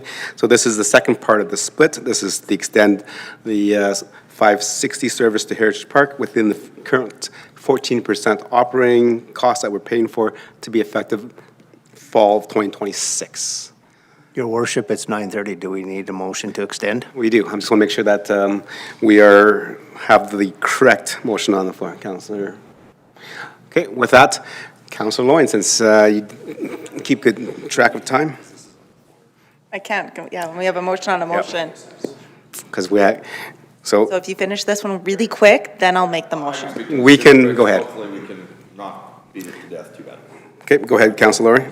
Thank you, Your Worship. Very clearly, we heard yesterday that we're funding approximately $300,000 in this current budget for the 560 route into the city of Edmonton in order to service the volume of our riders who are riding on this commuter system. At this current time, though, however, that commuter system does not actually service Stony Plain, even though our residents ride the commuter system. I have no problem with the fact that we have funded this for the time being because I think it was a good regional partner move. I believe it aligned with our policy on regionalism. However, again, I feel that at some point in time we have to start looking at how do we provide this service within the municipality, not just pay somebody else to provide it 5 minutes down the road. So with this motion, I'm not asking for any additional funding. I'm asking for the exploration of options. I'm bleeding out the timeline to next fall. So if you're not familiar, transit basically runs through 2 seasons. You have September through May, June, which is usually a busier season. The routes are more frequent and so on and so forth. It does come down in summer. Obviously, we know because a lot of that traffic is likely student-driven traffic going to post-secondary institutions and so on and so forth. So trying to give some runway here to develop what it would look like to bring 560 out to the town of Stony Plain. We have the infrastructure at Heritage Park. It was a natural place to choose it. And again, we're already funding $300,000 and receiving about $75,000 back. Administration may come back to us and say that there is a cost involved, but obviously right now it's too hard to approve a cost. We don't know what that would be. If administration comes back and says we can't do this within the 14%, here's the cost. Well, if we have that by fall of 2026, we now would have that information in our hands for the next corporate plan in where we could make a service delivery change with having all of the information in front of us. So essentially, I'm asking administration to explore if this is possible to do within the current approved budget that is in the corporate plan. If they're not able to do that within that approved budget, I just expect administration to tell us what it would take so that we can make that decision at the appropriate time. Okay, thank you for your commentary and opening statements. We'll move on to questions for clarity, understanding, and debate. Councillor Anderson. Thank you, Mr. Mayor. I will speak very, very briefly. I will not be supporting this evening. The previous motion asked to stand up a regional transit model. I believe decisions like this should come out of that model. They should be made at that table based on the data, the information that is provided to them. If we're going to move forward with a regional transit model with members of both municipalities at the table, I believe this decision should be left up to them. Not that I'm not supportive of the extension. I do hear from residents that's something they value, but if we're going to charge regional transit service delivery committee, team, whatever that comes back as, we should allow them to make these decisions and recommendations. So I will not support this evening. Thank you. Councillor Niebergall, go ahead. Thank you, Your Worship. I will speak in favor to this after hearing council colleagues speak to potential years of the development of the new proposal. And so to me, in hearing that we are funding this with no commuter stop here in Stony, that I would speak in favor of this. Okay. Thank you. Any other questions, comments, and debate on the motion? Okay, go ahead, Deputy Mayor. Through you to administration, I'm just curious, how we would extend a run without incurring additional costs. Administration? Your Worship, through the Deputy Mayor, at this point, I can't comment whether or not it can be completed with the original cost. We haven't looked at options, so it's a dialogue we would have to have before we could come back with a confirmation either way. Councilor Pletchko? Thank you, Your Worship. So I want to speak a little bit to the 14%. I think there's a number of ways of looking at this. The 14% that we're paying the community, Spruce Grove, to have a service when we get 75,000 back. So when you ask a bit about how would we get that there, maybe that $75,000 helps offset that and we don't get that back. The other option that we could have is to fund our own, which is a service directly from Stony Plain to Spruce Grove. Similar as Spruce Grove funds to the city of Edmonton some of this stuff, and people get off the bus there. Our people could go here, and in fact, we probably would save some money at that point in time over that. So I think what he's really asking for is just an alternative to get the people that we have here in our community to Spruce Grove, and we're not really asking.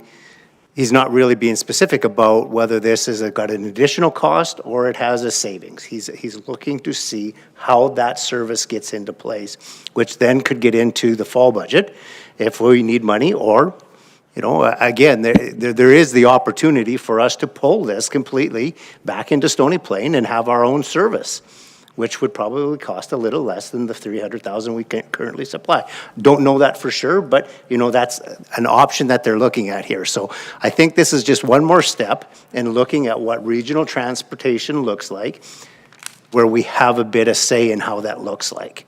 And especially when we're funding something and getting nothing currently for it. Because any of our people that drive to Spruce Grove could drive to Spruce Grove tomorrow. They could add an additional fund to whatever it is that they choose to charge Parkland and Stony Plain for it. But do you see Edmonton do that? It would make no sense, and it would be an uphill. So I think this is just one more thing that allows us to take a look at what transit is, and I'm really glad this is brought forward because I've always had a bit of a concern with the transit. Speaking with Councillor Laurie on a number of things, I trust with what he has done with transit. He sat on that board and seen a lot of different things. So I would encourage you to support when we're looking at something. Nobody's cutting any funding. Nobody's doing anything at this point in time. We're just looking for some options, and they're good options because there could have been a different motion on this table today for something totally different. Okay. Thank you, Councilor Pletchko. Any other questions, comments, and debate on the motion? Councillor Anderson? Yeah, if there's no one else, I would like to, you know, and I don't even know if this is fair to ask, but, you know, we did just have a motion, I alluded to this a few minutes ago, that stood up a direct administration to have the conversation to stand up some form of governance model for this. If my colleagues on council want to direct routes and so on, the motion could have been that Stony Plain Town Council is the transit authority. If we're going to direct the services provided, we could have been the transit authority to do this. We wouldn't need to have something stood up. If we're going to stand up to ensure consistent delivery between the two municipalities, we need to allow them to make that decision.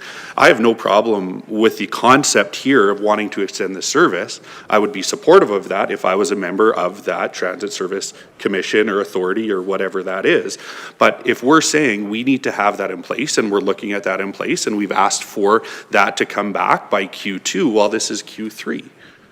So let's have those conversations and stand it up, which has been approved by council, and let's allow the transit authority, commission, whatever that's going to be, to have those service level conversations to bring back recommendations to council for approval. I don't think if we're going to direct that administration does all of that work, but, oh, hold on, we're also going to direct you on what the service is going to be. I feel like that's a miss on our part. Okay. Hey, Councilor Anderson, any more questions, comments, debate on the motion? Okay, so I will speak in opposition of the motion. And I think all members of council should vote against this motion. Members of council, we've just gone through an election. We were elected. We did some onboarding and integration, and there was a talk about not making sure that we're in our lanes and not clouding those. Okay? This is directly a operational motion, which is not in the previous council. We just went through AB Immunities Conference, and again, there's a few seminars and sessions about making sure that council is focused on governance.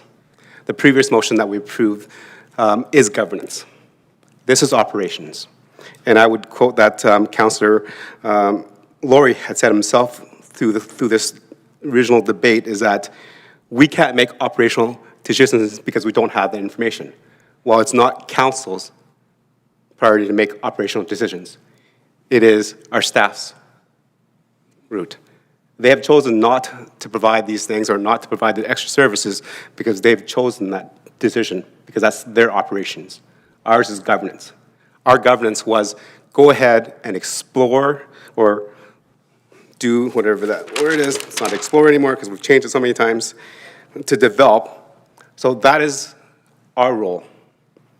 So I look forward to the update in Q1 and the report in Q2 of 2026, but I will not support this because this is operations and that is not in our lane. Councilor Laurie? Thank you, Your Worship. I completely disagree with you in regards to operations versus governance and policy. This is a service level decision, no different than our service level decisions on our snow clearing policies and so on and so forth. This council has the authority and the ability and is well within our lane to make service level decisions. And in order to do so, we need appropriate information. We put the cart before the horse in offering to be a good regional partner and provide funding for the commuter 560 route into the city of Edmonton. There was a portion of that aligned with a plan that was in place through the MTSC to provide regional transit, which would provide that commuter route coming out to the town of Stony Plain. We built infrastructure at Heritage Park for a park and ride in preparation for a commuter line coming to Stony Plain. There could have been a policy and governance decision today to no longer fund the commuter route. That could have been put on the table. That is a council decision. It's not an operational decision. That is based on the feedback that we have heard from residents and the guidance that we are to provide in service level to our administration. I've heard very clearly from many people who ride this commuter route that they are frustrated and disappointed that they have to travel into Spruce Grove to get on it. Now, if we weren't funding it, I would have no problem with saying to them, unfortunately, this service exists in the city of Spruce Grove. The town of Stony Plain is not a contributing partner to this, so in order to access the service, you do have to access it in that community. However, because we do fund this service, there is an expectation that should come along with that funding to the service that it delivers to our communities and to the residents whose tax dollars pay for that $300,000. I do believe that this can run parallel with the previous motion. Again, we have the first motion, which does not have a decision item coming back in Q2. It has a report. If at some point in time through this process, an entity was stood up and was given autonomy and authority and control delegated by the councils, who again, we have to make that decision to do so. Theoretically, yes, this could be a decision that is then placed at their feet. But the reality of us getting to that level within 9 months is frankly virtually impossible. Again, this is not asking for an increase in funding. This is not asking for a reduction in funding. This is actually, when we talked earlier about the change in the word about exploring, this is providing options to extend the current route into the town of Stony Plain. I'd like to see it within the current 14% commuter line funding. And in 2027, that commuter line funding could raise again, and our 14% will raise again. We heard from the general manager earlier in corporate planning debates. I don't have the exact number in my head. I think we're around 260, 270, and now we're up to 290. But did we have any control in that? Did we have any governance in that? No, we agreed to fund at 14%. We didn't even set it at a flat dollar amount. So whatever decisions are made on that service level for 560, we just pay. We pay the 14% and say thank you very much. That's what we do currently. I believe we should expect more out of that. I don't think it's wrong to ask for this at this point in time. This is to provide options. This is a 9-month window. Those options might come back. They might not be tenable. They might not be feasible. They might not be within what we're willing to do from a service level perspective. But it gives us the autonomy to make the decision on the policy basis of our service level for transit. Again, maybe shame on us, Mr. Mayor, for not having a written policy that we should be guiding, that we should be using in governance. Again, this is exactly the premise of all of this coming forward. We have a snow clearing policy, snow and ice control policy. Why don't we have a transit policy?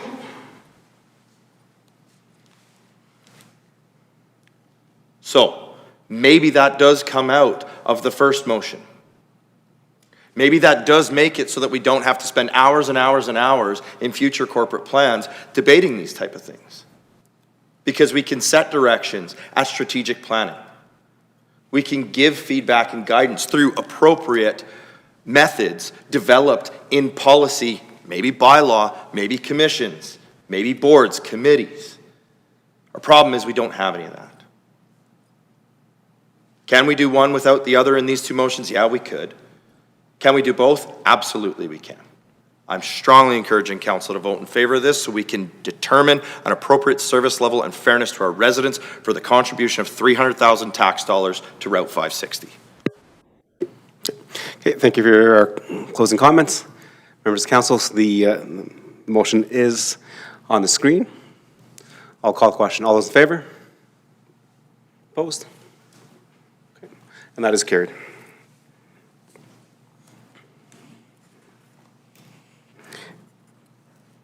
And now we're going to go to Councillor Loynes for the motion to extend. Town council moves that we go past 9:30. Oh, wait, it already is. Call the question. All in favor? Okay, with that motion, let's take a recess and we'll come back, adjourn back at 10 o'clock, please. Thank you.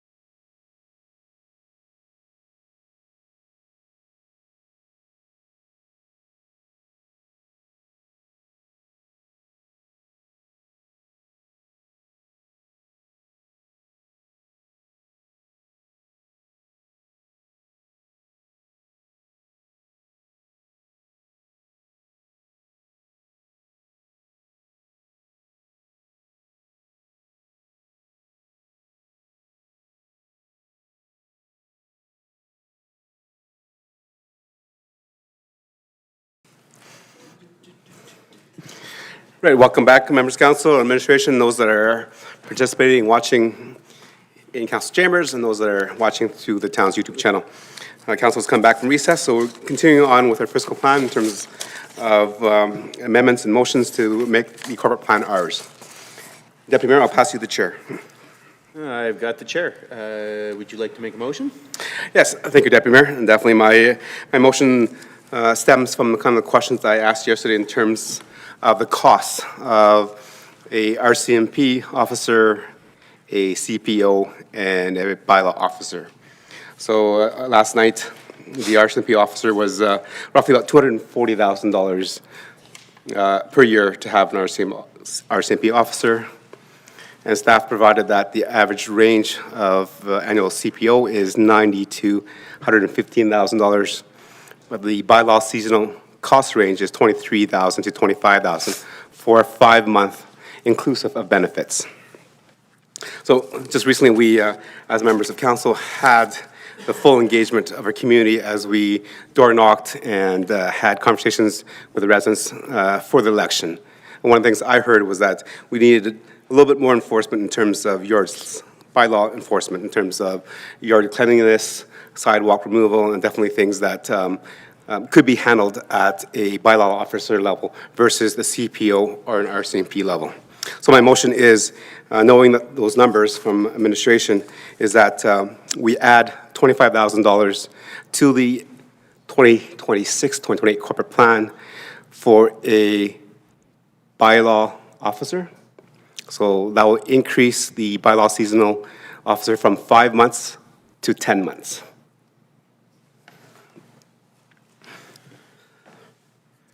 Would you like to, Okay. Sorry, was that your opening, or? would you No. like to speak to it? Okay. Okay. Yes, so in essence, currently right now, we have a 5-month position for a bylaw seasonal officer, so adding the extra $25,000, which will give it the full amount for 10 months, which is equivalent to a 0.8 full-time equivalent. And then that is good. Can administration also throw up the cost in terms of per 100,000?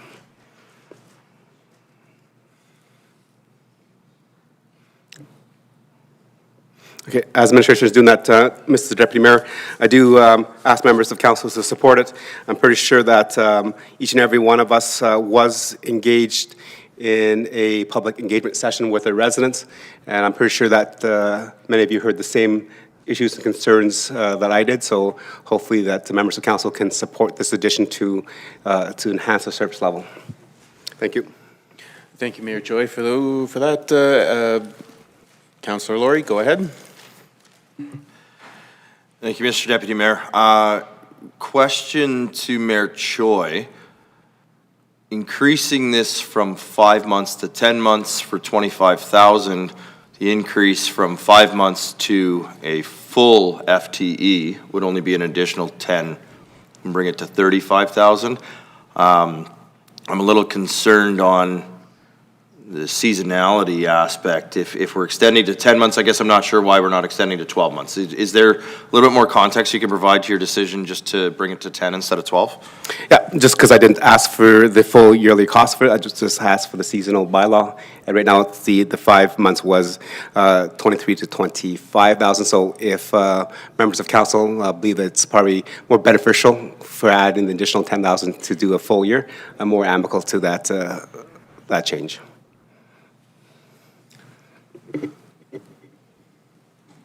Thinking of making an amendment? There's administration wants to speak. Go ahead, administration. Your worship, just a point of clarity. The 25,000 includes 14% for benefits. If you chose to go to the 12-month, it would be 26 to 28% in benefits. So it's not just a quick calculation of 50,000, or we'd have to do the increased benefit contribution too. So we could do the quick math on that. I just want to make you aware that this is a 14% benefit category versus a 28. So point of clarity, is a 0.8 FTE still only at the 14%, or would a 0.8 be increased? Your worship, through to Councillor Laurie, certainly our benefit packages would probably, in a 0.8, would probably be in that higher level, the higher percentage. Thank you, through worship, if I may, to Councillor Laurie. So currently, the bylaw officer is a seasonal position, which means it only has seasonal benefits, which does not include pension, et cetera. If we were to add a permanent FTE even at 0.8, that means pension kicks in and some other benefits as well, which is why the differentiation between those 2% on benefits. Also, I'm not sure if the seasonal rate would be the same as a full-time rate. Maybe I'll just ask the general manager to comment on that if that's the case.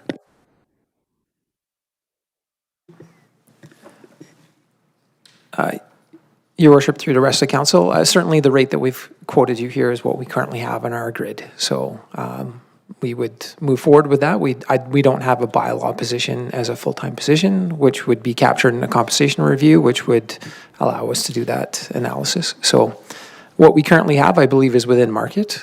We try to make sure that we're within market with this particular position. Thank you. Do you have another question? Yeah, again, looking for clarity then from Mayor Choi, with that information and knowing that $25,000 will not get us to 10 months, is your intention a dollar increase of $25,000 to get us whatever it gets us? Or is your intention to increase the time of a bylaw officer being employed? Okay, thank you for the question of clarity. I think my whole intent of this is to increase the time of that we have a bylaw officers in our community. So if we can just remove that 25,000, if staff can adjust that, but so it'll be. Can staff do a quick calculation of what versus a 14% to a 28%?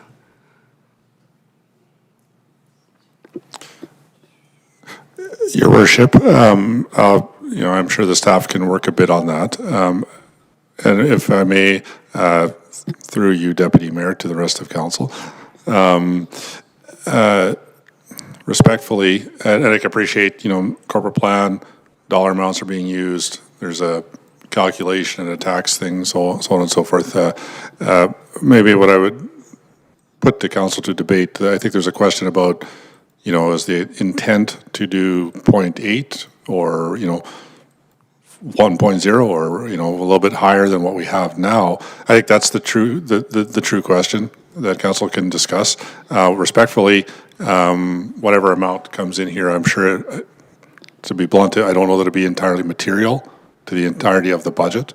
I'm sure whatever number we put up there, 25, 35, will be reasonably close. We might have to adjust going forward, but if it's the intent of council to vote on extending the timing of a bylaw officer, so to speak, I would just offer that I would believe our operating budgets could, handle some of that miss if that's what ends up happening.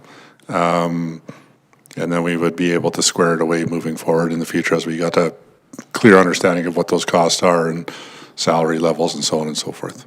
Okay. Not sure if that helps or hinders. Yeah, sure. So, Mr. Deputy Mayor, so in terms of, this is corporate plan, so we do kind of need some numbers. So I'll make the motion to change it to $30,000 to increase that position. So I think we heard from administration that if there's a little bit more or less, they can probably cover it within the current operating system. And then that for the next council corporate plan, then they'll have the more chewed up numbers. All right. Okay, thank you. Work on that.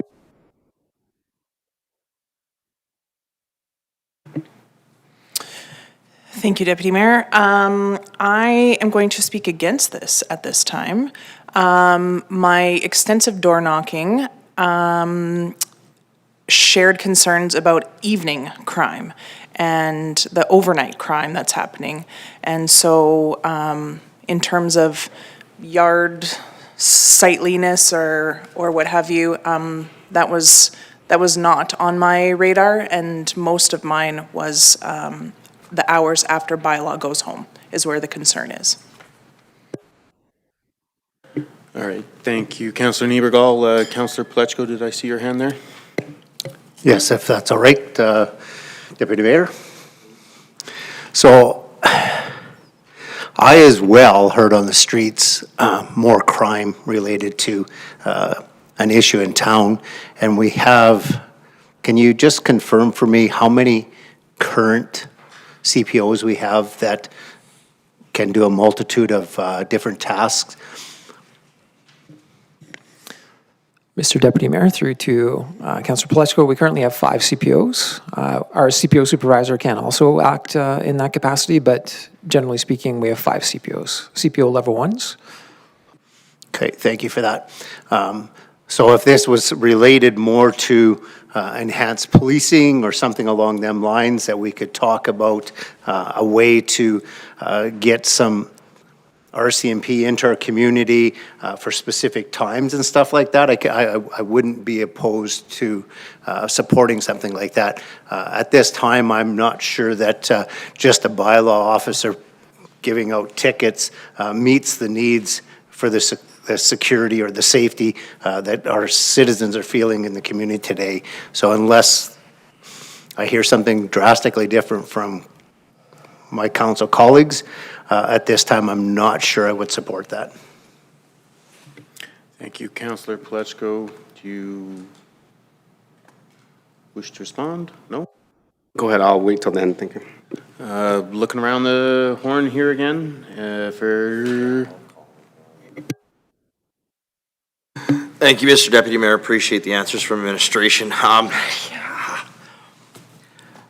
I think any increase to enforcement at this point in time is a positive because of what we hear. But when I do start delving that down again to where the problematic issues have been and so on and so forth, this position in particular, I don't know would address that. I'm also a little concerned about the uncertainty of, you know, what does 30,000 get us? Does it actually get us to a .8? Does it not? If we go to a .8, does that create recruitment and retention issues? Because now you have this weird, you know, .2 gap in a year instead of a 5-month seasonal where it is a very short term and you know, probably more familiar to invest somebody being here .8 and then all of a sudden say, hey, you don't have a job for the next couple months and hope you come back. Or we're cyclically going through a recruitment process, which I know we are right now seasonally, but I think if we're hiring for a .8, we might be a little more critical on that recruitment process, a little bit more thorough on it. Gosh, sorry, I'm talking through my thoughts here on it, because I do like the premise and the idea of putting a motion into this corporate plan that would help increase and enhance it. Maybe a question through you, Mr. Deputy Mayor, to administration. Again, high level, bylaw officer to peace officer to RCMP. Can you just give me a real quick Cole's notes? Mr. Deputy Mayor, through to Councillor Laurie, certainly bylaw officer, no red and blue lights, basically. They have an amber light, so no moving violations. They would strictly be doing our bylaws and some provincial statutes with respect to animals mostly. CPO, we would have a higher level of provincial statute enforcement, our bylaw enforcement, red and blues, Traffic Safety Act, moving violations, non-criminal. RCMP, you 100% get into all of that plus criminal. Okay, thank you. And then I guess the second question through you, Mr. Deputy Mayor, to the same general manager. In relation to our current workload on our CPOs in managing files that this bylaw officer could file, with this increase, would we see a significant increase to the CPO's availability to action files that are more within their jurisdiction, or are we currently kind of meeting the need? Mr. Deputy Mayor, through to Councillor Laurie, certainly the seasonal position, which is the summer months primarily at this point, definitely helps our CPOs with the unsightlies that we get through the summer months in terms of grass, weeds, those types of things. Also animal control files. If this was to extend into the winter months, then some of that ice and snow control would certainly be within their purview, as the grass would be covered, so they wouldn't have to worry about those particular circumstances or those files. And certainly those are the larger number of files that our CPOs would deal with on a winter basis also. So I think from that community standards perspective, they would certainly continue to flow into the seasonal aspect of the community standards bylaw. Mr. Deputy Mayor, maybe, sorry, I just want to jump in there too a little bit, just in a format that I think council has heard before or has some familiarity with. As I've watched the way the bylaw officers are utilized, and again, this is typical, but not necessarily an absolute, not a guarantee. But often we will talk about a CPO being able to do certain things to allow an RC to do certain things that they can do. Same theory to a degree applies with the bylaw officers, as the general manager just mentioned. And I will give you just a very quick topical one. Council is well aware that there was election signs all over the community. Most of those were picked up. You may also have noticed that there were a number of advertising signs, similar to election signs. Little metal ones in the ground, so on and so forth. Over the course of the last week and a half, 2 weeks now, we've been actively out there removing those. That's being done right now by a peace officer. I give that example because that's a clear, simple, easy to picture example of something a bylaw officer could do, and then potentially free up the CPO to do something, as the general manager indicated, that's a little bit higher level or more in there. Great, thank you. And that goes back to my question. With our current staffing load on CPOs, are our CPOs able to manage or action the CPO level files that are being generated? Like from a capacity standpoint, if we added this bylaw officer, yes, the CPOs would be freed up to do more CPO activity. Are we in a situation where we need more CPO activity? Like, I'm not articulating this well because it's getting late. I think you understand what I mean. Like, are we overwhelmed with bylaw files so we can't do what a CPO should be doing? Or are CPOs managing their workload enough that they can handle the bylaw files? Mr. Deputy Mayor, to Councillor Laurie, it's not really a translation answer that I can provide you, simply because our CPOs are expected to enforce our bylaws. That's primarily why they're hired. In addition, they have other elevated duties that they can perform.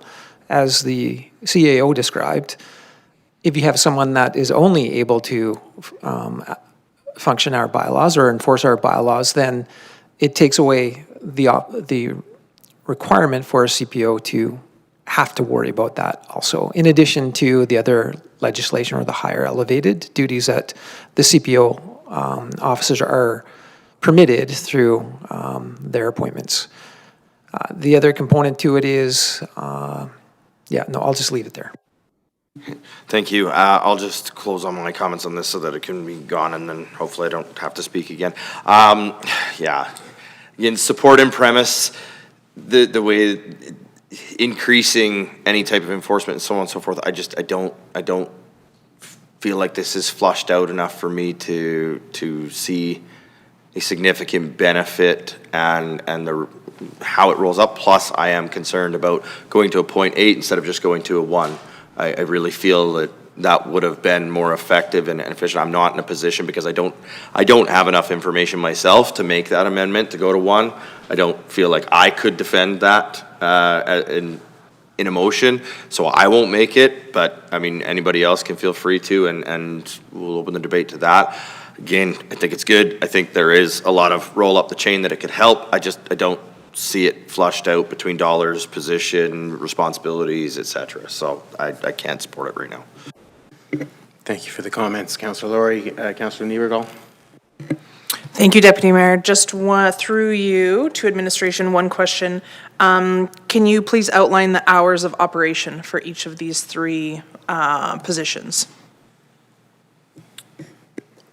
Mr. Deputy Mayor, through to Councillor Niebergall, just for clarity, you're saying hours of operation with RCMP, CPOs, and bylaw? Okay. RCMP typically are 24 hours a day. In our community, they're certainly 24 hours a day, 365 days of the year. Our CPOs typically are running the 7-day a week. They don't usually extend beyond 10 p.m. in the winter months or beyond 12 a.m. in the summer, simply because we're getting into criminal activity, which they don't have the authority for. Bylaw enforcement officers can mirror exactly the same as a CPO.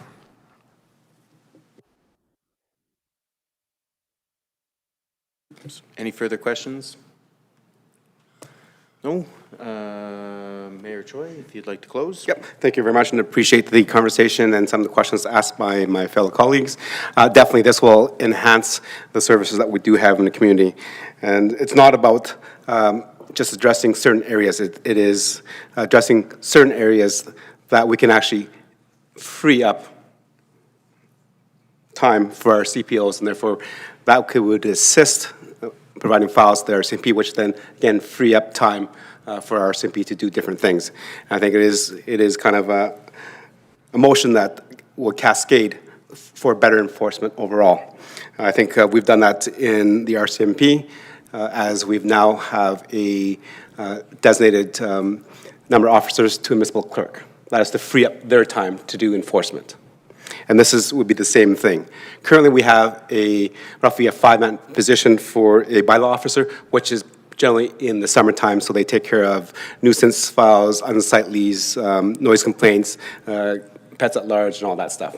However, if we add this additional position, and the staff can decide which months those are, looking at our quarterly report for the first quarter of 2025, if you look at the community standards instance that our officers, CPOs, spent time on, 21 files on unsightly and nuisance properties, which is not a lot because it's wintertime.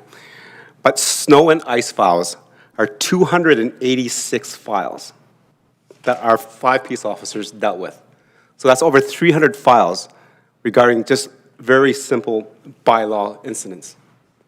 If we have a bylaw officer to take care of those, even if they take 200 of those files out, that means all those hours that were done by our CPO can be used to do other enforcement issues. As mentioned, they have the ability to do provincial and rolling and vehicle stops, et cetera, versus a CPO. So looking at the cost savings from an RCMP, which is over $245,000, to a CPO, which is $115,000, to even to right now as a 0.5, close to $50,000 or to $55,000. There is a cost savings, and there will be a service benefit to all residents of the town of Stony Plain. So I ask the members of council to support this. Thank you, Mayor Choi. And with that, I will call the question. All in favor? Opposed? And that did not pass. Mayor Choi, the chair is yours.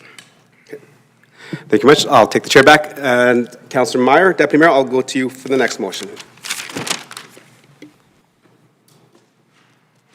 Yes, thank you, Mayor Choi. I've submitted my motion to administration ahead of time, although I would like to just maybe change the allocation of the tax increase that I'm looking to propose. If we could just change that from 0.5 to 0.25, make it 0.25% tax, yeah? Maybe I'll just read it out loud. Go ahead. Thank you. Okay, motion that council direct administration to allocate an additional 0.25 tax increase, approximately $60,000 in new revenue, to initiatives listed on table 28 of the 2026-2028 corporate plan, found on page 38. Corporate plan, and that this additional funding be used to advance priority projects identified in the town's active transportation master plan, with administration determining which projects are most appropriate to proceed at this time. Oh, look, there it is. There it is. Thank you. So that is now a 0.25 versus a 0.5. Should be about 60,000. No. Yep. Yeah, that's what I meant. Yeah, that is correct. And I think anything else to add? Yep, yeah, I would like to speak to it. So the Active Transportation Master Plan was completed in January 2020. Since then, we have seen notable inflationary pressures on construction costs. Accelerating these projects now helps mitigate future cost increases. As well, since the plan's completion, we've had substantial residential growth downtown. Folkestone Place was built in 2021, and the 3 Robbins building was completed in 2020. Alongside these, the Brickyard neighborhood and other developments have increased downtown population significantly, which the Active Transportation Plan addressed with a number of initiatives. The original plan aimed to address a downtown area that is not well connected for pedestrians and cyclists. With the addition of our rec center and the Westview School in the same area, and with, of course, more residents now living downtown, it's even more critical to fast-track these connectivity improvements to ensure safety and accessibility. Finally, I want to emphasize that the motion does not dictate a specific project. It simply increases the available funding that our administration can choose a suitable initiative from the Active Transportation Master Plan. Great. Thank you for that, and thank you for your opening comments. Members of council, the floor is open for questions, comments, and debate on the motion. Councilor Lori, go ahead. Thank you, Your Worship. Just at this point in time, I do have a question to administration, just reviewing Table 28. I see a project of $213,000, a project of $385,000, a project of $235,000. I do have the Active Transportation Master Plan pulled up. I'm going to try and peruse through it, but just wondering, what does $60,000 even get us? Through your worship to Councillor Lori and all council, thank you for the question. So you correctly noted that these projects do carry some significant costs compared to what's being proposed here. Some dialogue on that I can offer is we would certainly take a look at the inventory. It's not impossible to really make best use of the funds being proposed by council. There are locations that we could look to do. There some things to consider is this could help enhance the sites that are currently being proposed. Administration would certainly go and look at the plan intuitively and see which sites we could do. It's not a perfect comparison, but I can offer a bit of a cost comparison for where $60,000 can go. And I don't have the numbers in front of me, so please give me some grace on this. We spent somewhere around that amount on Hall Park for the trail that went in there. So now the caveat though is that was an existing trail where we didn't have to worry about alignments or drainage or some other consideration like tree roots or other things that we may have to consider. I can tell you that administration will make best use of any funds given by council, and we will certainly make sure that they are purported in the purpose that they're given tonight, if that is council's decision. But that's maybe it's just some general thoughts on the value, but a commitment that we would absolutely make best use of them and ensure that they're used as intended. Thank you. And so in relation to the Active Transportation Master Plan and the priority projects that are identified in it, essentially this, to paraphrase, might fill some gaps, but certainly wouldn't fund one of the major priorities. Okay, go ahead. Through your worship to Councillor Loy and our council, as I said at the beginning of my presentation, as the plans do get older, we do have to update the costs. So could I update council on a perfect project right now? It'd be challenging. I'm looking at the list in table 5.2 of the plan, as well as the recommended map on sidewalks and trails. there's probably something that we could find to do. I apologize on the spot. I can't offer one, and I wouldn't presume to. Like I said earlier, this is something that I know that we can find a way to action and utilize. And it might be a dialogue with myself and the CAO, but I'm confident it will be a dialogue with myself and the CAO where we would put that. But that's a commitment that we would have if it was brought forward by council tonight. Okay, thank you. Any more questions, comments, debate on the motion? Councillor Anderson, go ahead. Thank you, Mr. Mayor. I'm going back to somewhere around early June. We had a transportation master plan component come forward. I believe it was called the asset management update come forward that had pavement quality index for things like trails and sidewalks.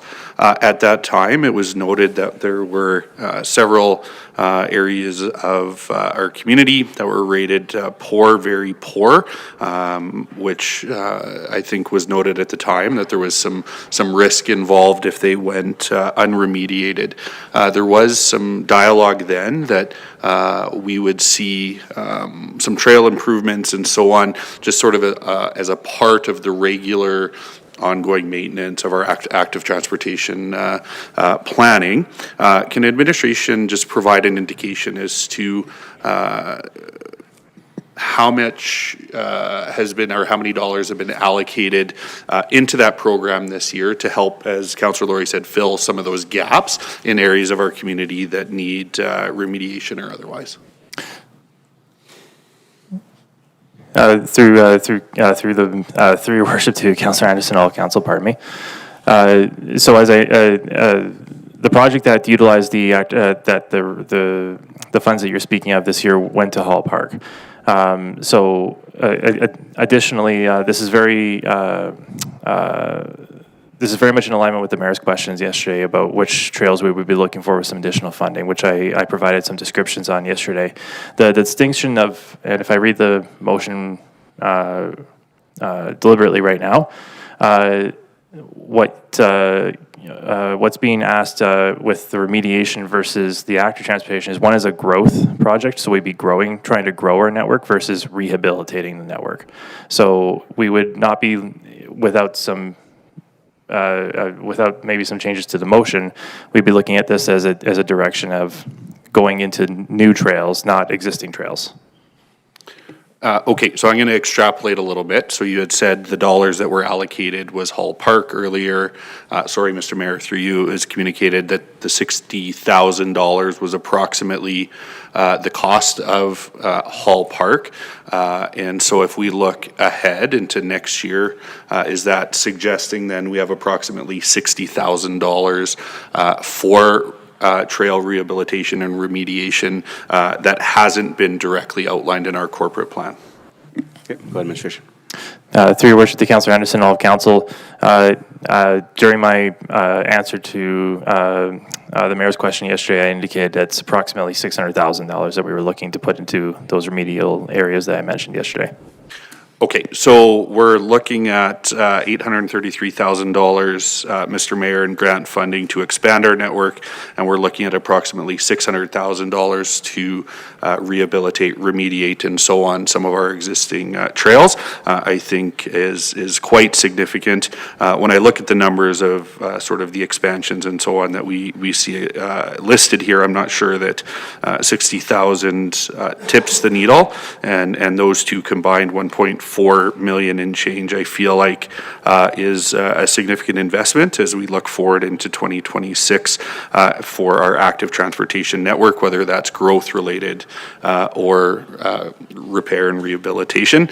And with that in mind, I do believe every dollar to be important to our community, and as much as this can break down to $1 or $2 in terms of tax assessment per 100,000, I think we have to be fiscally responsible. We've added some things already. As much as I would love to see that network go from one quarter to the other, I think we have a little bit of time to see that flush out, and the investment that has been noted, I believe, to be sufficient for 2026. Thank you for your comments, Councillor Anderson. Any more questions, comments, and debate on the motion? Councillor Loyens, go ahead. Thank you, Your Worship. I appreciate Councillor Anderson's points in regards to kind of the current state of the grant funding that we were talking about yesterday. It is grant funding that is not application-based. It was based upon our LGFF and other grants that we are basically guaranteed on. And so as I sit here and I think $60,000 isn't nothing, I don't see the exact benefit at this time as we look forward to these projects, as mentioned, both the pathways and the roads. So as I sit here today, right now, I do not believe I can support this current motion. But I do appreciate Councillor Meyer bringing it forward. Okay, thank you. Any more questions, comments, and debate on the motion? Councillor Laurie? Yeah, thank you, Your Worship, and again, thank you, administration, for the answers to the questions. I just took a consideration and another look through table 5.2 in the active transportation master plan. I don't doubt administration's ability to use $60,000 to make improvements where necessary, but I don't, based on going through this list, I don't see any examples of where it could actually impact the priority projects, which is the specific ask in this motion. I think we also heard that there is a significant portion of funding. There's a good plan in place. What I would love to see, if administration could provide it beyond the corporate plan here, would be update to that 5.2, because as I go down this list, there are actually a lot of these projects that we've done. I hate to say the ones that I see that aren't done are literally like bike lanes. and I don't know that we want to go down that conversation right now, to be honest. So, I mean, I'd love to see an update on this list, because I do feel that we've addressed a lot of these. I know active transportation has been a very clear priority of this council for quite some time. I'd love to just dump as much money as possible into trail rehabs and things like that. We know we have many trails within the community that aren't in the best of shape right now, but again, we've heard plans, we've seen plans. I think it's reasonable, I think it's aggressive, and is going to achieve some real results. So I don't think I'll be able to support this right now, because it doesn't identify a gap that we haven't been able to address, and it doesn't identify anything specifically within the plan that we would be able to do with the funding that it would provide. Thank you, Councillor Laurie. Any other questions, comments, and debate on the motion? Okay. Seeing none, Deputy Mayor, I would be inclined to support this motion with maybe a change to your motion. Definitely with your motion, it does address adding some additional dollars to the active transportation master plan, which you direct that staff can appropriate where it needs to be done. However, with your entire motion of the initiatives listed on table 28, table 28 limits to what could be done. And based on those estimates of $213,000 for a trail on the north side, and then also $385,000 and $235,000, and then so even adding $60,000 to that cannot complete any of the listed projects on table 28, even though you let administration decide which is more appropriate, which means that $60,000 will sit in a revenue line and maybe come back as a surplus because they cannot use it to action it. So I would be more inclined if table 28 was removed from your motion, just to add $60,000 to the active transportation, then let administration take care of if any additional pathways or sidewalks that need to be taken care of, because things do fall through the gaps and we don't have enough money to do it all. I think during some of our meetings, I think Councillor Anderson asked, how much money do we put in terms of sidewalk repair and also trail repair? Well, this $60,000 will address some of that. So the way it's worded, I cannot support it, but if you want to change it, I will support it. I would be I would be amenable to removing table 28 as a reference. I think it just adds maybe confusion to it. The idea is to accelerate and fill in some of those gaps that are in the active transportation master plan. So I think that still is achieved with removing that table 28. Okay. Point of clarity, Your Worship. Yes. The way this is written, this is a forever increase. we're talking about the specific active transportation master plan has, identified priorities and so on and so forth. Once those are completed, it's essentially completed. Like, is that the intent of this? Is, short-term funding? Is it intended to be 1 year, 3 years? Is it intended to be infinite? Just curious, because when we're adding it to the tax base in this manner, then that is a continuous 60,000 every single year. Which again, either can go to a specific project or can go to filling gaps, or I'm just looking to understand a little bit more on that. Yeah, that's an excellent point, and I'll turn it over to the Deputy Mayor to answer. And definitely some of the things that we've done in the past is to specify a 3-year funding model where we know we're taking that 3 years to address some of the shortfalls, or do it in 1 year. So, Councilor Meyer, Deputy Mayor. Thank you, Councillor Laurie. I hadn't necessarily considered that perspective. I think my intention was to add it to just this current year, although I would love to just be able to add that every year. But I think for the sake of maybe getting support on this motion, I would just make it a 1 year. I'm not sure how maybe administration can help clarify that in this statement. Okay. Go ahead, administration, while you work through that. Go ahead. I'll take a shot at that a little bit, but in the event that council wants to do that one-time funding again, and increase, with the tax increase as noted, we would do that, and then next year on one of the sheets in the corporate plan, we would demonstrate that this was removed. We would try to make it clear that we didn't just enter into that 60,000 and have it blend into other operations, if that would be the intent of council. Thank you. And I think that's what I heard from Deputy Mayor, is that to make sure that it's do the increase this year and then have it to roll back, and then again at corporate planning, then through our strategic planning sessions as well, council can deliberate if that's going to be maybe added back into the corporate plan for other initiatives, or that comes out, which then frees up different areas that we can add to.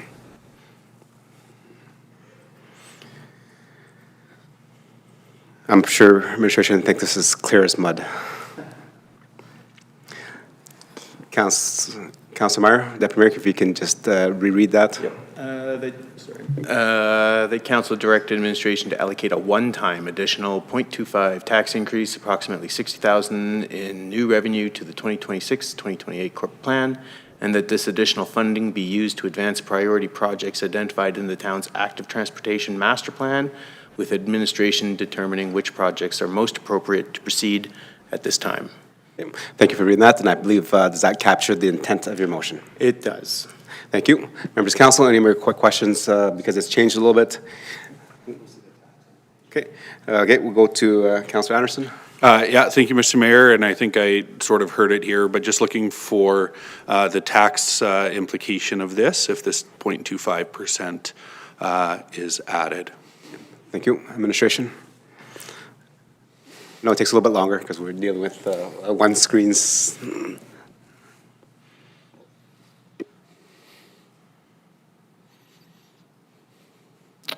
Okay, thank you for that. I do appreciate that. Right on the cusp of that 5%, not a barrier I believe our residents want us to cross. And I know there are other motions potentially still to come. Yes, 4.99 incremental overall this evening.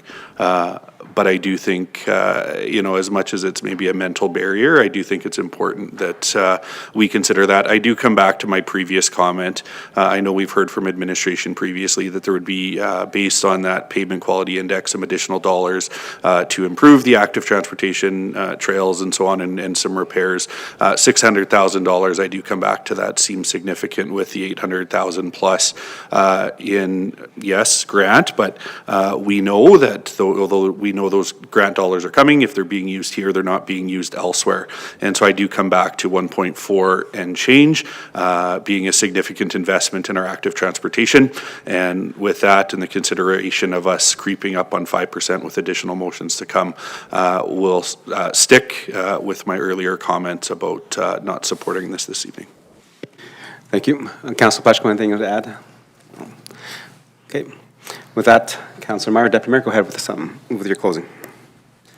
Thank you, Mayor Choi. I'll just address the first one.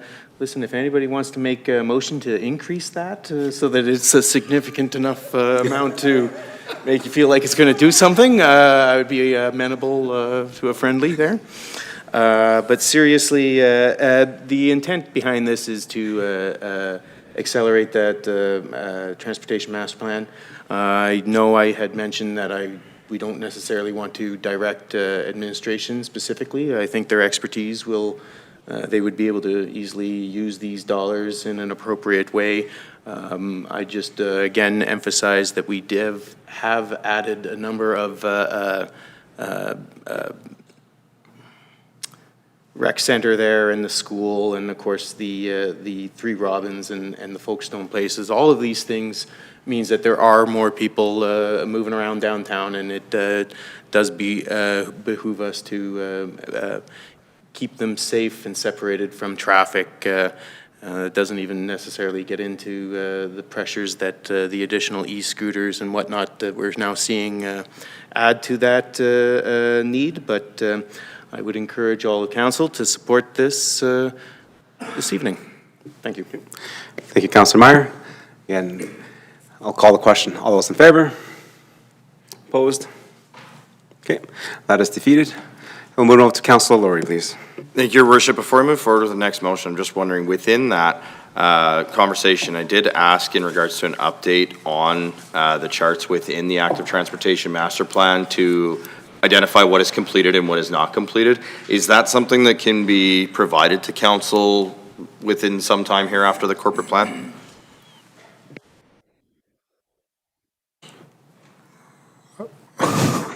Yeah, I believe so.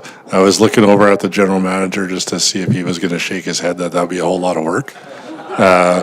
But his stoicism indicates that we could probably do something like that.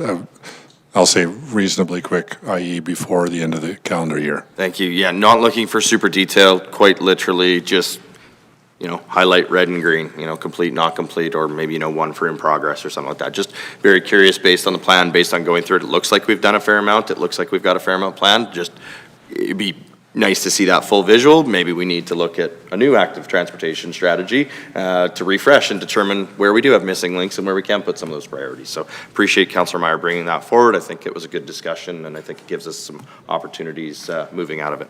Okay, thank you. With that, Your Worship, the last motion I have this evening is that we move Town Council direct administration to reduce the tax levy stabilization reserve transfer to 1%.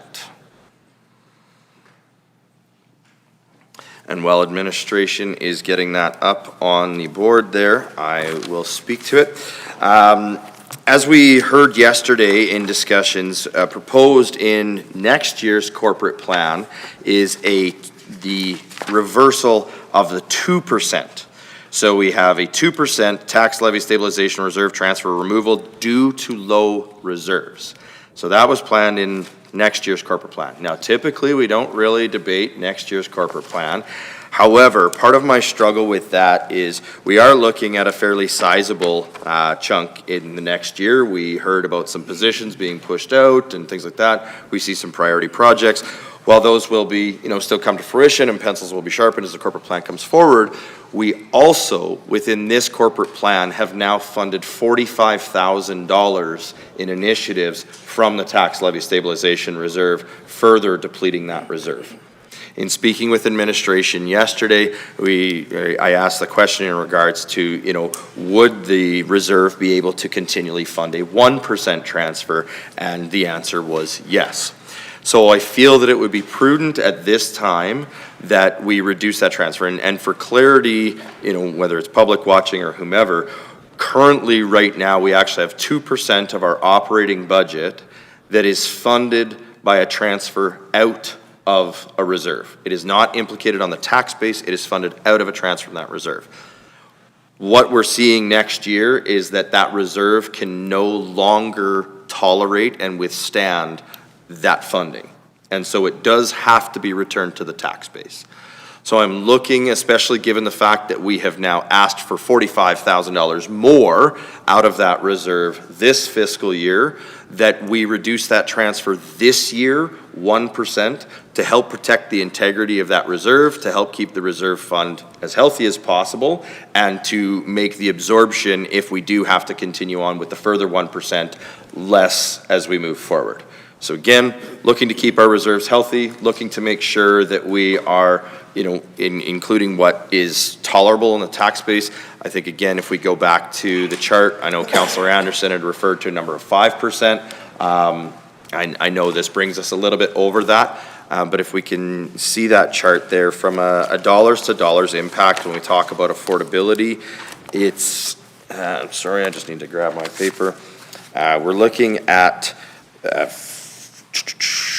48 cents per 1% per $100,000 in assessment per month. And so a total of $5.71 per 100,000 for this 1%. Again, it is money we are currently spending, but we are spending it out of reserves.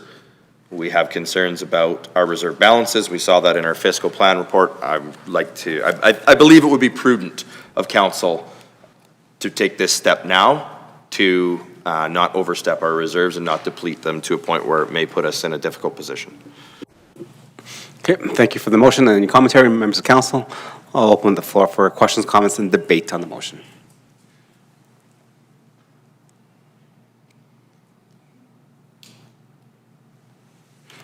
Councilor Anderson, go ahead. Thank you, Mr. Mayor. A question through you to administration. We've heard some talk over the last few days about our reserve policy coming back into council chambers in the near future. Just looking to administration for maybe some clarity. Is that 2026? Is that 2027?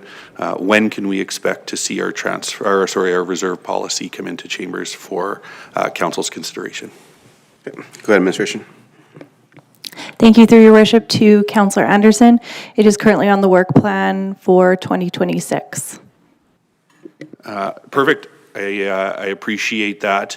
With that being said, the way that administration has laid this out in our 3-year plan, and with the consideration given to this bylaw or policy coming back into chambers within the next year, I'm hoping prior to our next corporate plan, we'll be able to really dig into that reserve policy, what that looks like, what do we want to see, how does that go? And I would be inclined to follow the recommendation of administration as laid out in our corporate plan with the consideration given to that policy and being under council review within the next year. So I don't necessarily disagree with the intent of what's happening here, but I do think I'm comfortable with the plan that administration has laid out, understanding that policy is coming into chambers. Just a point of clarity. Thank you. Go ahead. Can I confirm with administration, is the 2% tax levy stabilization reserve transfer a part of policy, or was that a separate council decision and direction? Thank you, through your worship. That was a separate decision made in 2022 when it was instilled. Okay, thank you. Okay, members of council, any more questions, comments, and debate on the motion?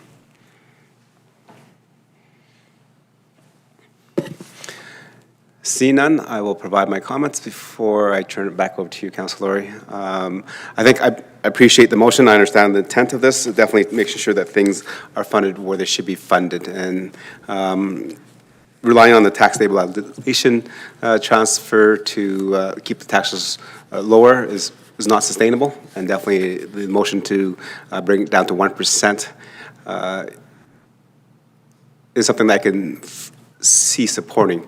But the motion says for 2026. So in terms of additional motion from members' council back in 2022, then would the 2027 be a 2%, and then therefore what are we doing with 2028? Yeah, we can friendly that if you're amenable to it, just to remove the year, just to straight reduce it to the 1%.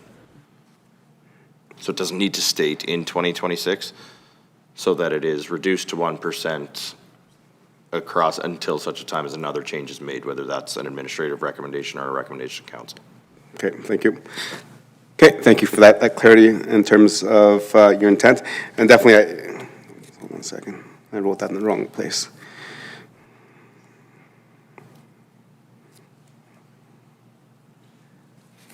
Okay.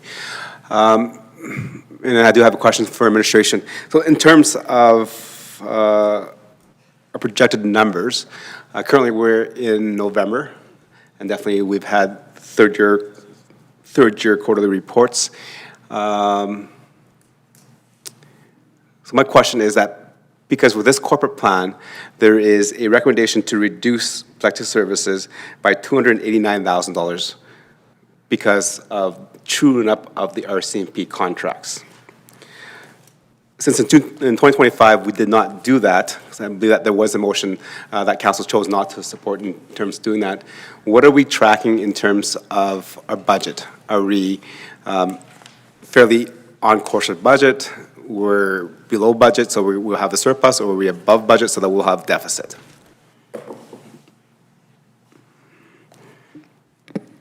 Thank you, Your Worship. Through you to you and all of council. Currently, in 2025, we budgeted a reduced amount by $400,000 for the RCMP. So RCMP projected $4.1 million will be expended. We reduced that by $400,000 through motion of council last corporate plan due to the surplus in 2023 and the surplus in 2024, which equated to $450,000.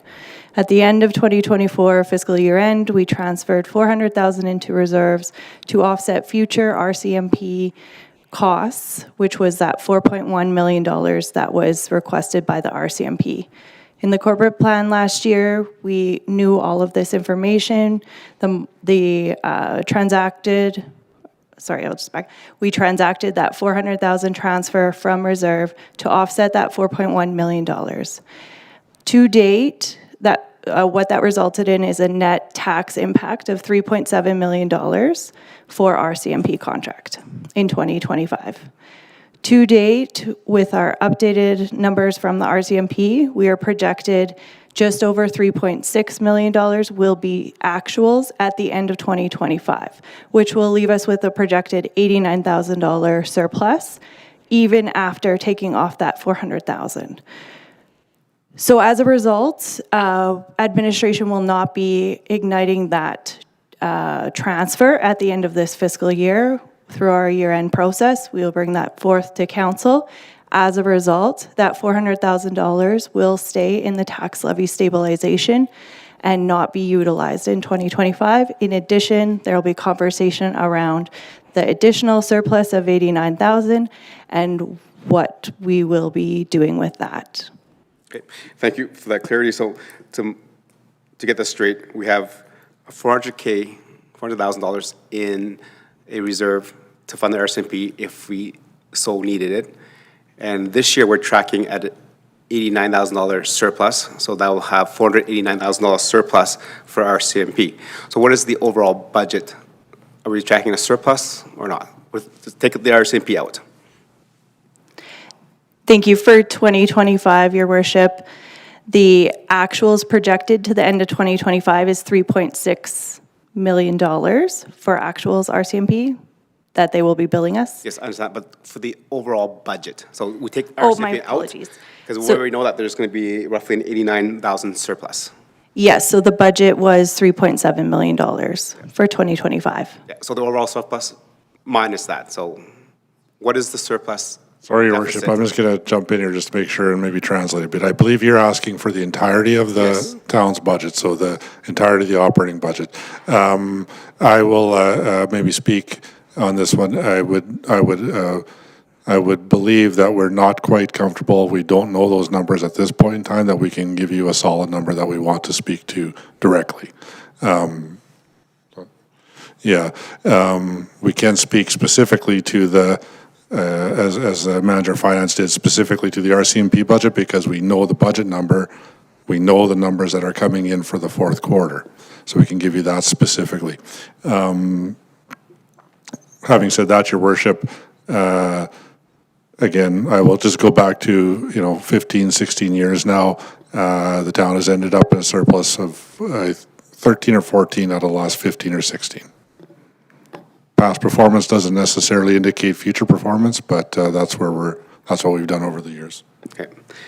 Okay, thank you for that. And then I don't have my access, and then I don't remember the numbers from the Q3 reports. So in terms of operating, are we, from the Q3 report, are we at 75% of budget, 50% of budget, 100% of budget? Just a general idea so that I can figure out if we have $400,000 in reserve already, we're going to add another $89,000 just for the RCMP, which then staff is going to ask what to do with it, which then our policy says we put it in the tax stabilization reserve, which then replenishes the reserve that we're trying to save.